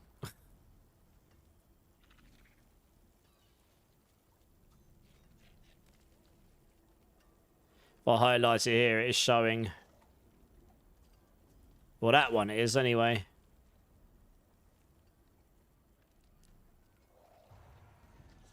Well, it says the thorns one's working anyway. Passively increases your thorns. I don't know if that's selected. Or the healing. So it says I'm getting those. So Toxic Skins definitely picked them up. I don't think the oh, it might be the Ravager ones that's not working. Then again, I suppose... Oh, it looks like it's working. Maybe they fixed this. Vortex. So we'll be spamming those. That's right. They also made this easier to stack up to max, didn't they? It only needs to be done 5 times. And it lasts for 8 seconds. So I just want to give this a go. I just want to see what it does. We'll try without Supremacy, and then we'll try with Supremacy, and we'll see how that plays. I want to see what sort of damage numbers are. I could literally do the math for it, but sometimes I like to just actually play it and see how it plays. Hey, Hex here. How's it going? Question is, what build to play next season? Well, I should have 3 leveling builds and 7 endgame builds at least up for day 1, ready to go. That's the plan. So keep an eye out for those on Mobilitics, if those are of interest to you. Yeah, so those... The sun staying stacking up pretty fast, so we're hitting a trillion still. I mean, if this is stronger, then that'll be very interesting. 8 trillion.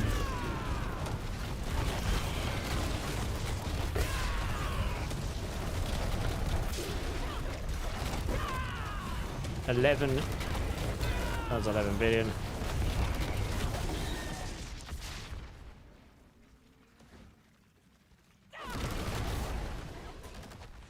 Oh, that's right. I can do that. Yeah, you can do this. Attack. Sort of like attack and move, attack, move, attack, move, evade. So you can sort of move half decently fast with it. Yeah, the loss of attack speed, though, from pre-expansion still kind of sucks a little bit.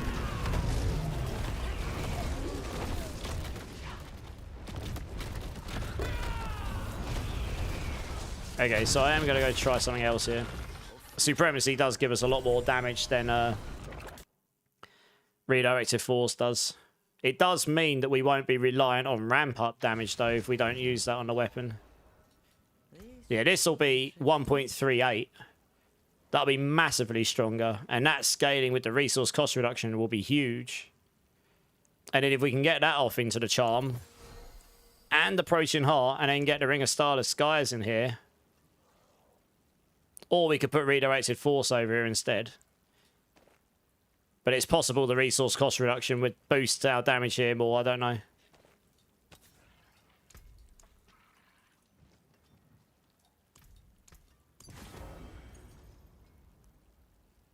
Yeah, let's try that.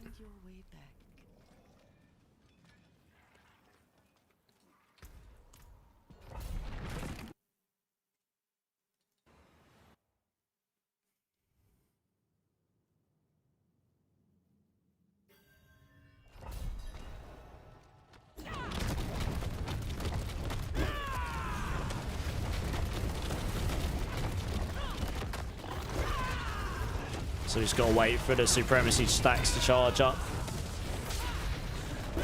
Redirected force gives you more impact damage, but supremacy will scale my damage higher in theory.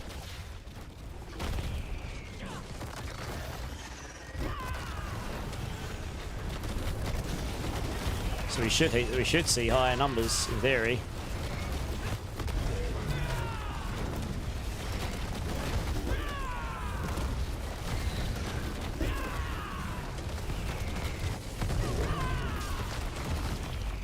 I'm not though, which is interesting. Definitely, I haven't seen any. Yeah, I mean the supremacy stuff I would expect.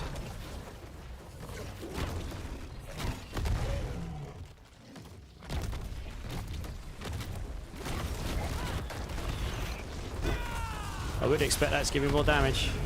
It's 270, not 120. Big damage boost. He's been in that Mystic Circle. It's a pain that the Mystic Circle doesn't move with us.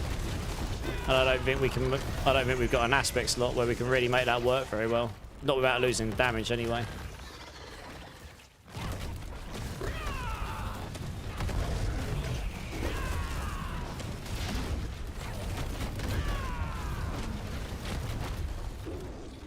But for the farming version, we could absolutely put on... For the standard version, we could just take apprehension off. And we could put the move Mystic Circle stuff with us. Tech in. That'll make it play a bit better than it does for general farming. Not that people are going to use it for general farming, but they could do.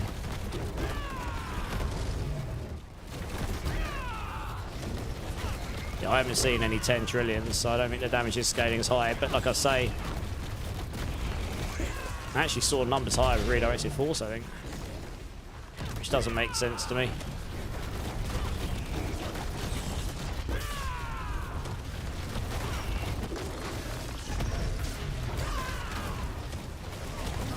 It will be more competitive next season. That was a 10 trillion there. I think this might be stronger.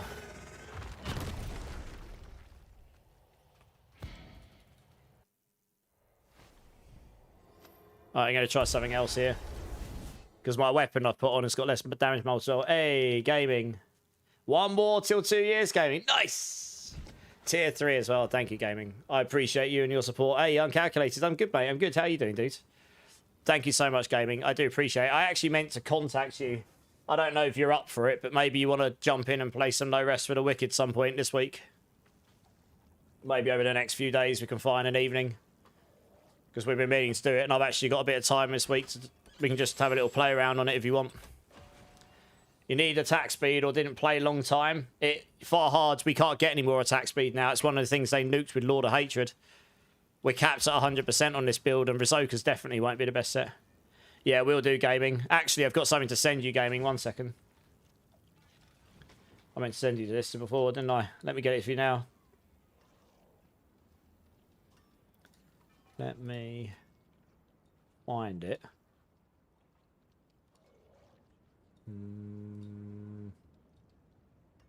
Here we go.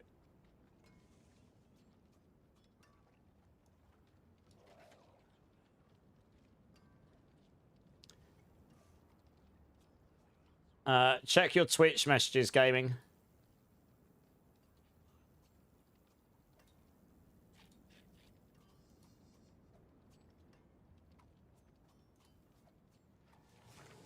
Yeah, I'll try that. Let me know how that works.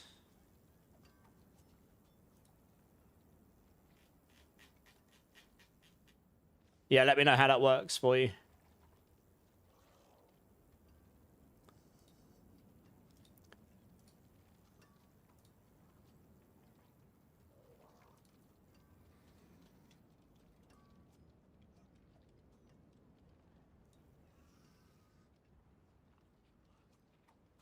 Okay. Yeah, the attack speed on this suffered a little bit from the pre-expansion. We used to be able to get to about 145, get to attack. It felt a lot better with that, to be fair, but, you know, such is life, I suppose. We can't get that now. Rizokas won't work very well on this build. I was going to try something. Oh, yes.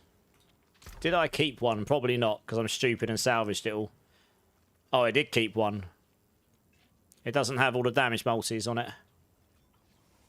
I can re-roll all the aspects.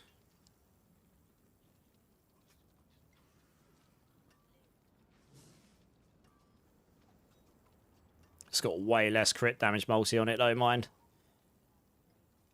Oh. Why is the Rod of Kepaleka weapon damage so much higher than the Sunstain weapon damage? What? They're both quarterstaffs, but the Rod of Kepaleka damage is way higher. That makes no sense. So I guess this... Oh, is it because this hasn't been masterworked? Yeah, that's probably it. Yeah, that's more like it. I was going to say... Okay, that makes more sense, yeah. It has got dex on it. Okay, I'm going to try this. Stones to cut, gems to set. Yeah, because we're using a potency skill, we can use a Sunstain, and it works okay. Anyone that tells you it doesn't work okay, they're just a noob. It worked fine before the expansion if you knew how to play with it. Or knew how to build with it. Because I played with it loads of times, and the builds work fine. Alright, we'll try this. Try them the other way round, and we'll just roll up. So that goes to 250x right now. This... Rod of Kepaleka will be better next season. Oh, actually, you get a mythic version of that. That's going to go to what, like 325 or something. For this to go to 325, you'd need 250 resource. I'm nowhere near that. But you do get the resource cost reduction scaling on that. But anyway, we'll try this. We want to re-roll the power. I want that to be much nearer to max, please. There we go. I'll do. Lovely. Yeah, the campfire was earlier uncalculated, so it was mostly what we've seen before. The class changes were quite thin, actually. Right, let's try. I'm just trying out a build here that I was asked about a while ago, so I thought I'd give it a go, and we'll see where it lands. It's definitely going to be a playable build. Is this going to hit 130, I reckon? I can't see a world where this won't, with the sick room bug still existing. I can't see a world where this won't get to 130, and anything that gets to 130 plus next season is going to be respectable in my eyes for a Spiritborn build. I don't think we're going to go wildly above that, to be honest. I'm just waiting for Supremacy to stack up here. Let me check my barrier gen as well, actually. You want your barrier to be at 100%. Without using pot Q, I don't know if it will be. It starts to beg to differ. Is the Temerity a good option for barrier gen? Okay, this is 100% doing more damage. Look, 20 trillion. That's hitting more than Supremacy on the weapon. And I've only got one damage multi that's less. Alright, this is definitely stronger. I told you.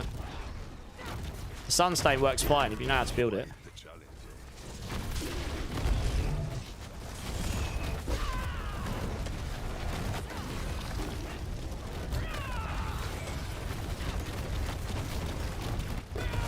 I can't get that guy. He's just decided to run down there against the wall. I'm going to leave him.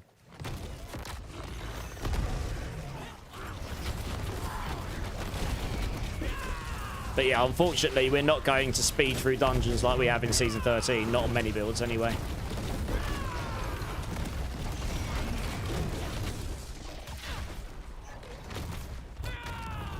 I guess they're trying to remove that a little bit from a lot of the classes, not just us.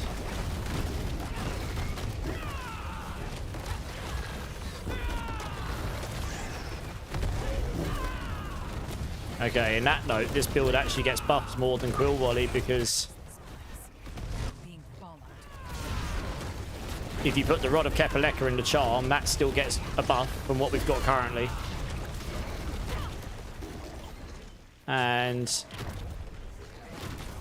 then you can use the mythic version of the Sunstay and War Crozier, which numerically at base hasn't changed, but it's obviously going to get a buff from being mythic. And then you look for one that's got the damage the double damage multis on it. Honestly, as a class, we may be weaker than the others. I don't think we're gonna be the strongest class next season. But I think we're going to be one of the classes that has the most builds that are sort of close together. I guess if that's their intention, the devs, then a lot of our builds will be in that 120 to 135 range, I think. We will have a lot of builds that straight up probably won't really work, but comparatively. But maybe I'll test a few of them out. Some of the weird and wonderful ones next season. Oh man, Debilitating Storm is so annoying.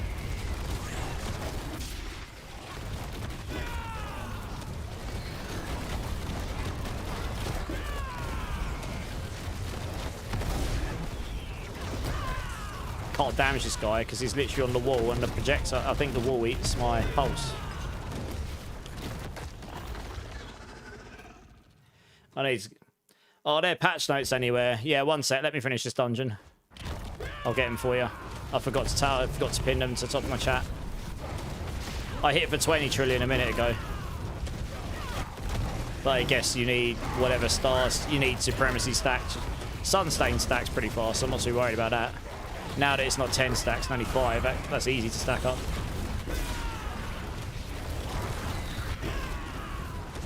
Yeah, our barrier gen sucks here though. So I'm not gaining the benefit of Viscous Shield very much here, and I'm squishy as hell. I am going to leave and try something else here. We're going to run out of aspect slots. I mean, you're going to have to sacrifice a defensive slot, an aspect slot for it. I think on this build, you might actually have to use a Temerity. I don't know if I've... Oh, I did keep one. Oh, I kept a semi-decent one, but it's not basic skills. That's annoying.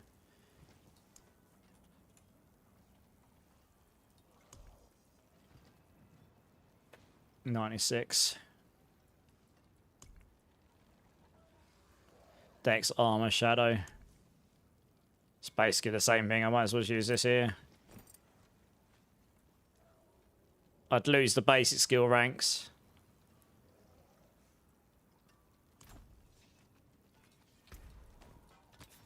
You'll have to put Tenacity on here. That's a good point, actually. How does the mythic stuff affect Temerity? 30% bump to that. Does that allow you to overstack your barrier? Question mark? That would be pretty sick. Or is it only going to scale the duration? Yeah, I didn't test that on the PTR. I wonder what that would do. I mean, technically speaking, it's not the duration that would change. It would be the value on it that would change. And the maximum... If the maximum on that goes higher, that would be sick.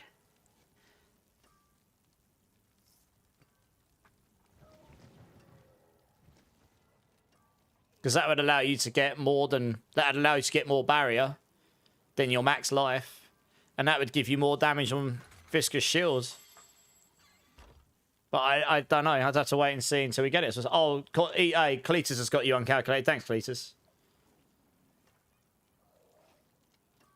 Thrash. I could get Thrash to 125, I reckon, far hard. I reckon. I mean, I had it on the other day in a build I was playing. Saw, I think I was playing, and it was doing damage in a 125. So, and I wasn't dedicated to scaling Thrash, so I'm pretty sure Thrash would do a 125 plus. It'll be even stronger next season. That's my take anyway. with the right setup. Yeah, so if we put this in here, that solves... That pretty much solves the healing for us. Although we do need some healing. I don't think I've got any life on here or anything. Do I have any healing in the build? Oh, I suppose Hunter can be made to heal us. That'd be fine. And oh yeah, and we've got healing on toxic skin, so that's fine as well. Let's try it without Hunter to start with. Actually, let's try this. No, let's try it without Hunter to start with and see how it goes. Also means then we don't actually need the Q rune necessarily. Which means I can use Tam... Oh, I don't have the Q rune in. That would explain why I was so squishy.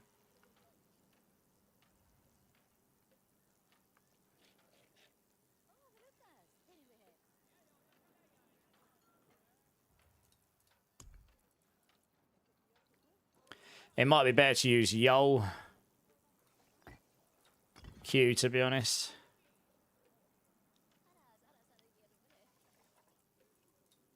Okay, let's try that first. I don't want to use the temerity unless I have to, or if it allows us to overstack barrier, that would be amazing, but I'm going to assume that that isn't going to be the case. Yeah, one of the reasons my numbers wasn't scaling very well there is because I wasn't getting viscous shield at all. My life kept getting hurt, and didn't have any barrier.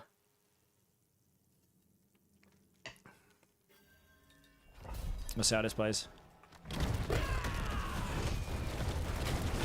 You want your...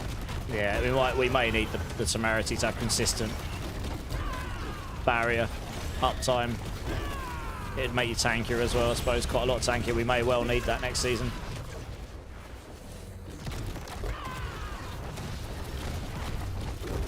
We'll see how it plays. We'll do a bit more.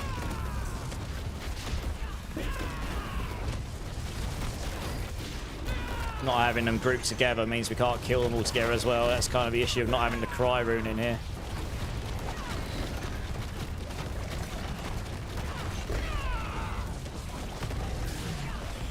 Yeah, our barrier uptime is okay, but we really need to be able to group these enemies together.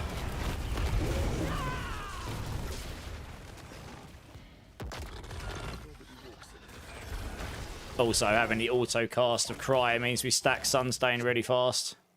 Because that means we've got 3 focus skills, so you only have to cast them 3 times each, and 2 times each, and then you're there.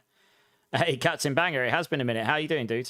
It's good to see you. So I think I'm going to try Cry instead of Q. Temerity instead of Pants. I had taken Apprehension off there as well. That's the trade-off, I suppose. You lose a damage aspect doing this.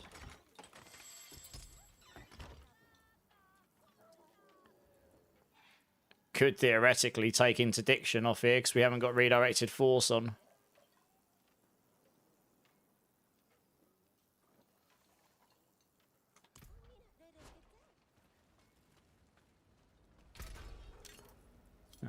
Transfigure.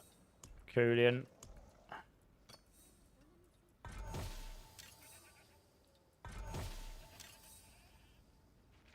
75 on Exploiters. Apprehension will be better though overall, I think.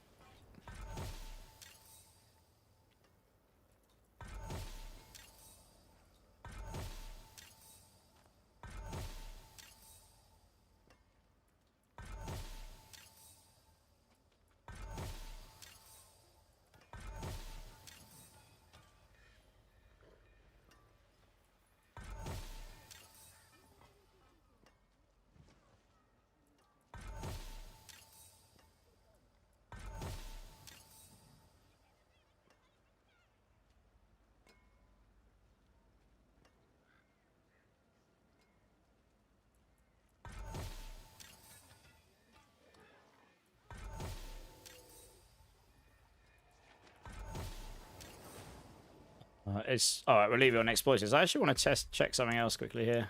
Potency.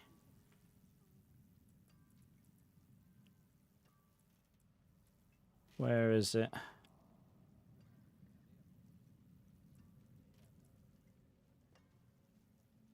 Interesting.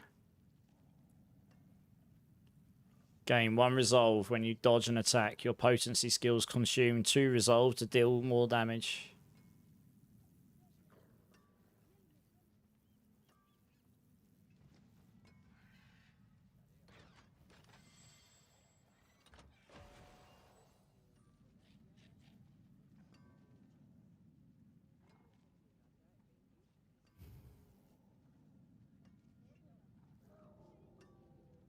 If I didn't need the temerity, you could put that on like the boots, or you could put it on the amulet and have apprehension on the other one. But you'd need to have some decent resolve gen, but I suppose with tenacity on we do.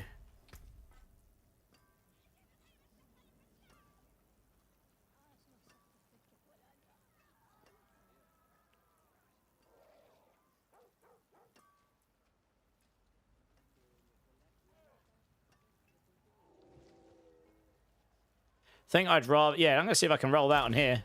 I think I'd rather roll that than crowd... Even though the crowd control duration is nice with the Zik room. And 75x is nice on unstoppable enemies. I'd rather have 45x damage every attack. That'd be nice. That'd be way better than having it only on unstoppable enemies. I think. It's a utility, so theoretically I should be able to roll it here. I remembered seeing that. That used to be an offensive aspect. They actually moved it. And it just clicked in my brain. I was like, hang on a minute. Good, just trying to get back into Diablo again, but it seems they've added more classes and others. Oh yeah, there was a new expansion at the end of April. We got the new season starts next Tuesday. Yeah, so loads to get your teeth into for sure.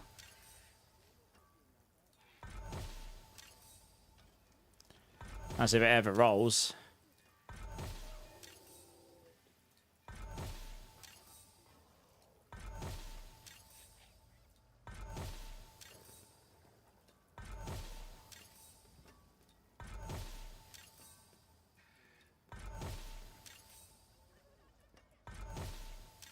I mean, if it doesn't roll when I've got this much resources, that'd be quite sad. It's a utility aspect, so I should be able to roll it. I have a feeling I have seen it before.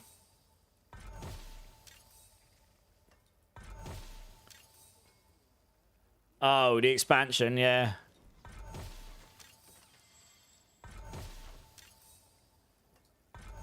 Well, check in next week, because I will be giving away a couple versions of the expansion next week for Battle.net, that is. PC.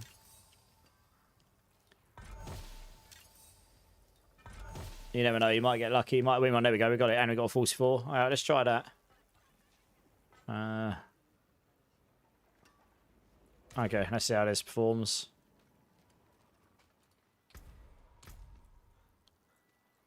Yeah, I'll cry. I will need... Oh, I've already got them. Okay, great.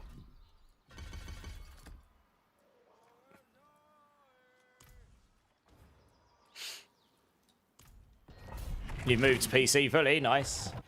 What do you think about using Lochran's Talisman and the Rod of Kepeleka for core skill builds? So the thing is, right, when it says it guarantees critical strike, that gives it, under the bonnet, mathematically, gives 100% crit chance. That Lochran's means you don't guarantee critical strike with the Rod of Kepeleka anymore, I don't think. But maybe. Maybe, Cams. We'll have to see. We'll have to see.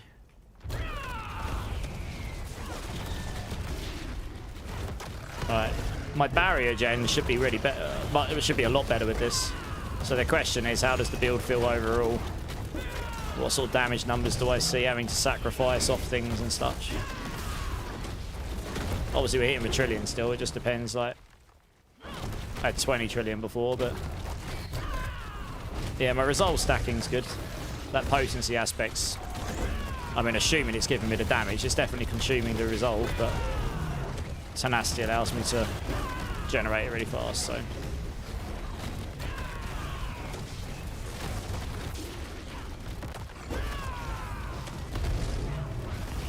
Yeah, our problem here is we can't group this stuff together very easily. Even with Vortex. once we get them lined up, we do a lot of damage to them quickly. But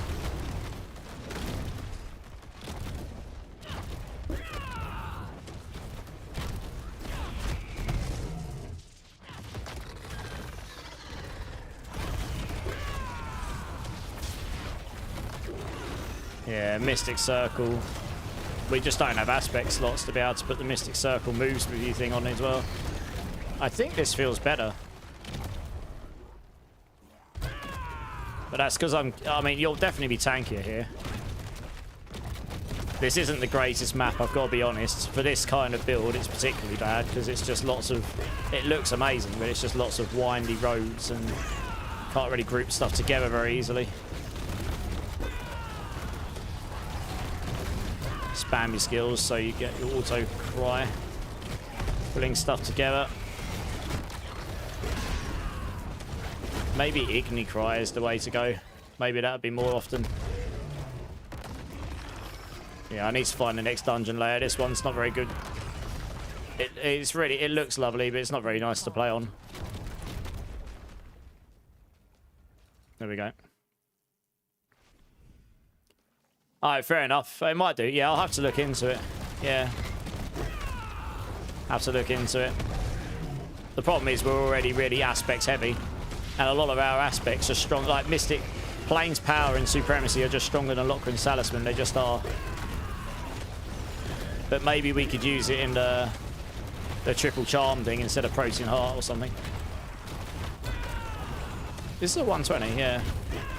Man, I really wish we didn't have to use Mystic Circle stuff again. It not moving with us just blows.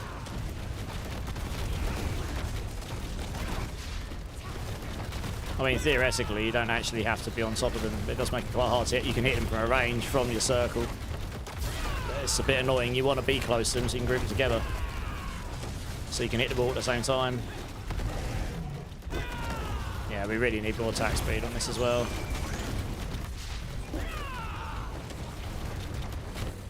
It's hard when you know how it used to feel, you know what I mean? The damage numbers definitely feel lower here.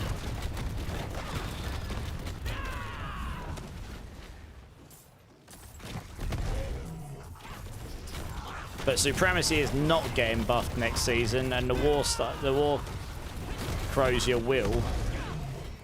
And so would a Rod of Ket. So the double combo here in the weapon slot and the charm slot may actually be better than Supremacy.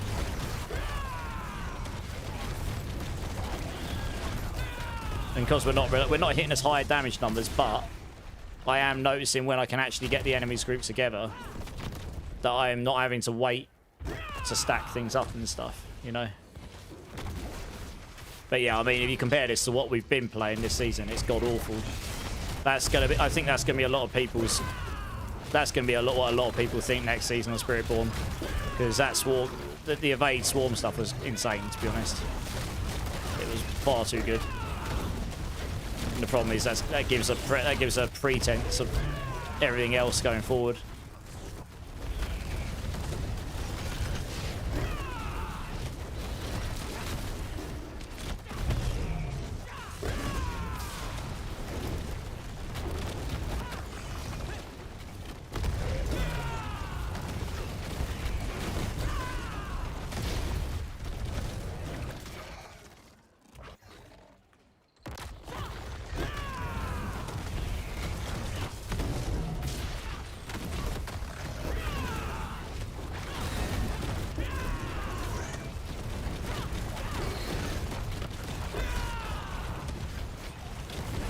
I'm meant to be unstoppable, but those debilitating storms are awful.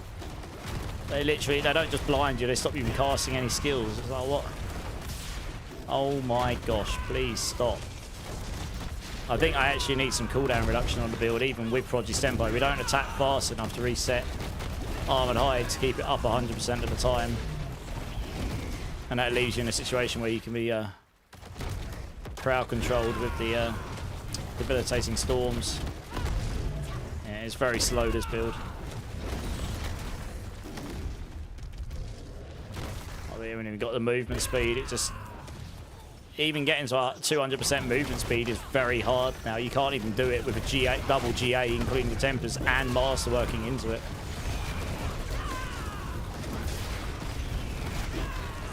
Without that, we just feel real slow.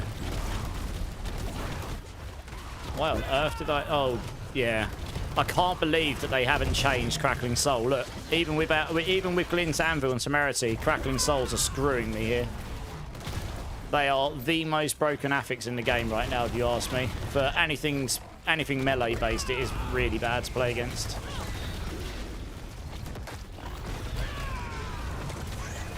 I think I need the Hunter healing.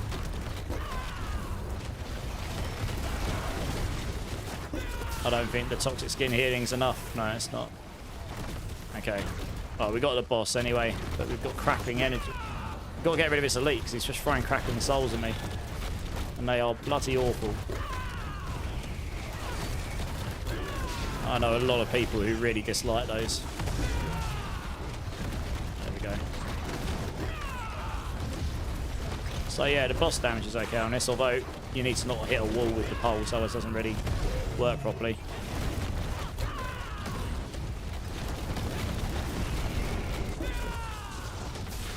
Obviously the damage numbers are lower, but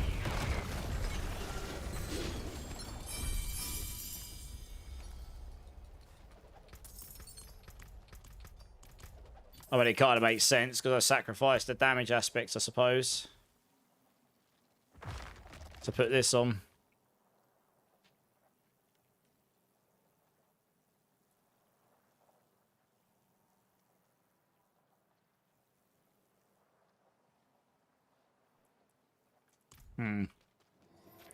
Try it with those weapons the other way around again. You spend all your resource with Kepaleka, so you'd feel, oh yeah, the Selig Kepaleka is what we had before, and you'll just end up getting one shot. You definitely can't play that in hardcore. That's an absolute no-no.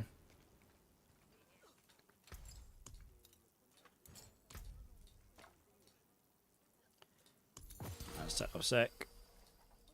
Put that one back in. Oh my gosh, take these things out. Right, Rod of... Right, Sunstain. Rod of Kep.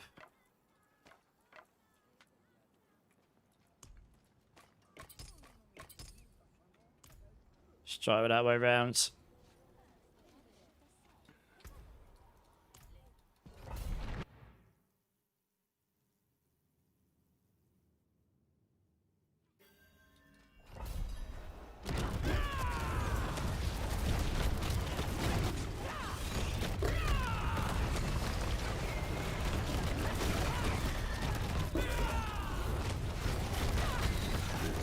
This one's been specifically buffed next season, so by quite a lot as well. If you use it as a mythic weapon, it'll be at 138 rather than 0.75, so it's almost twice as strong.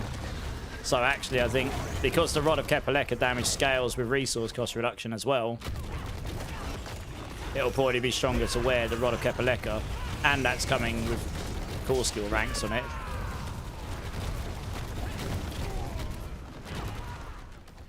And then put the Sunstain, even though the Sunstain will be up by 75%, the resource cost reduction and scaling on this will probably make this the better option all round next season to wear as the weapon.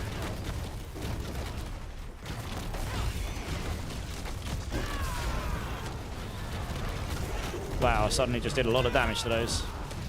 I forgot to put the Hunter healing on as well. I don't really need the execute, I can't change that. This definitely feels better.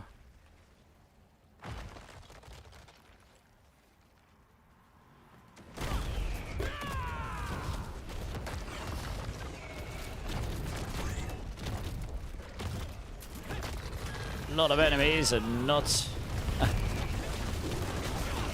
no elites. Yeah, I think you've got to get used to using your Hunter in your circle and then attacking at them from range. Because then you don't have to worry about your Mystic Circle moving view, I suppose, on this build. You can actually, with the range thing, you can do that. You can just Hunter into your circle and then attack them from there as long as you can hit them. So actually, I think that is just a skill thing. It's not necessarily the most fluid playstyle, but... I'm trying to pick up this thing. There it is. Oh, well, let me pick it up. Thank you. Most irritating thing.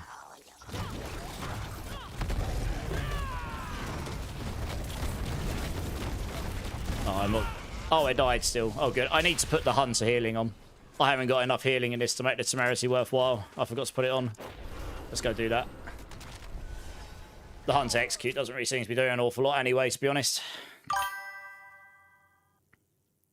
Hey, Phil, how's it going, man? Thanks for the follow. Welcome in, welcome in. Yeah, I need to change this node here to the healing.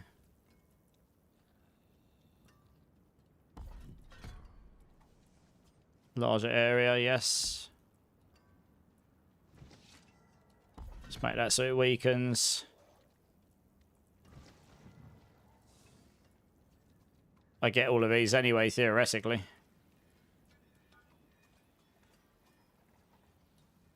I must have been having that because there's no way it would have generated barrier otherwise.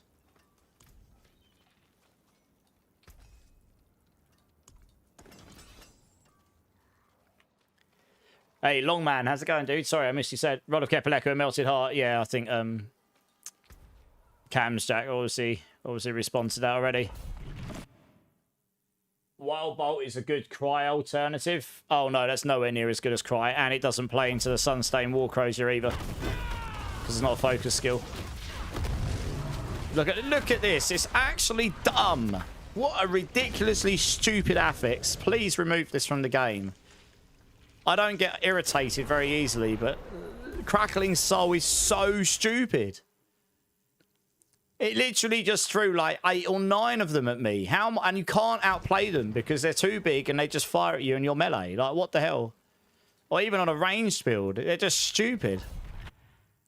Like, please remove that from the game or just do something about it. I can't believe I've seen at least 20 different prominent people moan about this. It's the one affix that's completely stupid.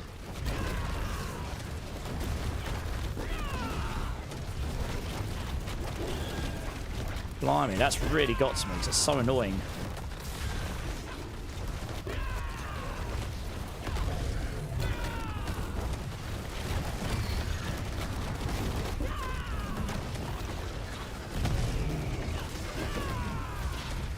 Yeah, this is feeling pretty good, actually. I'm deleting stuff when I actually hit the damage. I am concerned for our defenses, though, because this is with the Glynn's Anvil stuff we've got right now, and we're not going to have that next season. Not by a long shot. Look, I don't generate. I don't think life on hit will be enough with it.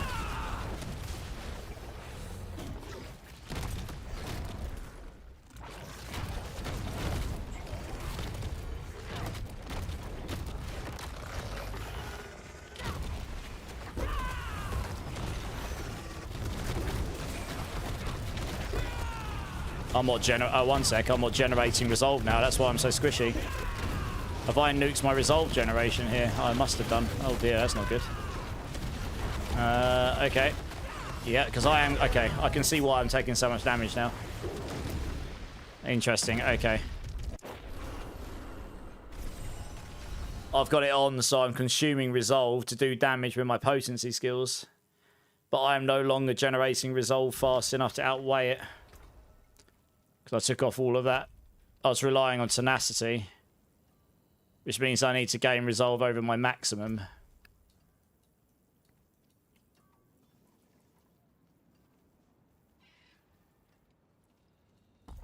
Okay, let's try that one and see that it might be that will be enough to fix it. Anyone knows how I can get those new weapon skins? Which weapon skins? Which ones? There's a lot of weapon skins. When you say new ones, which ones are you referring to? Sorry. Okay, yeah. We need that Scourge thing on. You put Scourge on, we'll generate enough resource. And then we don't run out of resolve, and hopefully I won't just be Giga Squish like I just was. But that's... Yeah. Yeah, that was a problem. Alright, this is feeling better. And we won't get any damage from Colossal there either. So that would be an issue too. Man, I wish we could get more movement speed, though.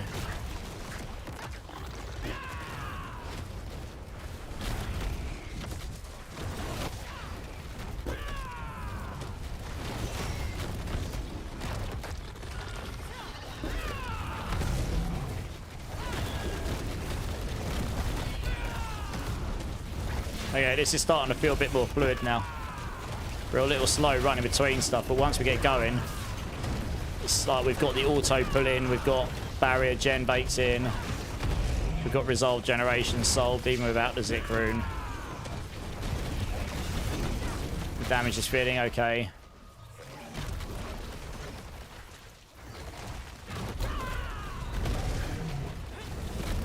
Yeah, I really wish this thing didn't drop on the floor. I think I've said it every stream since it since it started happening.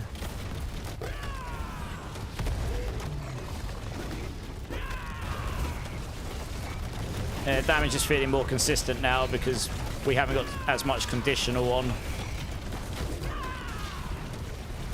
So even though the damage numbers are lower, if you're hitting lower numbers, if you're hitting half as much damage but all the time, like if you're hitting twice as much damage but only half the time, you might as well be hitting half that damage all the time. That'll be much better for things like bossing and stuff. Because then you won't be waiting for that condition to be able to do damage. We've got our main condition here is being inside the Mystic Circle, really. And now Supremacy stacks on this fine, because we're using the Hunter. So we haven't got a problem with that. This build actually can use Supremacy just fine.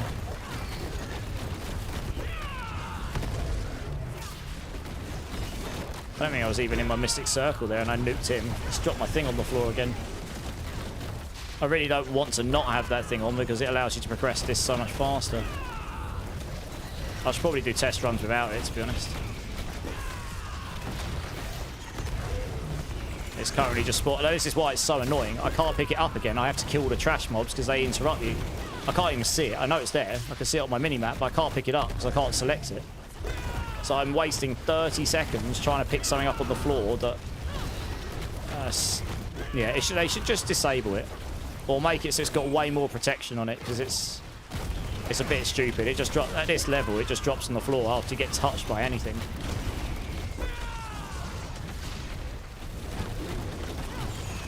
That's probably why you see the disproportionate amount of time trying to pick that up, to be honest.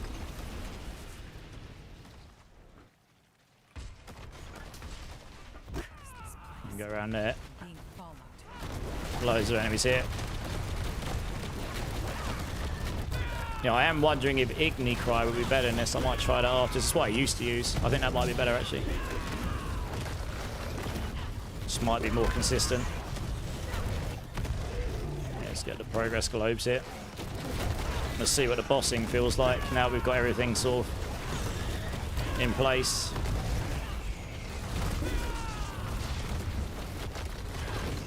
Oh, it drops it on the floor again. It's very annoying. I can't select it. I should take a clip of this and send it to him and be like, yes, this is not fun, please change.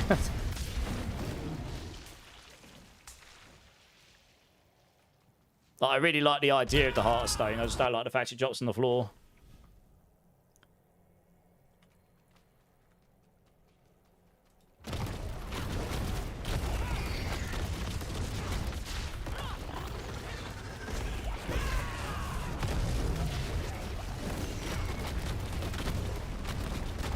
Might actually need to... Yeah, this affix here is doing a lot of damage to me. Holy hell.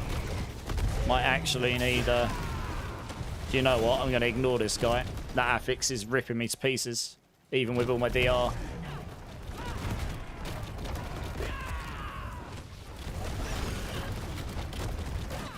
Honestly, I kind of wish they made it. I kind of wish they went back to what they used to have, where the damage on the enemies stops scaling after a certain point.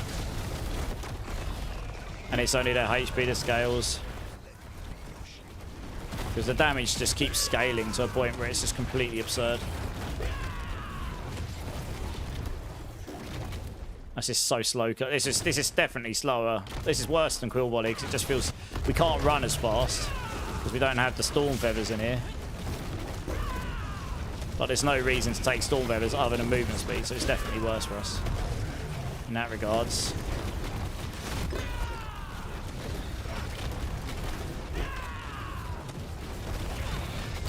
I don't have the aspect slot to put on the momentum aspect I had on Crushing Hand that made us run a bit quicker.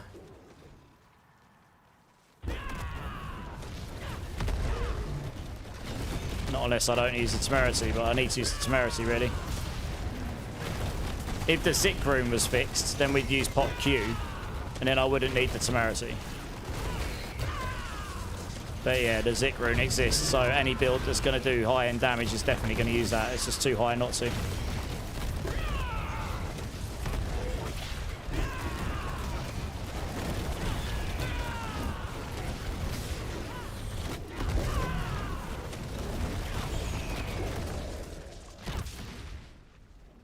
I'm going to go test how it does on bosses in a minute.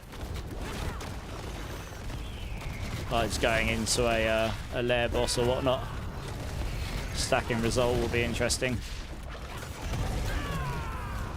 Look at that. Look at the damage once we get going. Holy cow. Smashed him. Yeah, this is definitely higher damage. I can see it. I can see the damage. It's well when we use our hunter as well.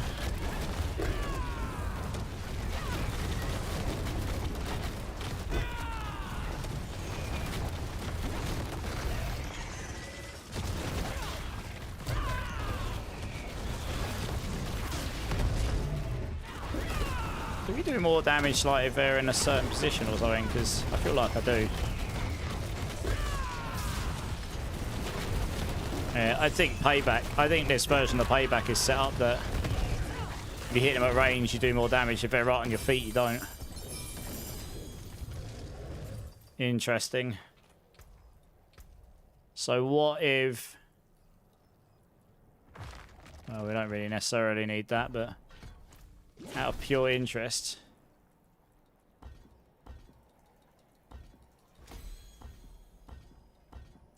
Hello, cat. Hey, Spen Man, how's it going, man? First time chat, so welcome in.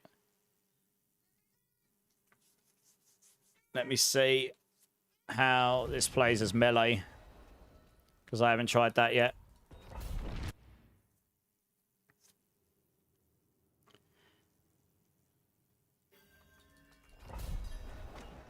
Obviously make Mystic Circle harder.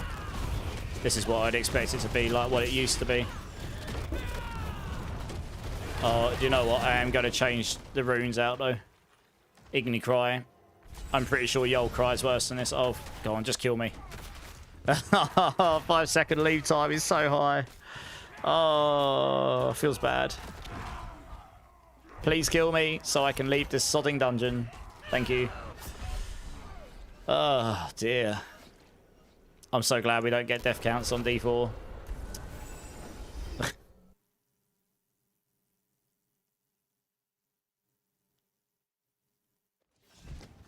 Let's put an Igni rune in here.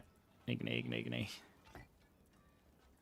There you go. I think that'll be better. It'll be more consistent because that's like every 2.4 seconds you'll have enough to cast it. It's probably faster than the other means.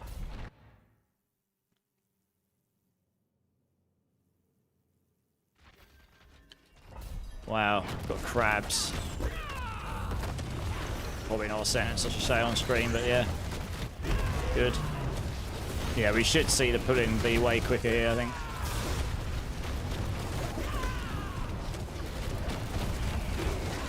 Oh, he's got physical resistance, no wonder I'm doing wet noodle damage to them.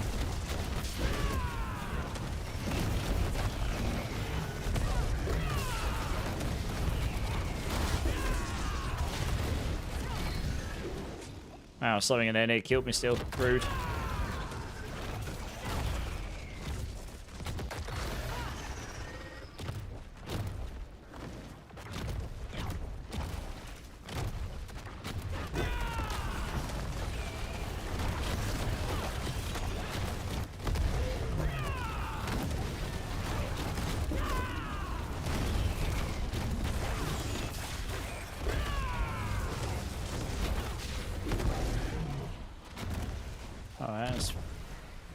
It's fitting fine, you just don't have the range side of things.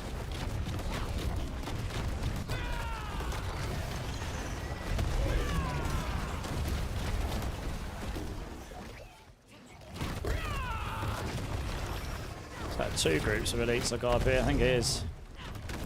Oh no, it's 1, it's just he's underneath the crab. The crab is so freaking big.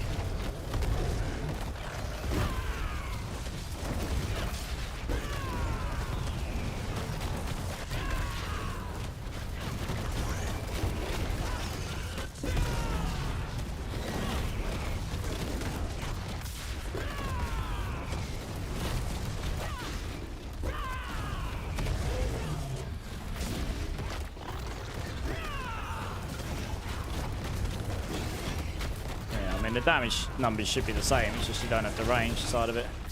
Alright, I'm going to try that with ranged again, but now I've got the Igni Cry on, pulling them together more often. I think the range version is the way to go.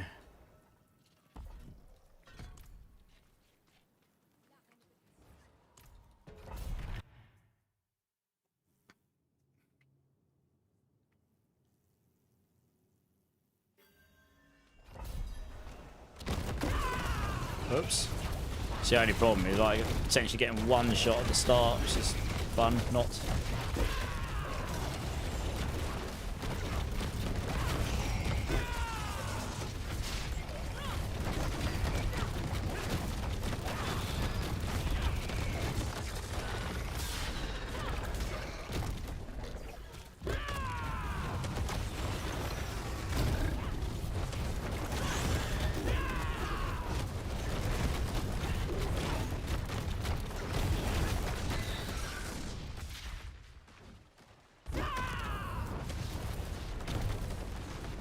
He leads, please, because these don't give any progress at all. These maggots, they're basically useless.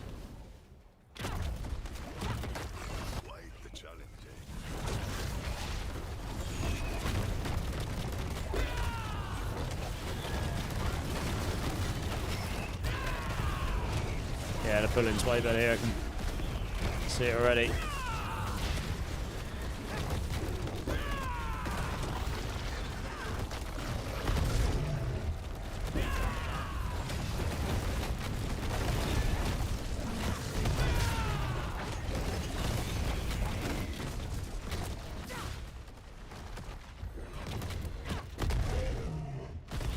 Yeah, I think if we remove the inconsistency of the multitude set with the mythic seals, you've got fully consistent damage in your charms. You scale up the Rod of Kep damage with the Ring of Starless Skies, and the Rod of Kepaleka is going to be stronger than this, quite a lot so. And because we're using the multitude set, we're going to get the 4 Harmony of Evil Walkers. So that's going to give us 120x. That's going to give us 4 times 39x. So it's going to give us 156x damage, as opposed to 107. 117. This build's going to get some pretty tasty buffs. And then if we're able to then equip the Ring of Starless Skies, so we can get our resource cost reduction maxed out, or very close to it, I think this build's damage numbers are going to go up in the 50 to 100 trillion range. This is without transfigurations as well. If I had transfigurations on in this season right now, obviously we're going to lose some max resolve stacking, scaling. And I don't know what our our offensive side is going to look like. But with transfigurations, this build next season will easily get to 50 to 100 trillion damage on hits, with max hits anyway. I think. And if we get there, then it should easily clear the 130 range.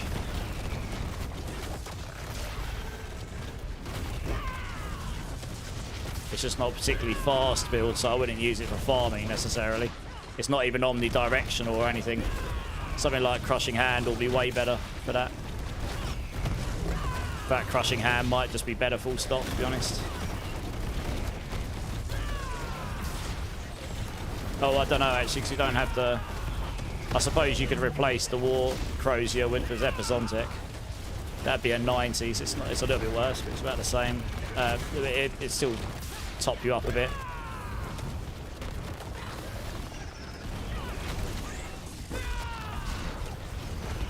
Yeah, I don't know.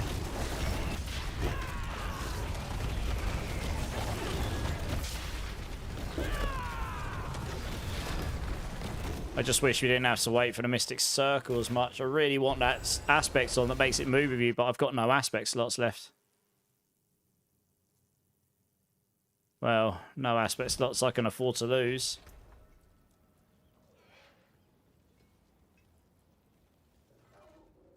Actually, that's not true.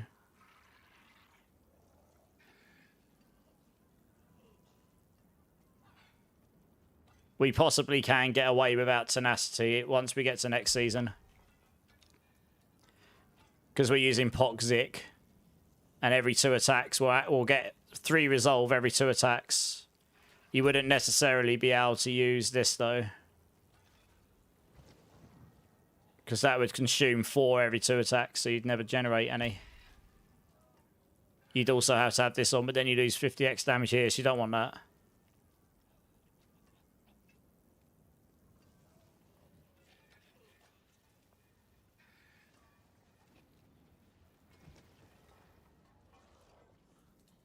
Out of pure interest, let's just try this.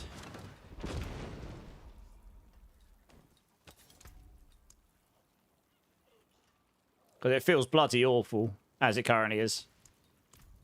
Honestly. What is affected by weapon damage on Spiritborn, like the 2000 weapon damage aspects? Unyielding hits, the problem is 2000 damage is like less than half of what Rod of Kepaleka gives you. So it's like a 50% damage buff, multiplier, give or take, maybe a little bit less. Right, technically, my maximum damage will go down here. But that other thing doesn't... That one's like every time they damage you, they're going to take up to 10% more damage from you. I've got a... Oh, actually, I'd have to change... I'd have to take off Potent Exchange here, wouldn't I? I'd have to change Potent Exchange for something else so I can actually generate Resolve. Yeah. Next season, with that and the Zik rune on, I would be able to generate Resolve and be able to use Potent Exchange still.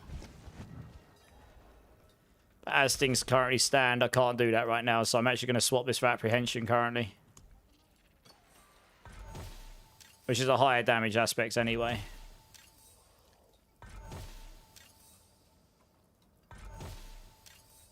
But in that way, I'm not consuming the Resolve.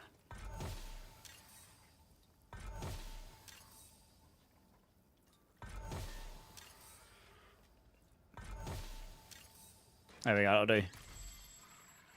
Let's try that. The Poison Thorns Rake, Balazans, yeah, potentially could be good. With all the new ability to scale like up the items and stuff. So Hori, how's it going?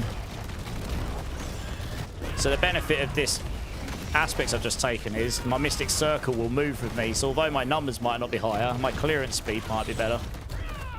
Or certainly be better for farming. In theory, anyway, because it means the Mystic Circle will move you. I wish it was like an aura on you as opposed to like respawning on your feet, but you know, it is what it is.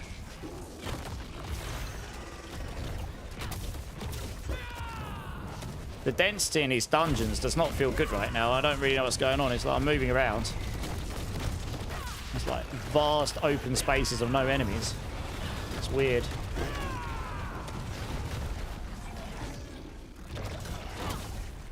I know I'm not exactly running fast, but still. So, I mean, this makes Mystic Circle somewhat playable, this aspect. It's possibly not the most optimal for damage. Like, a pushing scenario, you wouldn't use this aspect. You would use more damage, and then you would have to get very good at making sure you play inside your Mystic Circle in a pushing scenario, but for general play, you probably would want this on.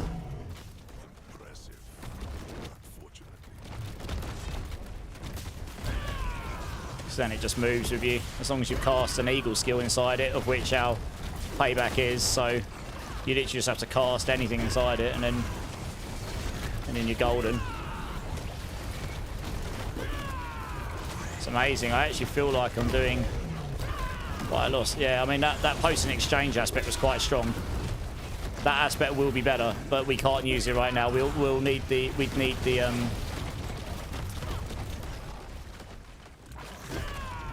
we'll need the Zik rune resolve generation as well, so that we're generating 7 every 2 attacks and only consuming 4. So that means we overstack by 3. So that means we'd stack up our resolve, and we get the 1 generation from the arm and hide. So that means over time you would generate more than you consume.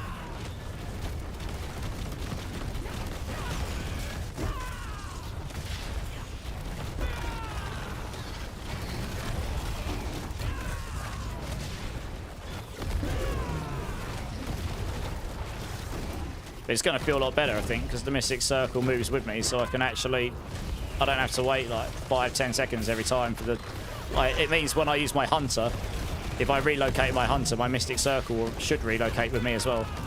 Although saying that, you have to move far enough for your Mystic Circle to actually relocate. If you're only on the edge of it, it doesn't relocate to you. This is why I'd prefer it to be an aura, because then you don't have to move far enough away from it to relocate. Yeah. It would be better if it was an aura for sure. So it's just attached to you. What the hell?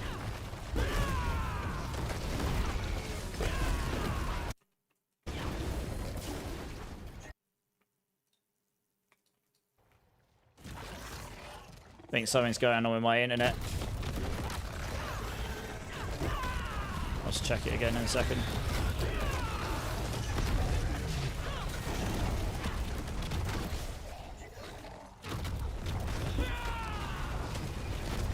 Otherwise, the build feels okay. I'm not going to chase that goblin. We don't have the mobility for it.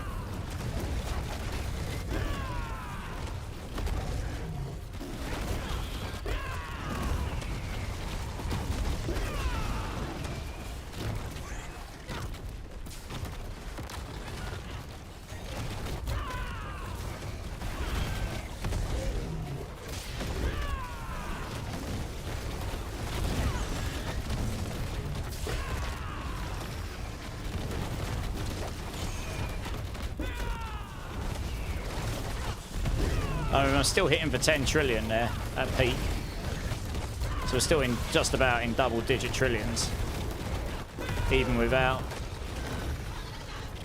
the 50x multiplier on the payback skill.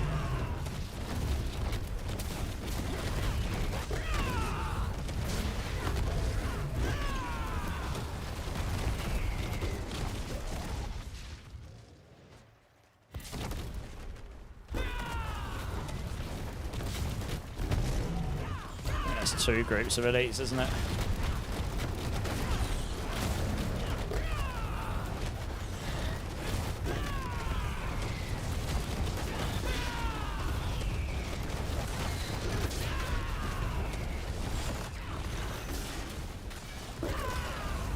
Wow, I still died in all that. Huh. Oh, man. Yeah, defense is going to be a problem next season. I knew this was going to be an issue. I really didn't. I didn't see them fixing it, to be honest. I don't think the armor buffs is going to be anywhere near enough to compensate what we've got right now. I really don't have any more aspect slots. If we take any of those out for defense, we're just going to be weaker for damage, which means we can't push as high, which makes it, in most people's eyes, a useless build. That's kind of the problem.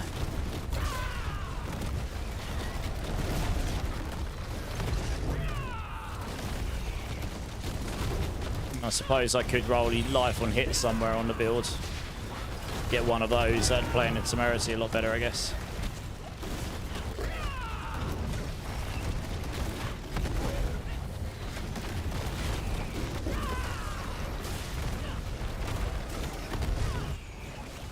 Or we manual cast Cry.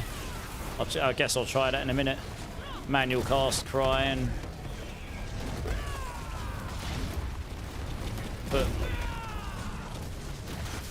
Pot Q on, and oh no, you can't put. If I put Pot Q on, my damage goes down drastically. You need Pot Zik really.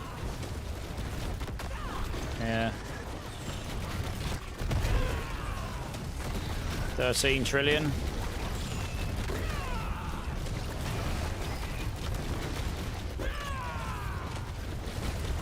So it feels about the same, actually.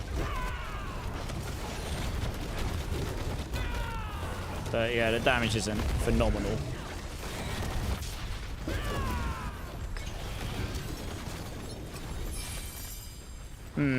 Interesting. Hey, Lasonus, how's it going? First time chatter. Hey, Purdy Divine, how's it going? Oh, the patch notes breakpoint. Oh, you weren't here. Yeah. You could probably take a guess. I was expecting more changes to Spiritborn than 2 lines, to be honest. That was kind of my take.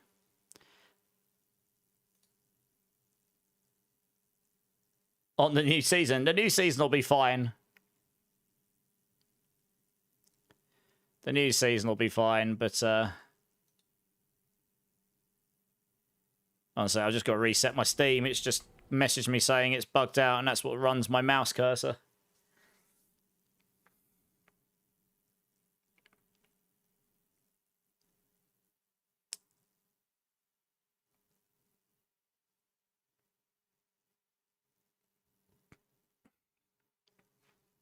The new season's going to be fine. Spiritborn will have some builds. We'll be very slow compared to what we were before, for the most part. And yeah. Is this season dookie? I guess we'll see. I was expecting more than 2 lines of changes to my class, though, to be honest. But I guess that was too much to hope for, so...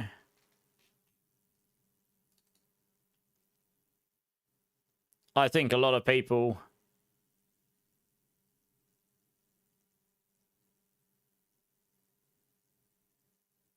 are able to sync your... What the hell? No connection? Why have I got no connection to Steam? Well, there's definitely something weird going on with Steam. It's just saying no connection for some reason. That's weird.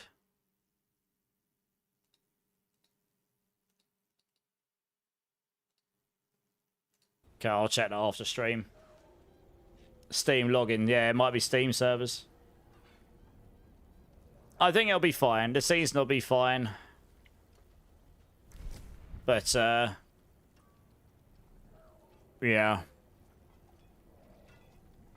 Well, I think I've tested enough on the pushing side of this. I think,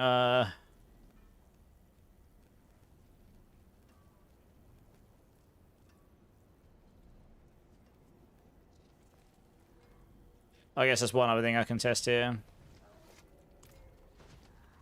What brings you to the ancient isle? Because I wouldn't have Unstoppable on the build, but I didn't actually test it.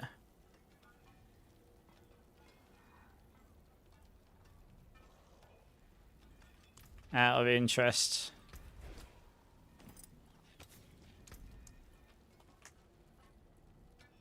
Because they're buffing this. It's getting double the barrier gen, and it's getting a lot more armor.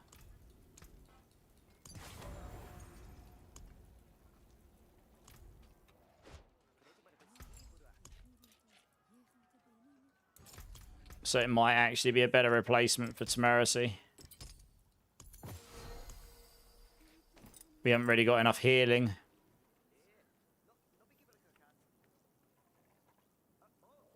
Since we've got all the Mystic Circle stuff going on.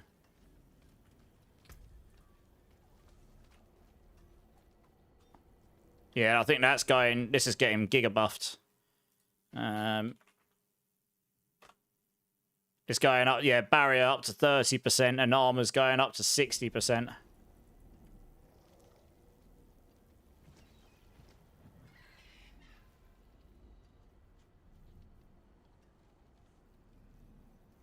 And then I guess the barrier will go up to 72% because, yeah. It'll go up by to like 72 or 78% or something. On an ancestral. The barrier bit won't. I want to see how the barrier feels on this.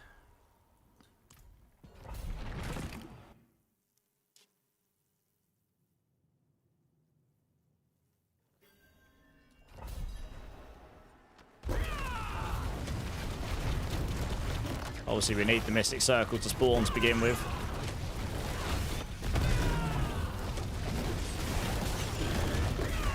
I don't think it's enough, though, still.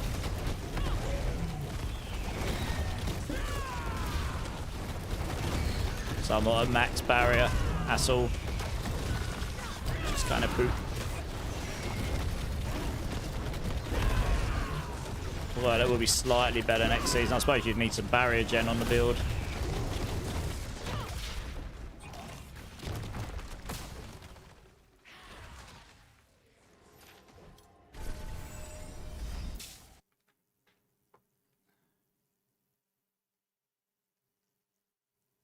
How much barrier gen are we rocking right now?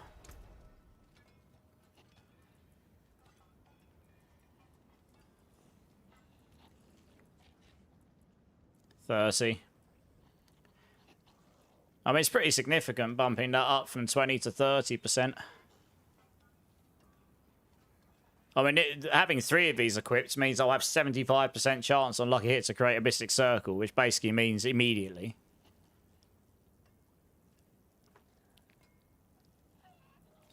Now I'm wondering...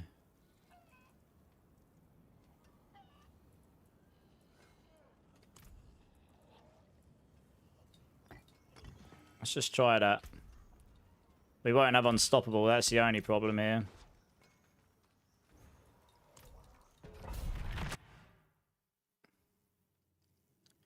As a Spiritborn enjoyer, seeing those 2 lines made my workday even worse. I mean, it's my main class, so it's fine. Like I say, the class is going to be fine. I always try and stay positive, but I am a little bit underwhelmed by... I personally, and I'm really not trying to make... I'm not trying to be horrible to anyone, but I personally gave a lot of feedback on the class. From the... Not about absolutely everything, but I personally gave a lot of feedback from the expansion and a bit from the PTR. And to see such little looked at is a little underwhelming for me. But I do also appreciate, as an ex-dev, that deving takes time. So, how high is my armor going inside this? It's going to go a lot higher. I think that's the angle they're going for our damage reduction. Just stack armor for absolute days. Because, I mean, that armor is definitely going to go way higher next season.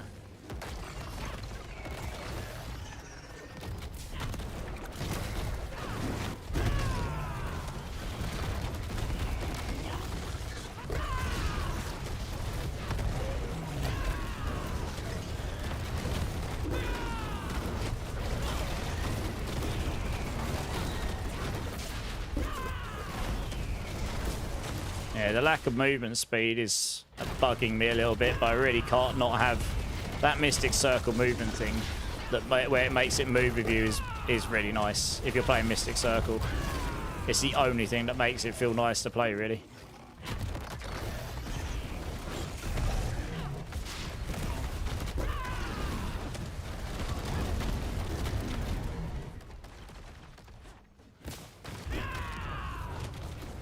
Where the hell are all the elites in this dungeon run? That's one of the reasons I haven't made any progress. I'm trying to find all the elites. It's like none of them.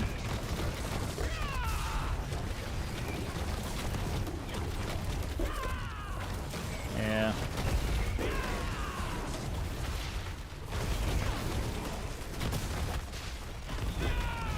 Yeah, that wall is just eating the pulse. I can't actually hit them. I mean, it was eating the projectile. That's been a problem in the game for a while. Any projectile-based stuff, walls can just eat them.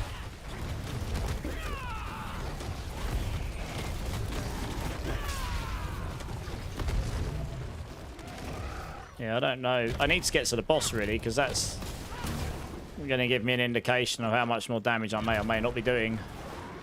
I'm not exactly a very fast build right now, so it's not really giving me a good indication of how fast we clear dungeons and stuff, really.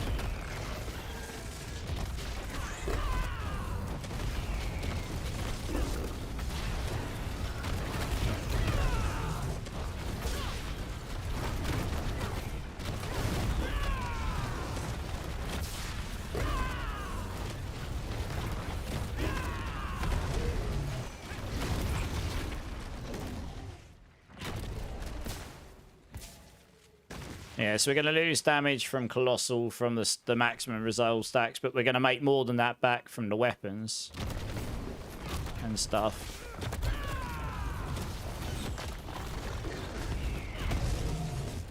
And then the Mythic Seal, and then the...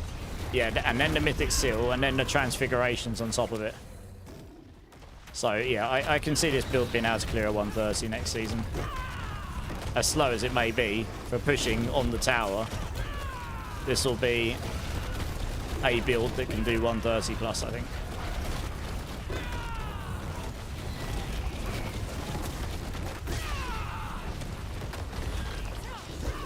But I think Swarm is probably still going to be able to do more than that, even after its nerfs, funnily enough. And it's got buffs. It's hilarious that really, isn't it?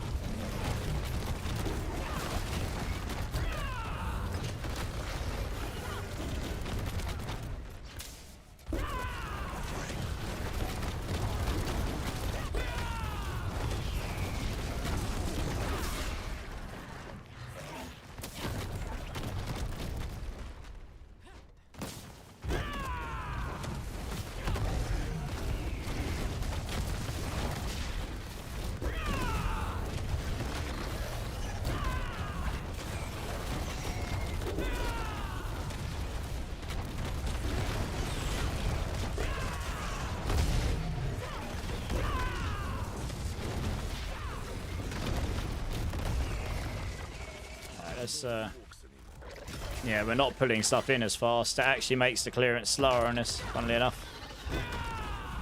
Having the Q rune on as well. So you'd need to stack some barrier gen somewhere. And then with the stronger forest power, maybe you can get to 100% barrier easier.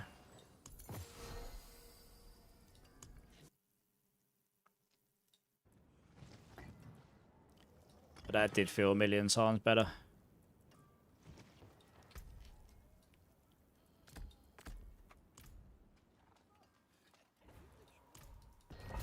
I don't want to say, but yeah, I'm reading the patch notes. I'll still give it a go. Yeah, fair enough. I mean, it's going to be a fun enough season for sure still.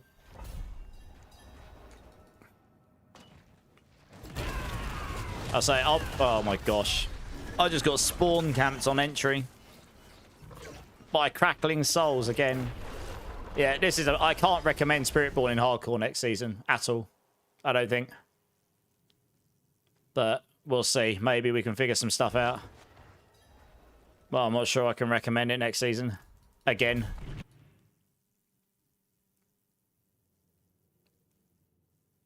Not if you actually want to go high end anyway.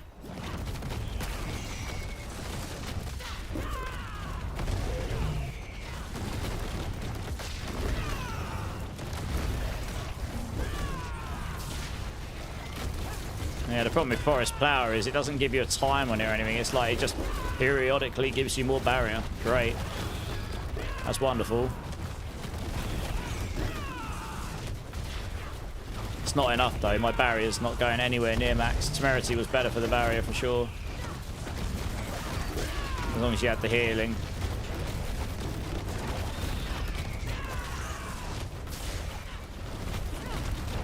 Well, I guess the problem was actually the amount of damage I'm taking is reducing my barrier.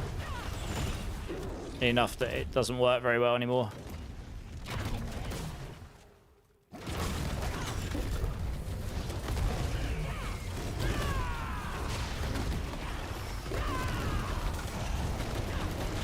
Yeah, Temerity was working better, honestly. I mean, it's Temerity version. I didn't have the basic ranks on there either. You'll be able to get basic skill ranks on it next season. We can this season, I suppose. I mean, that's how you solve the barrier. I don't think Forest Power will be enough, honestly.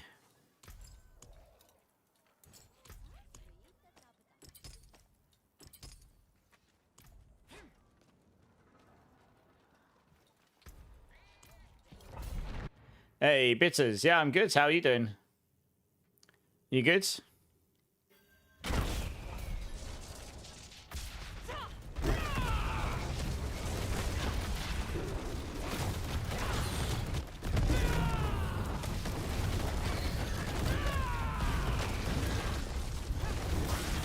Yeah, I will be very interested to see if the temerity overstacks. I mean, I don't know how the mythic side of that's going to work. I didn't check it. If the temerity overstacks barrier, well, it should theoretically, if it has a mythic version, have a stronger aspect. That's the whole premise of being a mythic. So, yeah, there's only two things it can do: increase the duration or increase the amount of barrier. But we already go to 100% barrier, so. Does it allow you to overstack barrier? That would be amazing. That would be really good for us if that's the case. That'll be used on almost every build for solving barrier if that's the case.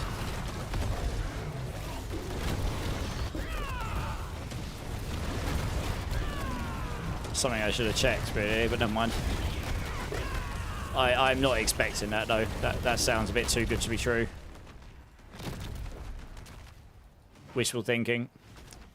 You just drinking some coffee? Nice. I'm fully off caffeine right now, but I might have a couple of cans of Monster for the long stream next week. Yeah, I'm feeling a lot better for not being literally living off of caffeine. How's the campfire? It was okay.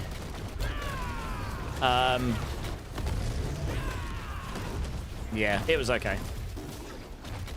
I mean, the season looks fine. But, let's just put it this way. I don't have to make many changes to a lot of my guides, so I suppose that's nice. Less work for me. I've still got a lot of guide work to do, but just nowhere near as much as I normally would, because the changes are so thin. From a point of view that Spiritborn, like the mythic changes on the items don't change an awful lot in a lot of my guides. There's a few generic changes I'll make to about 6 guides, and they'll take about 5 minutes each, you know.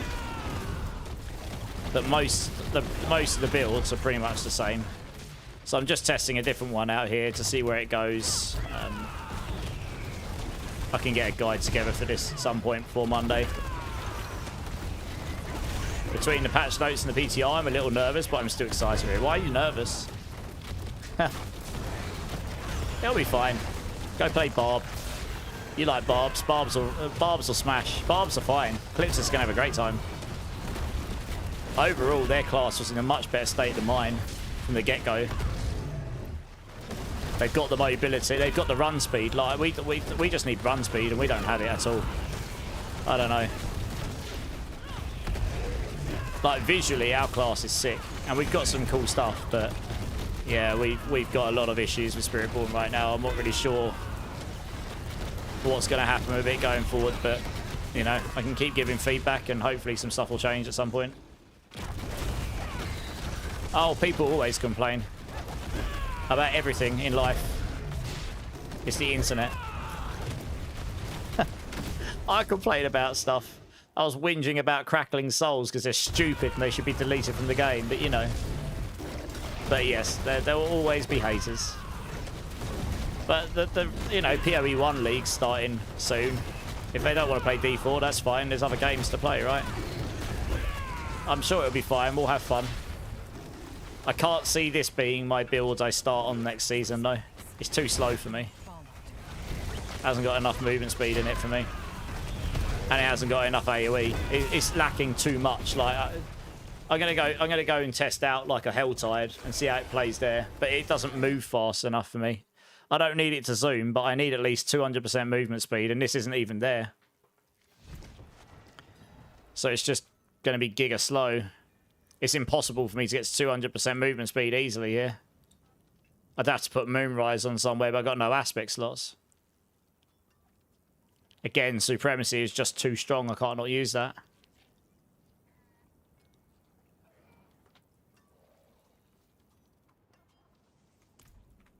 Yeah, let's just go. There is one up, yeah. Hey, Sacred Blood Bunny, how's it going? Clip will be fine. Bad patch notes. I wouldn't say they're bad. I was expecting more in the terms of class changes, but I don't know why I was expecting more, really. We don't normally get that. Yeah, we literally got 2 lines on Spiritborn, and that's it from the PTR, and there are lots of issues with the class right now. How's your mouth? What do you mean, how's my mouth? I have no idea what you're referring to there. Hey, Pyro Hazard, how's it going? Payback always seems squishy. Paybacks, no, this will be no squishy than anything else. Hey, Celtic, thanks for the follow. Welcome in. Crushing Hands will be decent because it's got AoE damage on it. Yeah, that'll be fine. That will do 130 plus easily next season. That'll be better than this. If I was to go and play a build to start with, it'll probably be that. I won't level on Crushing Hand, but that's probably what I'll move to. If this had more movement speed, this is actually feeling pretty good. I'm not going to lie. It does impact damage. It's not having to stack anything. But I need more movement speed for it to feel good. It's too slow. Too slow.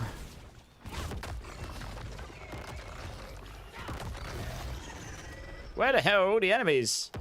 I'm running through a helltide. There's like nothing to kill. What? It's amazing how much of a difference going from 200 to going from about 186 to 200% movement speed, mate. It's going to 220 would be even better. I'm just, I mean, how do I get this movement speed? There's just no way to do it very easily. I've already GA'd into the 1 movement speed thing here.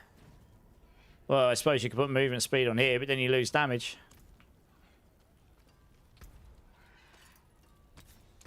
Let me do that. I'm not going to go do any more pushing on this now. I've got a good enough idea with it. I've been out what I can do with some stuff.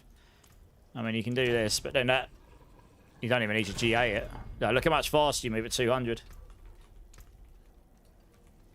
Makes a big difference. I can't reasonably get the Storm Feather stuff on here.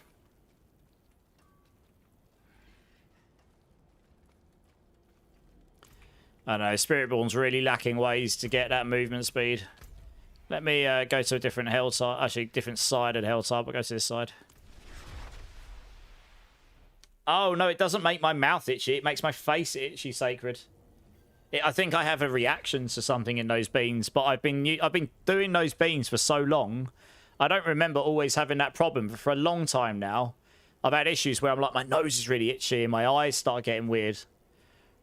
And I've never been able to put my fingers on it. I thought it was like maybe pollen, or maybe it's because it's getting musky in here and cats and stuff. But if I don't take beans on stream, I don't get that problem. I did it one earlier at the beginning of a stream and I started to feel itchy.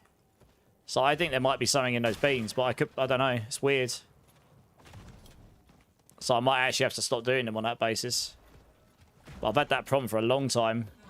Anyone that's been here a long time would have probably heard me say a few times, oh, my nose is really itchy. So I don't know.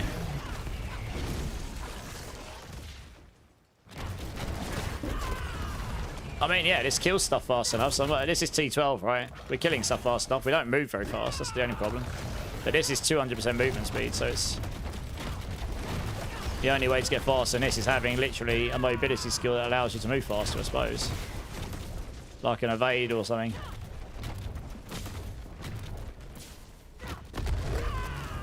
Or, this is the thing, like, barbarians have got access to getting 300% movement speed. We just have very little ways to do this. Reasonably do it.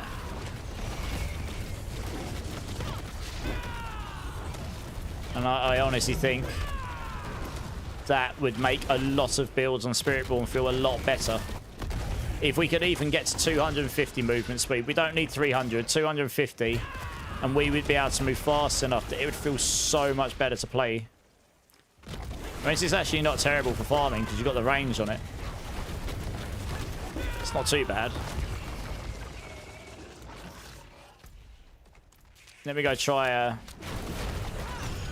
but it just doesn't, even 200% movement speed, I don't know, it doesn't feel amazing. I guess a lot of builds are going to suffer with this next season, though they're all going to be the same. Cool Body will be a little bit faster because it uses Storm Feathers. Yeah, literally, my whole face, my eyes, everything is weird. Let me go try a random boss here. Because it's impact damage, I expect this to be a lot better at bossing than Cool Volley and all those other Rizoka's builds. Because there's no charging up on this.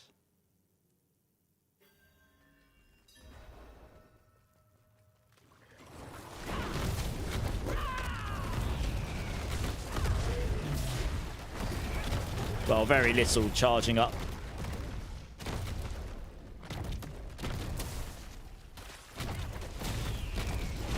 I suppose if I've got a path of emissary, well, if I take the path of emissary off, the mystic circle won't move with me. Maybe for farming, I'll go try that in a second. Because that gives you the Ravager lock-on. That gives you an extra bit of mobility, I suppose. Then we just won't have the mystic circle moving with this thing.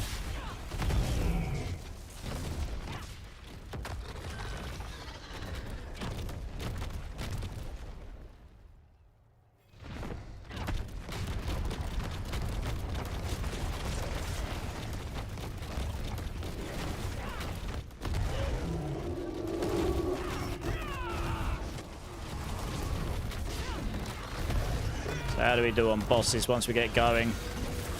Yeah, so the bossing on this seems fine. Yeah, that's a juiced up T12 Harbinger. That was no problem. And my supremacy stacks sucked there as well. I was only at 6 or 7.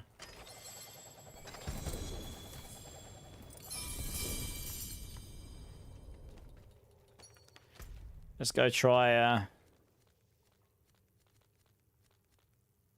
Lilith. Well, this is definitely better for bossing than those Rizoka's builds were. Hey, Lowen, how's it going, dude? May I ask your expertise? Absolutely. Yeah, what's up, Purdy Divine? Do you know anyone testing lots of Druid builds? I think of trying something different this season, Alpha. I know that our Druid builder will have lots of Druid builds. I don't know him that well. And I can't vouch for them because I don't know how... I don't really check his builds that much. I could do at some point. The only other, like, major Druid players won't play that many builds. They'll play whatever they think the top one is, and that's it, probably. Okay, let's just stack up Supremacy here. Give myself the best possible chance of doing this.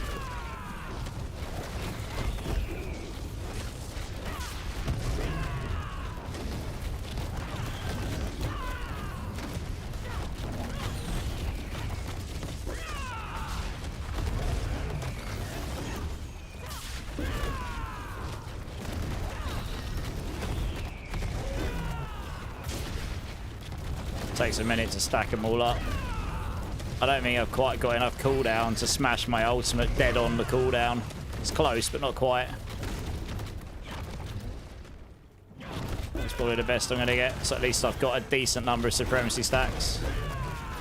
She'll probably jump in the air. Look how quickly she jumps in the air there. What the?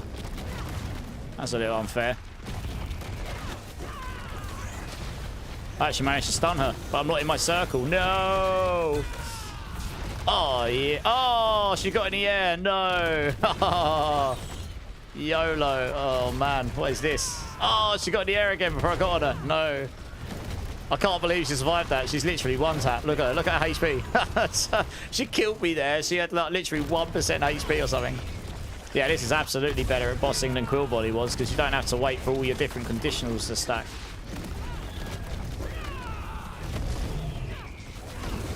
I guess one of the beauties of the Rod of Kepaleka builds is a lot of the stuff will be interchangeable, so between them all.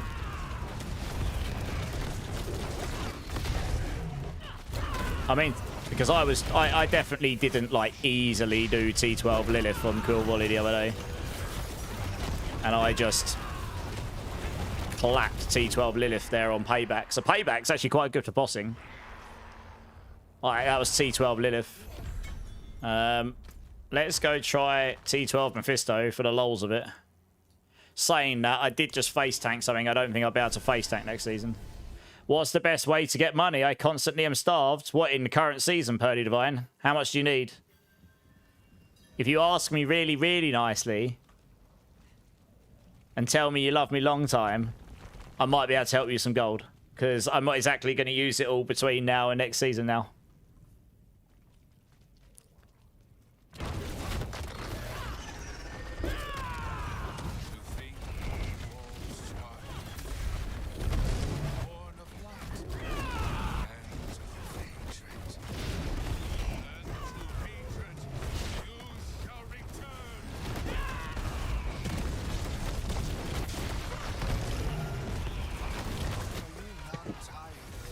Love you long time is your currency. Got it. I was wondering if anyone would pick up on that. Suddenly get loads of unfollows and people just leave. Like, what? This guy's weird. Yes, yes I am. I'd love some, please. Thank you, gracious. Yeah, I can help you out. Let me just try and finish this boss first. We'll see if I can actually kill him. We're not going to be able to face tank stuff next season, so... I've got to do this bit, have I? Okay.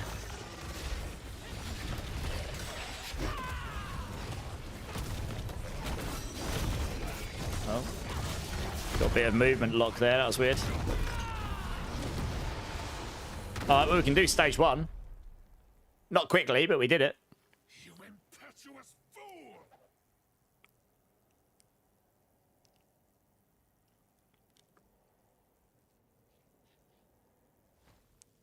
So be it. But they did not say the magic words.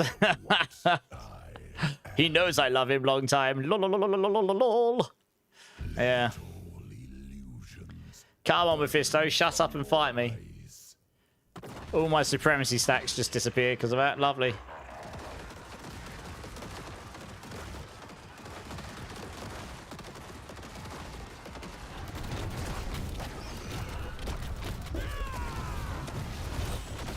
Oh yeah, probably don't want to face tank that. Whoops. Forgot about that move. This guy has got a bunch of moves. What's he doing next? Oh, he's doing that, okay. My supremacy stacks are so low right now, there's no way I can nuke him. I lost them all in the transition to stage 2. Oh god, that hurts. Oh, he's doing the laser beam. Probably don't want to take that in the face. That'd be bad.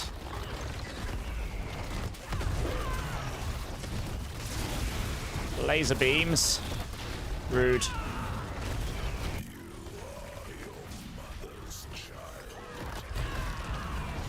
Where's my Mystic Circle gone? Oh my gosh. Yeah, we really need it to become an aura or something. Because you get that situation where you can do damage. It's like your Mystic Circle just decides not to move on top of you. And you're like, oh, for God's sake. And I literally just lost my entire damage window because of it. This is kind of poop. It's kind of poopy poop. Big poop. Oh, laser beam. Oh no, oh, come on. Did he stun me there? I think he did. Oh, okay, well, I'm not going to try again. I can't be bothered to try. I probably could grind him out if I wanted to. Something stunned me there to the point where I couldn't even move, even though I'm meant to be unstoppable all the time. And yeah, the laser beam just wrecks you. Doesn't matter how much defense you've got. Also, I think something is going on with my game, because my game is pretty much light. I think the memory leak's kicking in, because my game keeps hanging up. So that probably doesn't help much. Alright, I wanted to try one more thing. Yeah, we're going to have a real problem against T12 to Mephisto next season, I think. Again, like we did. I can't see that being very fun.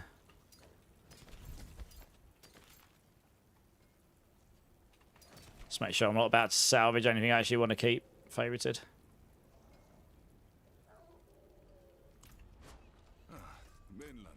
Alright, I want to try. I'm pretty sure I've got a pair of these hanging around somewhere. Yes, I've got a pretty good pair as well. I suppose if you wear that, that's going to have core skill ranks on it next season. So if we wear that... Oh, it's just a little downgrade. Then actually, what's my primary? I'm using primary centipede, aren't I?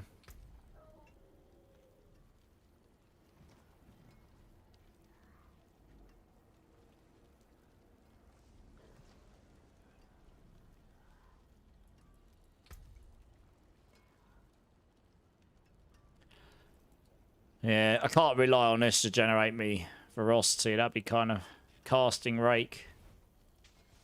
This pair of boots is getting buffed, actually. The aspect is changing. It's not going to be every X meters. It's going to be every you cast it a number of times between X meters. So a mythic version is going to be like 20 times every 60 meters or something.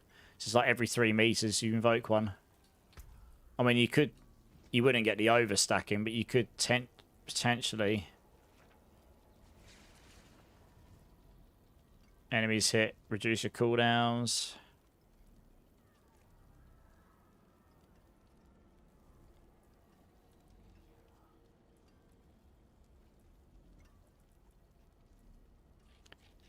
If you are healthy, it makes enemies vulnerable. Well, we're using centipedes, so we can just use these anyway, right, for the funsies of it. Meow, meow, meow. I know I can hear you. Yeah, if we weren't funneled into using damage concussive stomp, I would actually probably choose to use Crackling Earth, where it turns into an eagle skill, but more importantly, it causes enemies to drop a storm feather, which means we can pick it up, which means we can get 20% more movement speed, and that would make these builds feel better. I might actually recommend to the devs to make picking up storm feathers give you 40% movement speed as well by base. But even so, but we're currently funneled into using the damage sword. So I am surprised they haven't fixed that. I am quite surprised by that.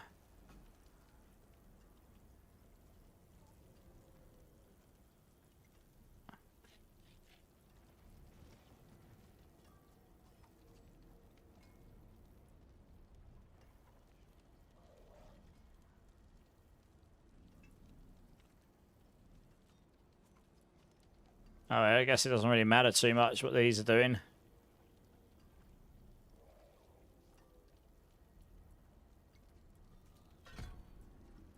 I don't think the variants matter too much, if I'm being honest.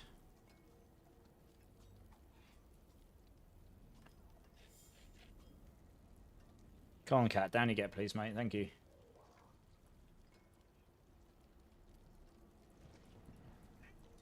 I guess we'll try that. Yeah, I was just having a look. I mean, like Storm Feathers is what we'd want.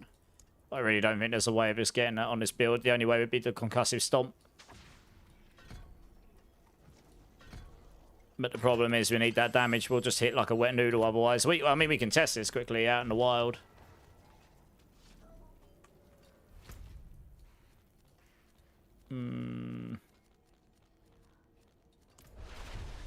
We should see Storm Feathers drop everywhere, which means we can pick them up. And the difference in movement speed will be drastic because of that. That's what it would be. That's what, to be honest, that's probably what their intention was with that variant for a lot of it. But like I say, we're currently funneled into using the damage version. I'm like 220% movement speed now, should be.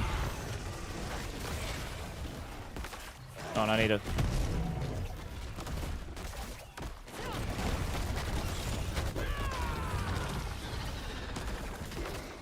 Alright, I need some enemies so I can hit them. I mean, that does cast pretty fast. Funnily enough.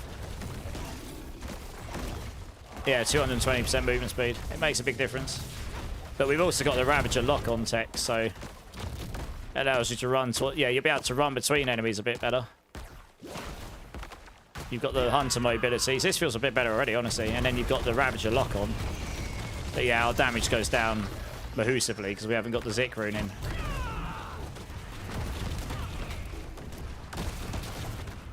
But actually, with the Ravager lock-on, that's not too bad.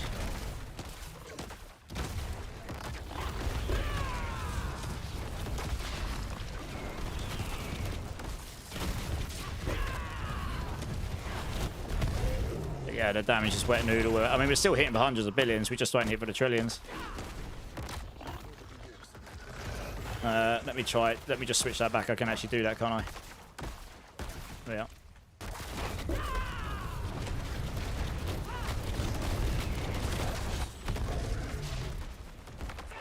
Also, we're just a bit slower between. I mean, it's 10% faster, basically, than what I'm doing right now. The density of enemies seems really bad right now. What the... It's like nothing to attack.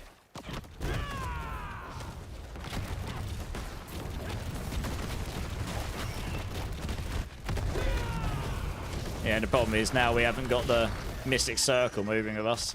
So it's like, you solve one problem, you take away another one. Kind of want them all.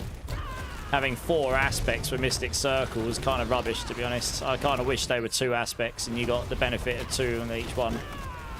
Or I actually kind of wish the Mystic Circle aspect was just 1 aspect, maybe.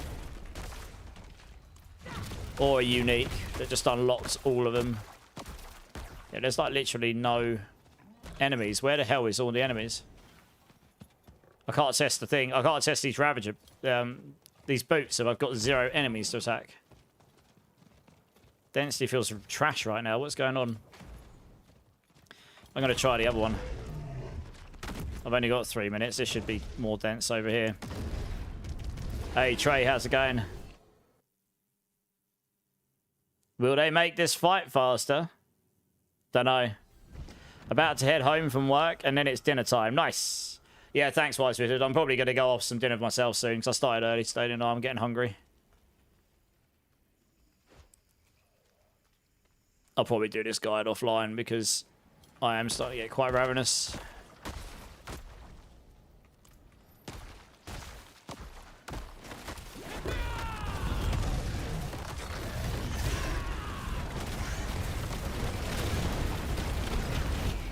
Yeah, okay, I mean, the Ravager movement's pretty, is obviously really nice. The fact that that's going to come with core skill ranks is probably going to make stuff like... That's going to make crushing... I think I'm going to go into rushing. I'm going to go into crushing hand first, I think. The omnidirectional damage is going to be really nice, I think. Well, look at that. Even with this setup, you're doing enough damage to just actually kill stuff. It's just feeling somewhat similar to what crushing hand used to feel like. You pull the ball in, you do a lot of damage, everything just dies. It's kind of what you want. It's just not necessarily going to be the best pushing build.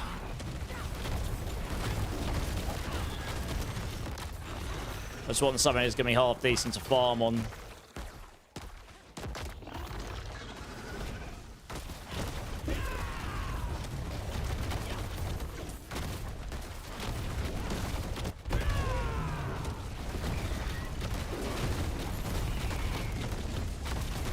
Funnily enough, you literally can't have that Mystic Circle aspects on and this pair of boots, because that Mystic Circle that moves with you aspect is a movement aspect. So the only other place you can put it is the amulet.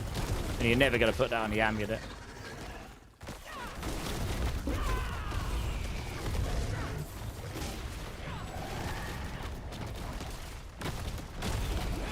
But you're doing enough damage here, impact-wise, that you're still killing stuff pretty fast, actually. Like, let me just try a general dungeon here with the Ravager, with these boots on. I guess it doesn't really matter which one too much. Let's try let's just try one of these.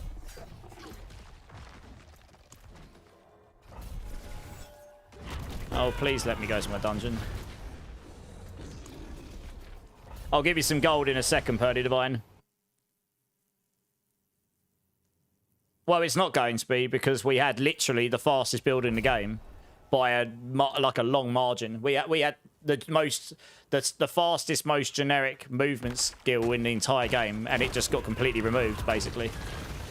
There's only one build that will even be able to really use it properly. I suppose Swarm will be able to use it a little bit. But it's all relative. If every other class got nuked relatively, and then suddenly the top hit was actually 130 for every build, every class, then Spiritborn will be fine, but it's not. That's the problem. And then you've got classes like Barbarian that are meant to be slower than us. We're meant to be a fast attacking, nimble character. Like that's kind of what monks or anything that's kind of like the class fantasy. Barbs are like big chunky warriors. They can run consistently, get that 300% movement speed more than we can. So they're going to be faster than us, stronger than us, and tankier than us. So it's, yeah. So I guess Barbarian should enjoy it, because I think they'll look at, you look at Season 15, they'll be looking at what needs love and what doesn't, right? So that's just how it's going to go. That's how I see it being, though, this season. I mean, this feels actually a lot better with these boots on. And with these boots getting core skills, Yeah, this feels fine, actually. Honestly, this feels pretty good for farming. I have got some pretty good gear on, but... we just don't perma-evade, that's all. I kind of wish we could get to that 250 movement speed, that's all. We can get to 220, though. If we use the Storm Feather stuff. But then our damage comes way down. I don't think there's any other way to do the Storm Feathers. I'm thinking.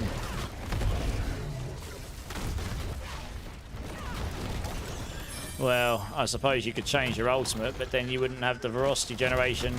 The one thing about the Hunter is it overfills your velocity, so we can get to 14 stacks.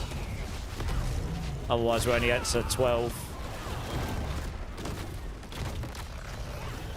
Although I suppose you could use the Jaguar secondary, that would get you to 13.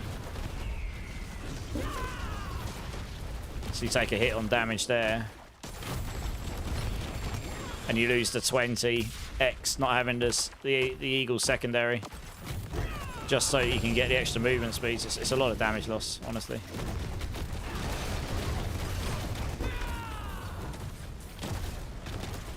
But having the lock-on, this is what we used to have. We didn't used to have the perma-evade tech, right? We used to have the lock-on, and then we had faster attacks, so we were able to attack, evade, attack, evade, attack, evade a lot faster than we can.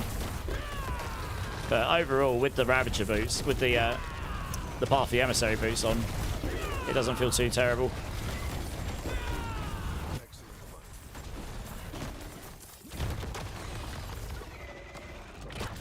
This is probably quite a similar setup to what I used on Crushing Hand in a lot of ways.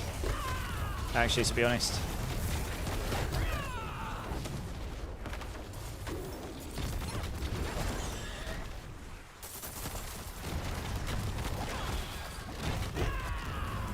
Fortitude ranks. You can get to like 50 ranks, I think. Yeah, I could get rank. You'll get ranks on the Rod of Kepaleka, ranks on the Pants, giggity. More ranks on the Talisman. Ranks on the boots, which I don't have. So, I mean, I'm at 42 ranks when I use my ultimate. I think we'll get at least another 4, 8. I suppose you lose a multiplier there for it instead. You get like another 12 ranks of payback or something, but it doesn't scale the damage that high in the grand scheme of things.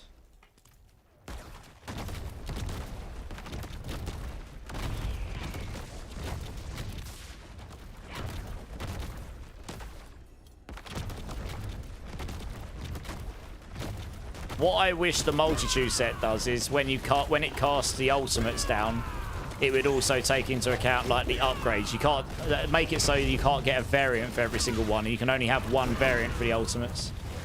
But then all the upgrades, you can choose an upgrade. You can choose your upgrade branches for them. So then you could get upgrade benefits of like all 4 ultimates, which would be amazing. That would be really, really good for this set. And that, imagine that. You've already got your 2 here, but then you'd be able to get healing here. I guess these don't matter so much for this particular build, but you'd be able to get resolve generation, barrier gen, making it so enemies are made vulnerable. What the hell's hitting me?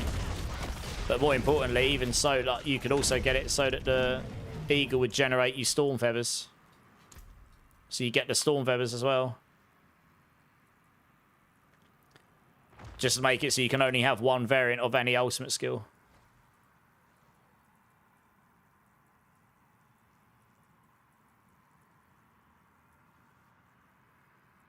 Yeah. Or just make it so that it literally just has all of these upgrades. For all of the active ultimates. So it doesn't require you to put points in. But I think we need somewhere to put points anyway. I end up with like 12 points to spend. Yeah, if that made it so you could select an upgrade, so you've got like 1, 2, 3, 4, 5, 6. That's 6 of your points. That'd be sick. That would make that set really interesting. And it'd make all those like extra synergies worthwhile. Hey, Frogster, how's it going? Oh, Frogs is going to help you with some golds. Nice. Oh, yeah, I was going to help her out in a minute. Help out Purdy Divine in a minute, sorry. I was just going to finish this dungeon, and I'm pretty much done with testing on this build, I think. It's given me it. This build's actually not terrible, actually. You can't realistically push with this build with these boots on. It's got decent mobility, so it's going to be a slow pusher. But for general farming, this is feeling pretty good, actually. Look at it. That's actually not... This is in live as well. It'll be stronger than this in... it'll be stronger than this next season. It's getting a lot of buffs, so... It's actually feeling pretty good now. I've got all this stuff on. So I've got a pretty good idea how I want to put the guide together. I want it to not feel terrible to play if people play it. It's just not... I don't mean it's going to be the top pushing build, but it's definitely a fun build to play.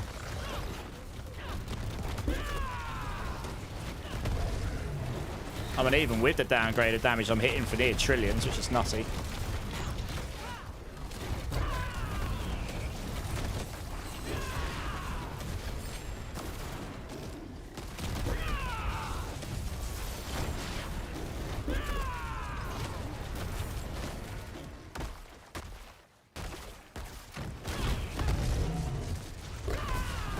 Yeah, we'll have to try it because this build's going to be getting buffs like other classes won't, in a way.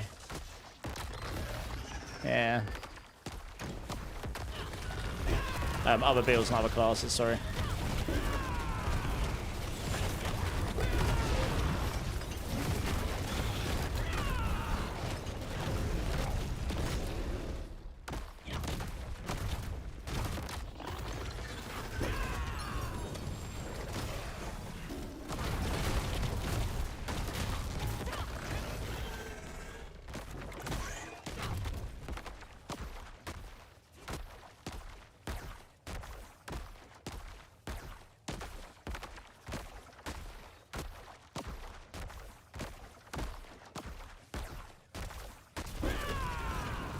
Yeah, and actually that stinger thing with the temerity on does actually heal me as well, so it plays nicely with temerity as well, I suppose. If I do happen to move in combat and hit anything.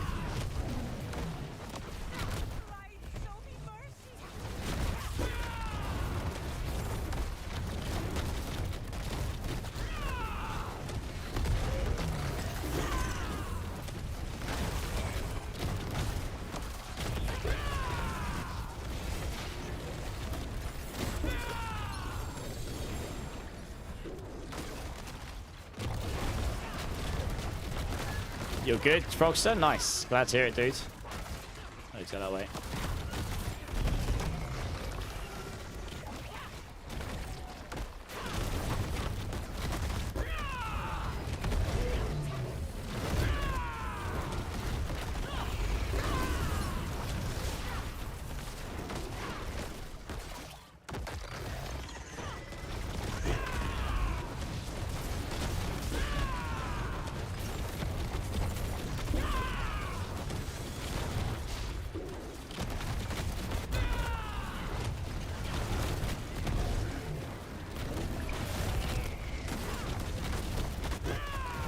Actually, this is feeling pretty... I'm actually not gonna lie. This is actually feeling pretty fun to play right now. We just need to get out of our heads the fact that you can perma evade on some builds. As long as you got enemy, this will suck to play with people, I think, if they're zooming ahead, because you won't have any enemies to lock onto, and then you'll just run really slow. It's the same problem we had in previous seasons. But I mean, we've got enough damage. Our Mystic Circle hasn't spawned, that's the only problem. But yeah, we got enough damage, and then we zoom through. Bossing's actually fighting on this build.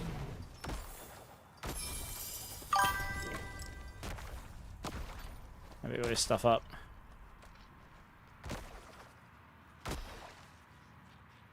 I guess it doesn't really matter what I go for here. It's Daux. How's it going? Thanks for the follow, dude. Welcome in, welcome in. How's your day going?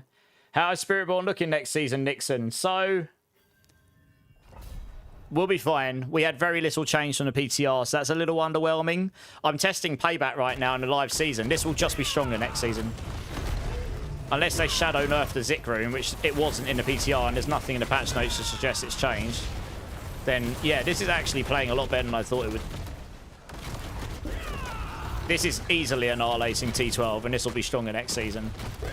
So, with that in mind, we're not moving as fast, but there are some really nice changes coming to the unique specifically with the guaranteed stats. Some of them are going to have some really unique stats on them that you can't get on any other item, which is nice. Like these boots, they're going to be able to roll core ranks again.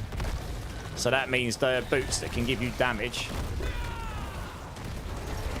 And it gives you, at least for these Rod of Kepaleka core skill builds, you're going to be able to lock on and get some mobility there. So you're not going to evade, but it's going to be the old like lock-on stuff I used to use with crushing hands all the time. And then you've got the hunter to move around a bit as well, so that's kind of nice.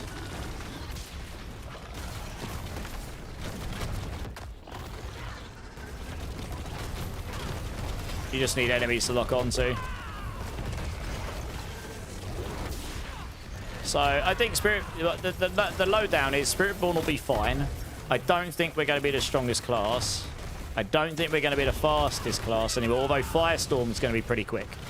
There is a tech on my Firestorm build, which will be ready for day one, which probably won't be the strongest pushing builds, but I did do a 1-2-5 with that on the PTR, I think.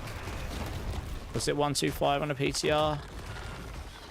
I want to say I did a 1-2... It might have been a 120 I did on the PTR, but I test everything without transfigurations, so... Firestorm will probably do 125. I think that's where I landed. And to put it in context, anything that does 130 plus on Spiritborn next season is probably going to be somewhere in the meta pushing for Spiritborn. I don't think we're going to have any builds that go to 140, but there could be something broken I've not found. I think like Swarm's going to go to like 130 to 135. Probably like 135 with Giga pushing gear and everything. And that's going to be... I think there'll be a bunch of Rod of Kepaleka builds that will be somewhere between 130 and 135. Maybe some builds will push slightly above if they've got really crazy gear and if some bugs are found, maybe. But for speed farming, the Firestorm builds can use the Featherstorm mobility pickup tech. So it can reduce its cooldown like giga fast. And they basically perma-evade. It'll probably be one of, if not the only builds that can really do it properly. So yeah, we'll be fine. There's a bunch of builds.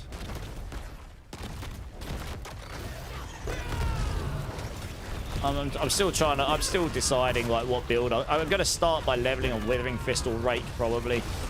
But I don't know what build I'll transition off to. It'll be a Rod of Kepaleka build though, I think. Unless I happen to drop a particularly good Sunfire, Sunbird's Gorget early on. In which case, I suppose it'll be fate telling me to go play that build, but...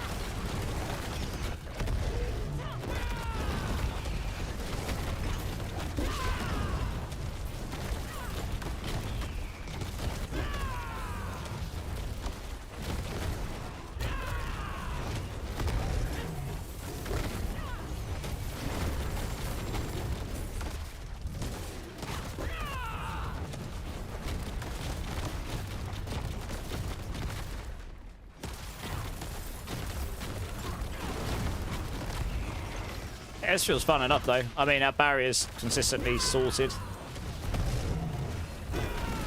Like, it's got everything you need. It just isn't quite as fast as I'd like it to be.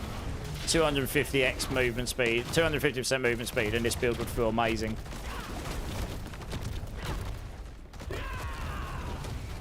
For the most part, anyway.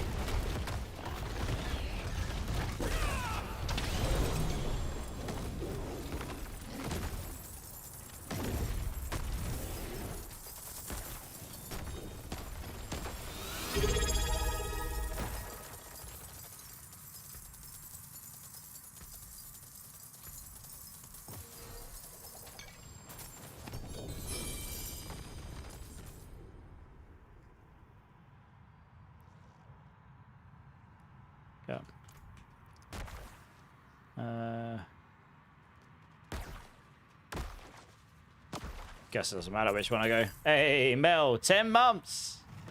Thank you, Mel. I appreciate you. That's awesome. How you doing, Mel?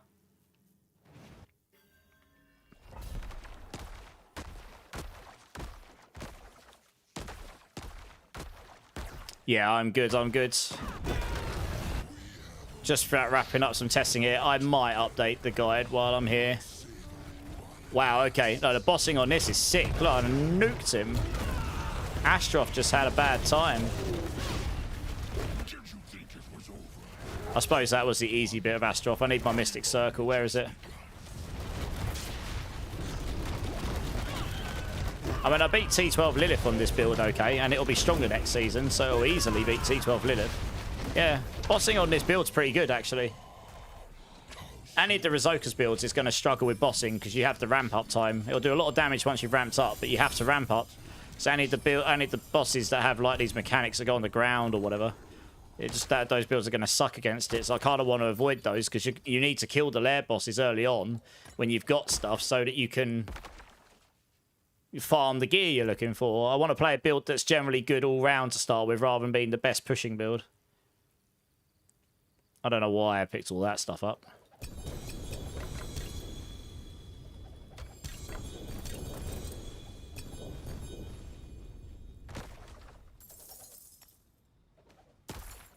Alright, I mean, that feels okay. Feels pretty good.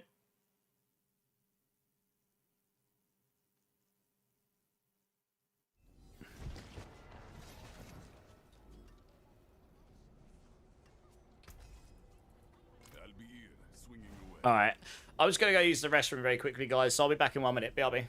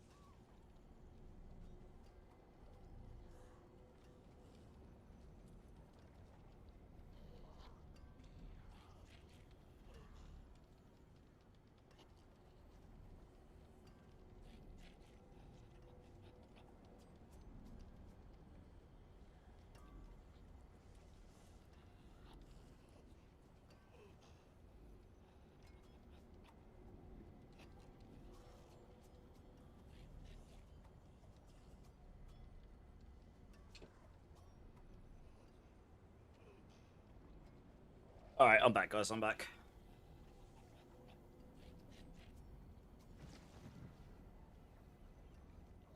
Right, there's actually one other thing I need to test as well. Season of Thorns incoming. I don't think Thorn Spiritborn builds will be top.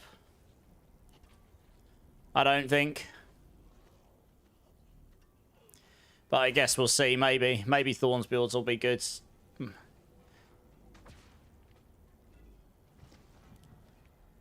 Oh.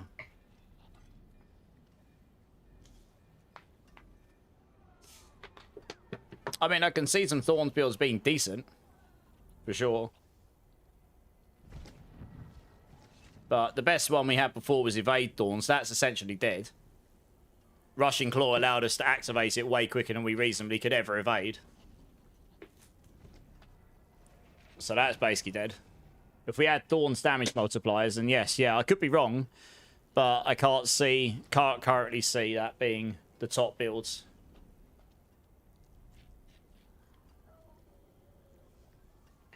No, I'm not actually using the convergence board, funnily enough. So there's one. So if I just take this stuff out.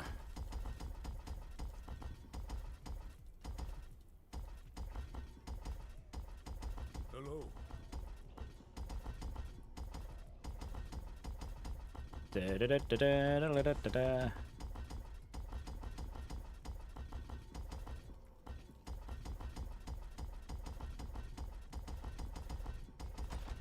Okay, come through here. Man, I wish I could just literally remove a whole board. That'd save a lot of time, wouldn't it?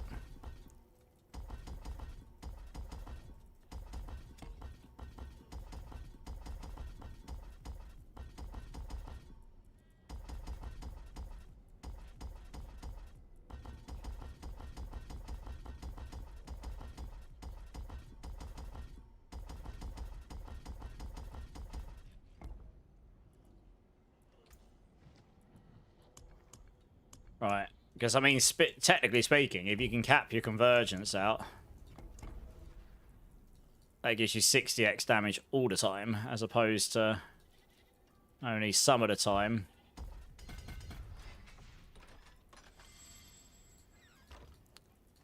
So it would technically be better.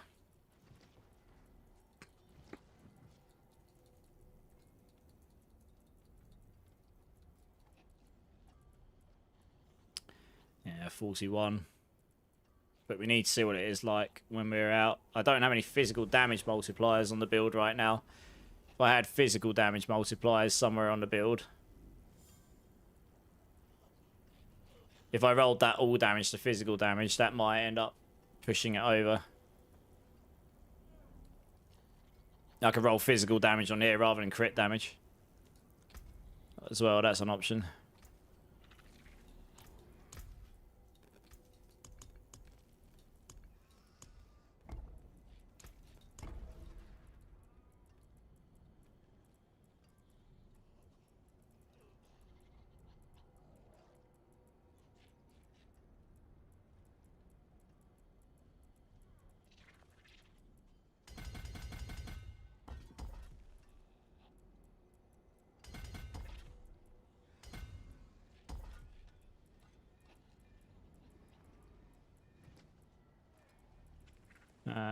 Colossal in there, probably. Actually, I didn't need all those, did I? Whoops.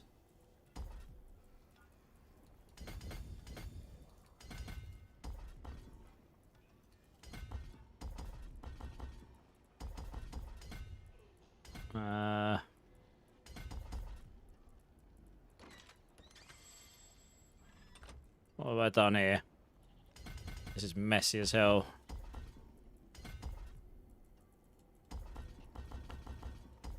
Yeah, it's a bit annoying putting Colossal over there. Might have actually been better to have done it the other way around here. Left it as it was.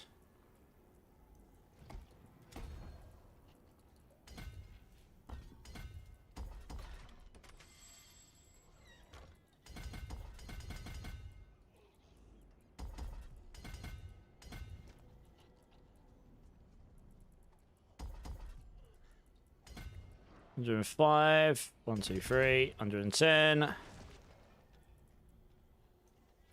Colossal can go in here, although I will need to change those. So there, that's a there. There we go. I'm pretty certain you can get a decent amount of strength here.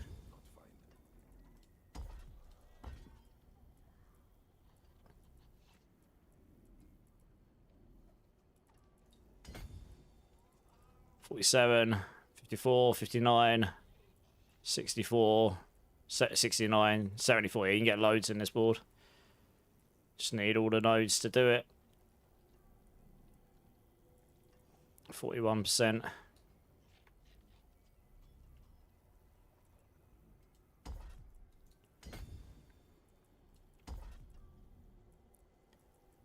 Yeah, you get more from this. Alright, it's close enough. Right, yeah, and if we re-roll this to physical damage.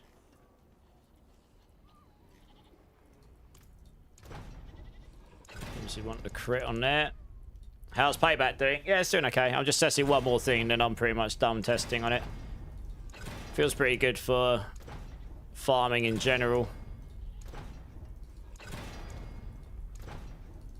I haven't got a pushing version on currently. Like you would use half of the emissaries for farming at least, but with the core ranks you can get on it, you may even use them for pushing as well.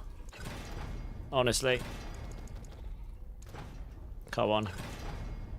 I would very much like the GA temper here because that will help me with my convergence node, and preferably without rinsing all of my forgotten souls. There we go. Right, where does that leave convergence? 48.8. As well as the physical.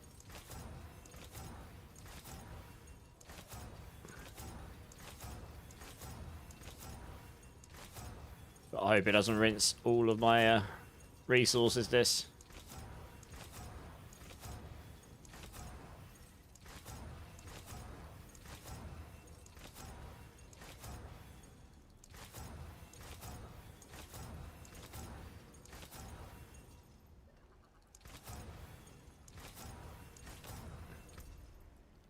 Yeah, it can roll. Just double checking I'm not going crazy. Honestly, I'm actually thinking it might actually be better just to, in terms of not using up all of my... Why can't I... Oh, have I transfigured that? Oh, I have. Oh, Christ. Okay. That's annoying. I'd probably put physical damage on there otherwise. Oof. Yeah, I would have put it on the weapon.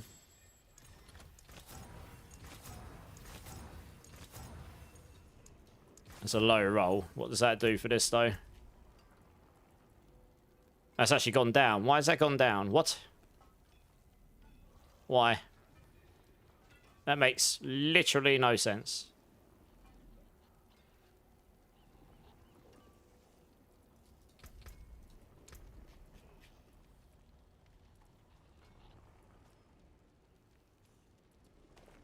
What?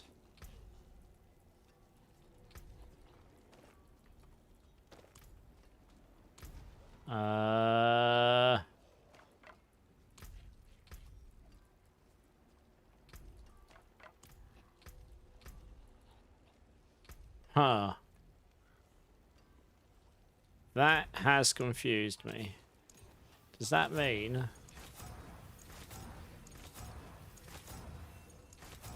I just wasted resources. Let me get all damage again.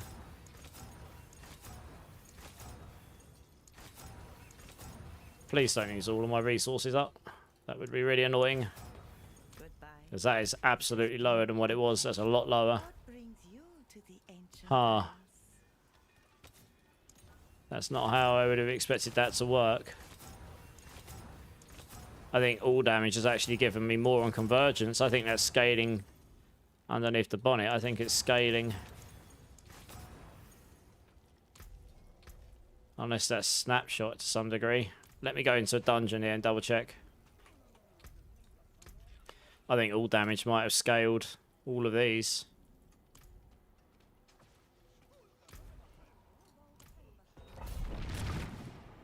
Hey, Big Papa Plump, how's it going, dude? Yeah, not too bad. How you doing?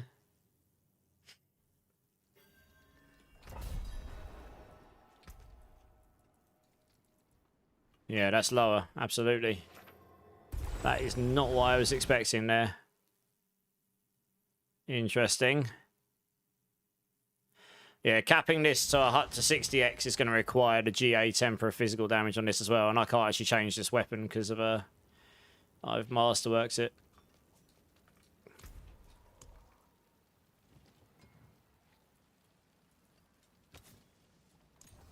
I didn't need to roll this, it looks like. Okay, that's what I had before. And that is now a lot higher. Because that has actually, okay, all damage, okay, so all damage multiplier there is literally, it scales all your actual elementals. So that is absolutely stronger than physical. If you're using convergence on a physical build, you're going to want all damage multiplier everywhere. That is interesting.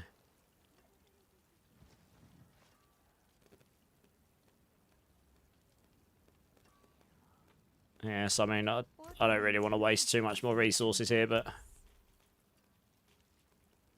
All damage, where is it? Vulnerable can go to 28, all can go to 20.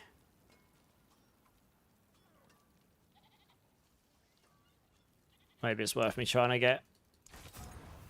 Pearly Divine, if you're still here, did you get gold from Frogster? Oh, it's just going to be a god tier hard roll to get.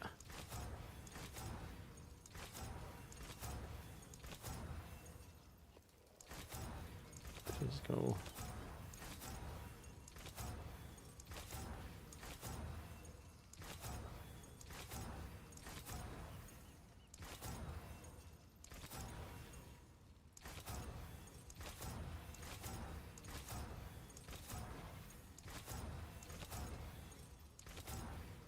Yeah, I'm not sure it's going to be worth me. So where's that? Okay, I've only lost 1% there, but that's physical. It all would be better than this, but where's that put me up? 52.4. If I had all damage on there, that would be... And that would be achievable. Yeah, that would probably go up to 60. So yeah, all damage is interesting. But okay, well this is good enough anyway. That is interesting. Okay. I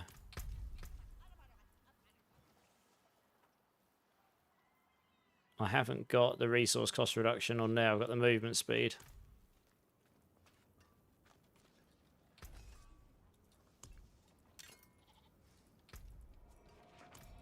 Just try and get that back on there again. Be a bit slower, but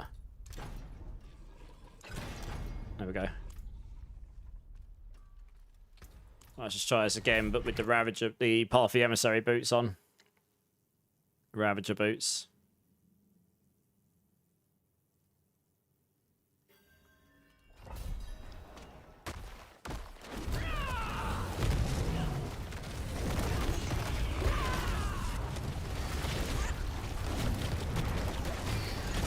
Interested to see. Like, in theory, my average damage should be higher, even though I'm at 48. Oh, I suppose actually the average damage would have been about 45 on revealing, except on the bosses. You'd have to stagger them to get any damage out of it. That guy just seems to be giga tanky. I can't even see what affixes this guy's got in it. It won't show me. I'm going to scrap that guy because he just seems giga tanky for some reason. I don't need to finish this dungeon. I just want to gauge.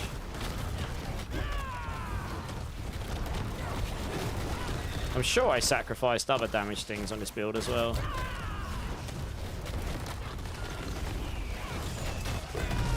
Yeah, the Mystic Circle not moving with you kind of blows, I'm going to be honest. It just feels bad.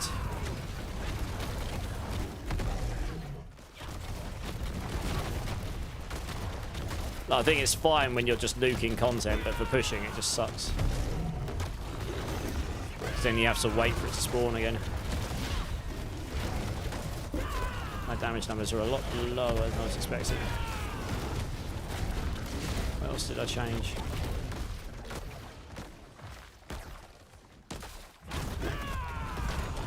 I don't think I changed that much. I just took the boots off and changed that, didn't I?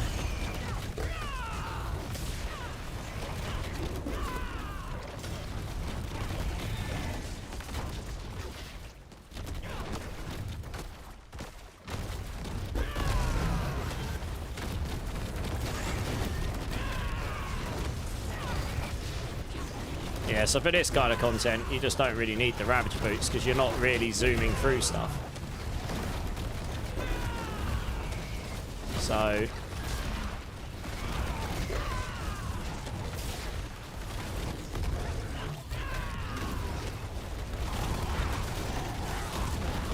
Yeah, I'm not sure I'd push on this build. It's just...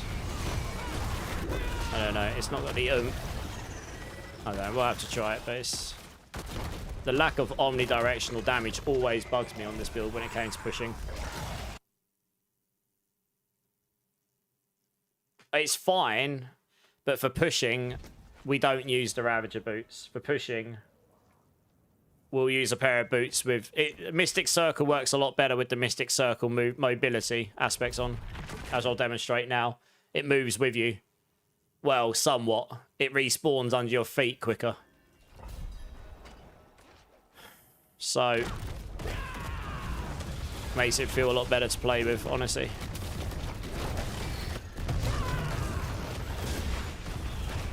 You just do like no damage if you haven't got it underneath your feet, so...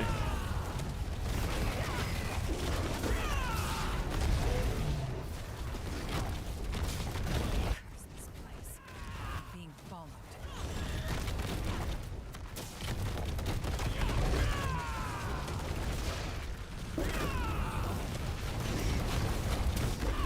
But yeah, for farming, you absolutely... For every other piece of content, you're going to use the Path of Emissaries, because it's just... I'd love to have both of them on, but you can't have a pair of boots on that aren't legendary if you want this aspect on. It's a mobility aspect. You're not going to use this aspect on the amulet, that's for sure.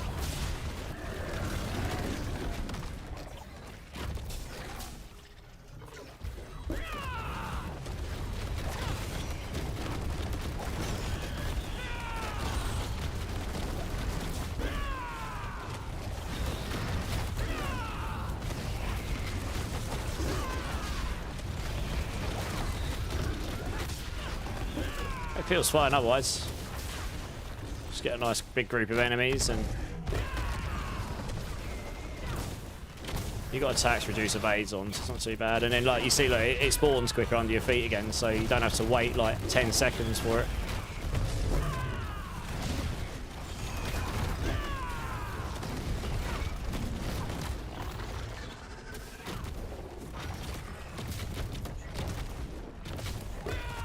Okay, great. Oh, it is up there. I'm being blind. For some reason, I didn't think it was up there.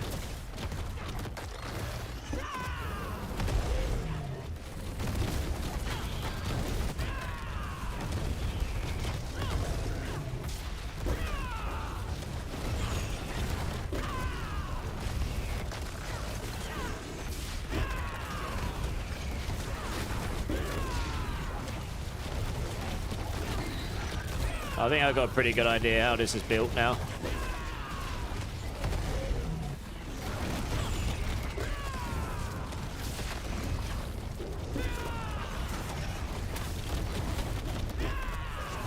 Okay, why did he suddenly start doing so much damage to me? Why can't I kill this guy? What the hell? That was weird. I just suddenly wasn't doing any damage to him at all for some reason. Yeah, I'm pretty sure Convergent's stronger here because this is definitely clearing faster than I was before. So if I had the all damage node or if I was rolling physical damage on my weapon as GA temper, that'd get me to 60%.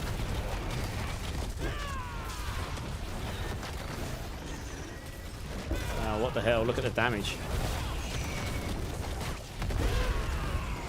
I am very concerned for defenses next season. Yeah, it's going to go back to the beginning of Lord of Hatred again, I think. Which was not the funnest of times.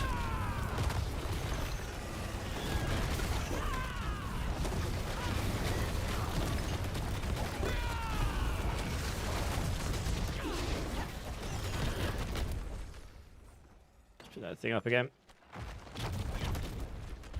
Oh, good. Where'd you jump up there? Didn't work. Perfect.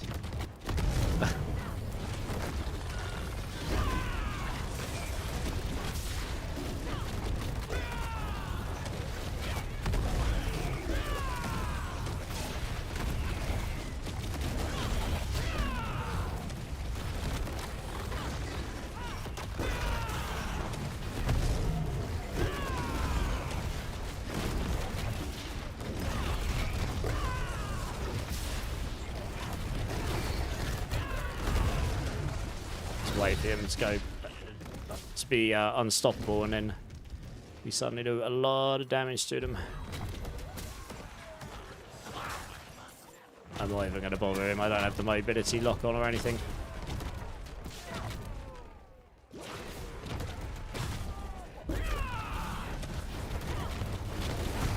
You wish you could resub to the channel, Shadowman. Yeah. It's okay that you can't. I don't... That's fine. I never expect that stuff, you know. I appreciate it, of course, if people do, but... It's totally fine if you can't. I appreciate you just being here at all.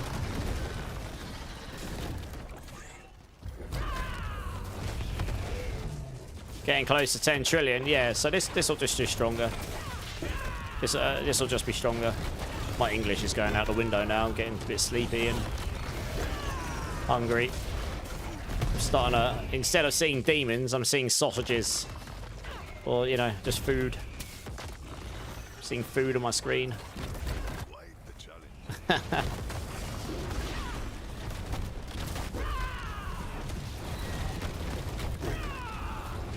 So yeah, this is what I was saying though, Zach. I just wanted to demonstrate a point. Like, Mystic Circle works okay if you use that aspect, but you have to use that on the boots, because you're not going to use it on the amulet, and it's a mobility aspect. So in fact, this actually is probably one of my more convincing clears of a 120 on this build. And, the bossing will be fine here, I think.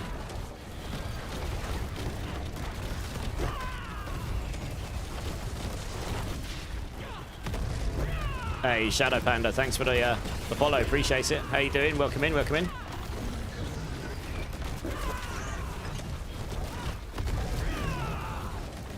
There you go, he's just waiting for the stagger. 11 trillion there on a staggered boss. It's not too bad.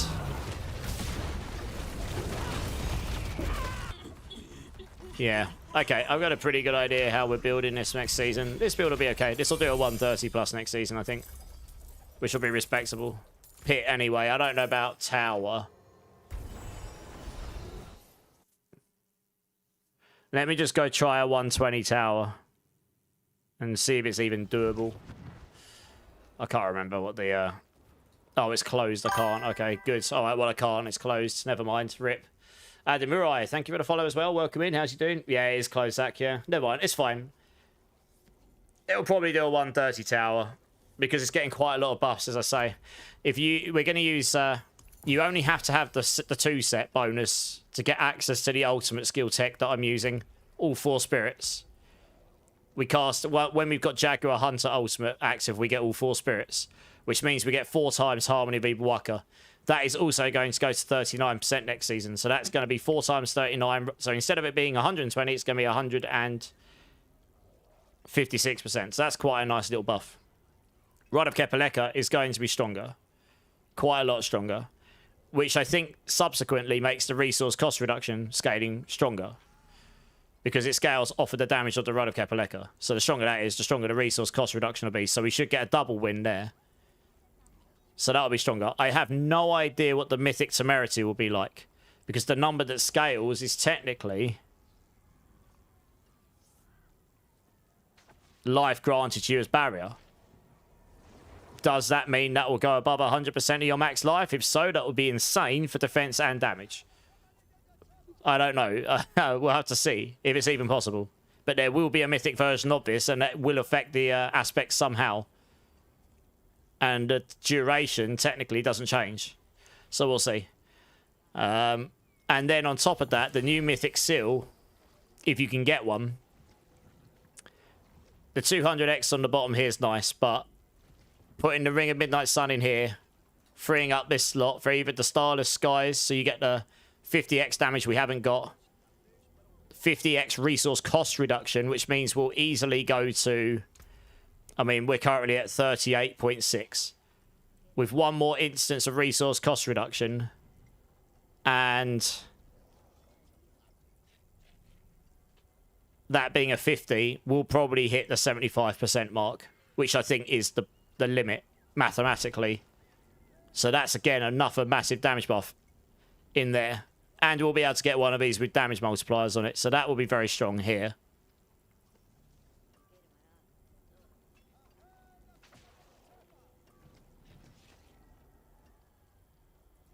You'd either do that or you'd look to put interdiction on, but I haven't got room for interdiction.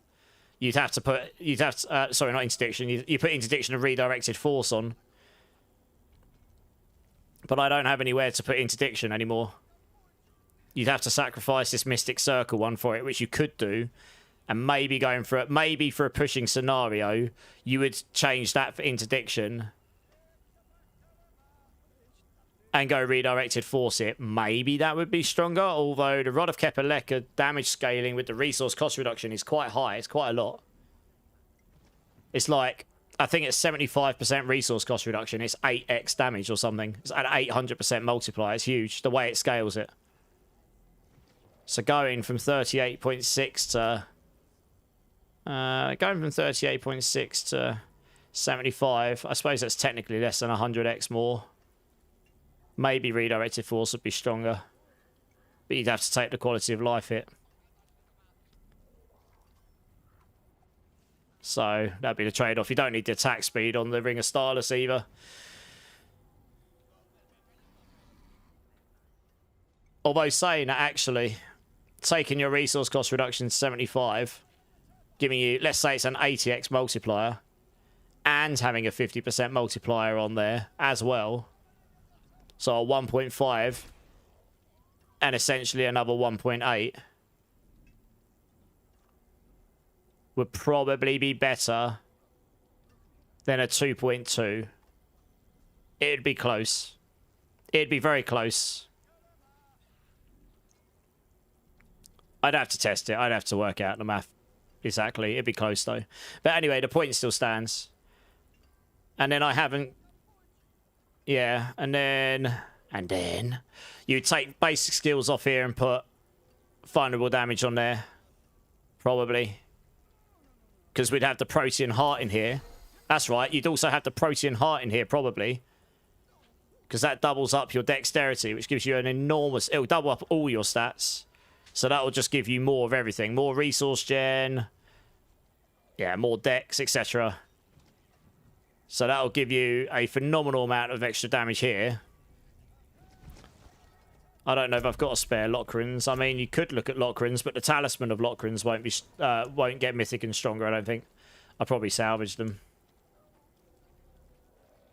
And Lockrins as a Talisman will come down to 0.75 anyway, so that'll be weaker. So yeah, Proteans.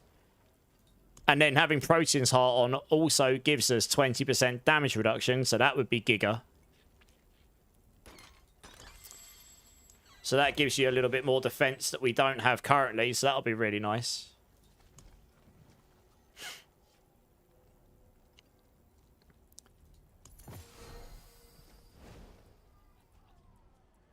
So I think ultimately we'd get more than 200x damage and it would be non-conditional.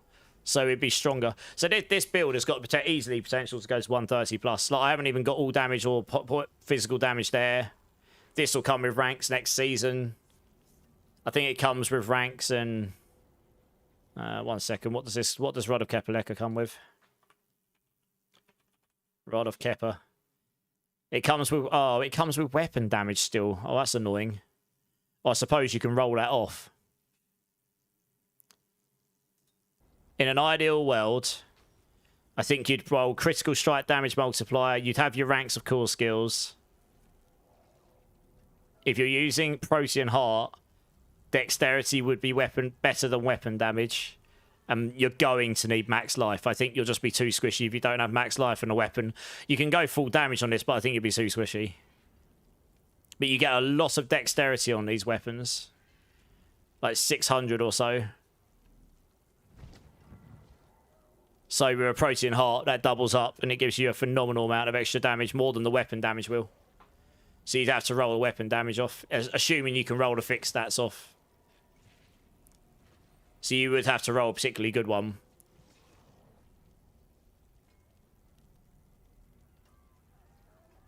But yeah, either way, lots of damage. You'd easily get 6,000 or dex, so I'd have at least double the damage from what I'm currently doing. 50% more damage than what I was doing straight up with this, or more, maybe 60%, just from the dexterity scaling. So yeah, we'll get to between 50 and 100 trillion hits as long as Zikrun doesn't get bugged, nerfed, I reckon. Will it be used as a charm for builds like Rake Quill Volley?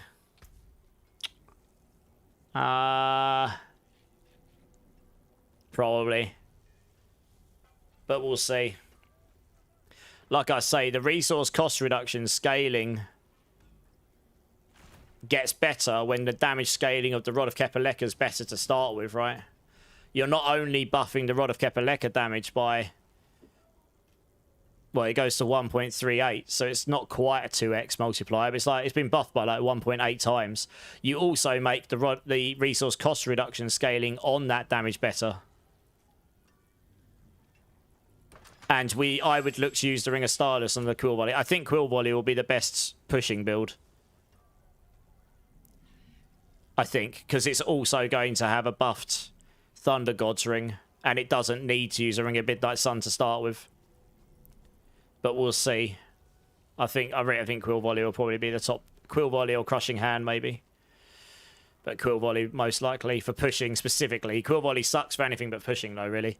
This was a lot better for generic gameplay. A lot better. Honestly. Slightly better AoE. Impact damage, so you don't have to wait for your Rizokas to rank up and all that stuff. Yeah, right, I'm not going to update the guide tonight because it's already 10 to 1 and I'm really hungry.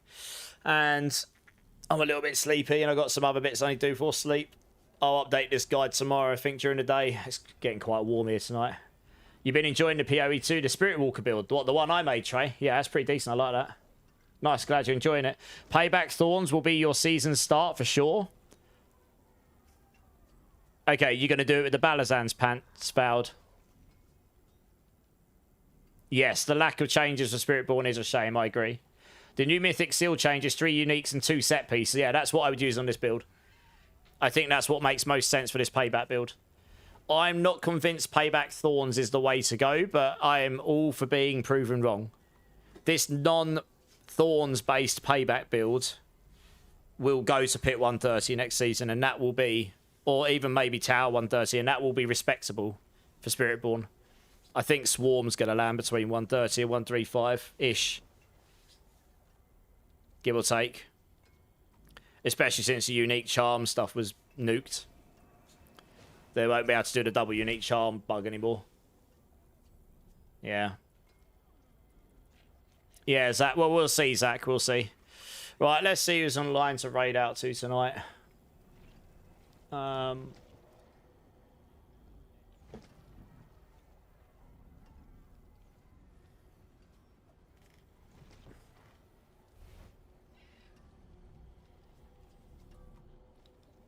there's not that many people online, actually.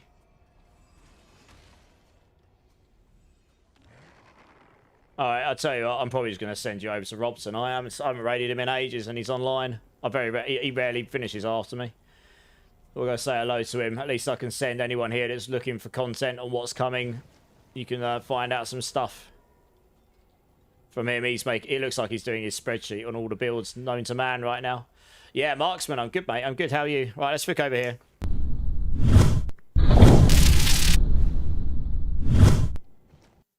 Yeah, one season of Swarm's still going to exist. It's still going to be that high damage build. It's not going to be quite as fast, and it's not going to be like 20 pit levels higher than everything else this time. If it is stronger still, it's not going to be that far ahead. Do you know what I mean? I think there will be quite a few builds that will be able to achieve pit 130 plus this coming season.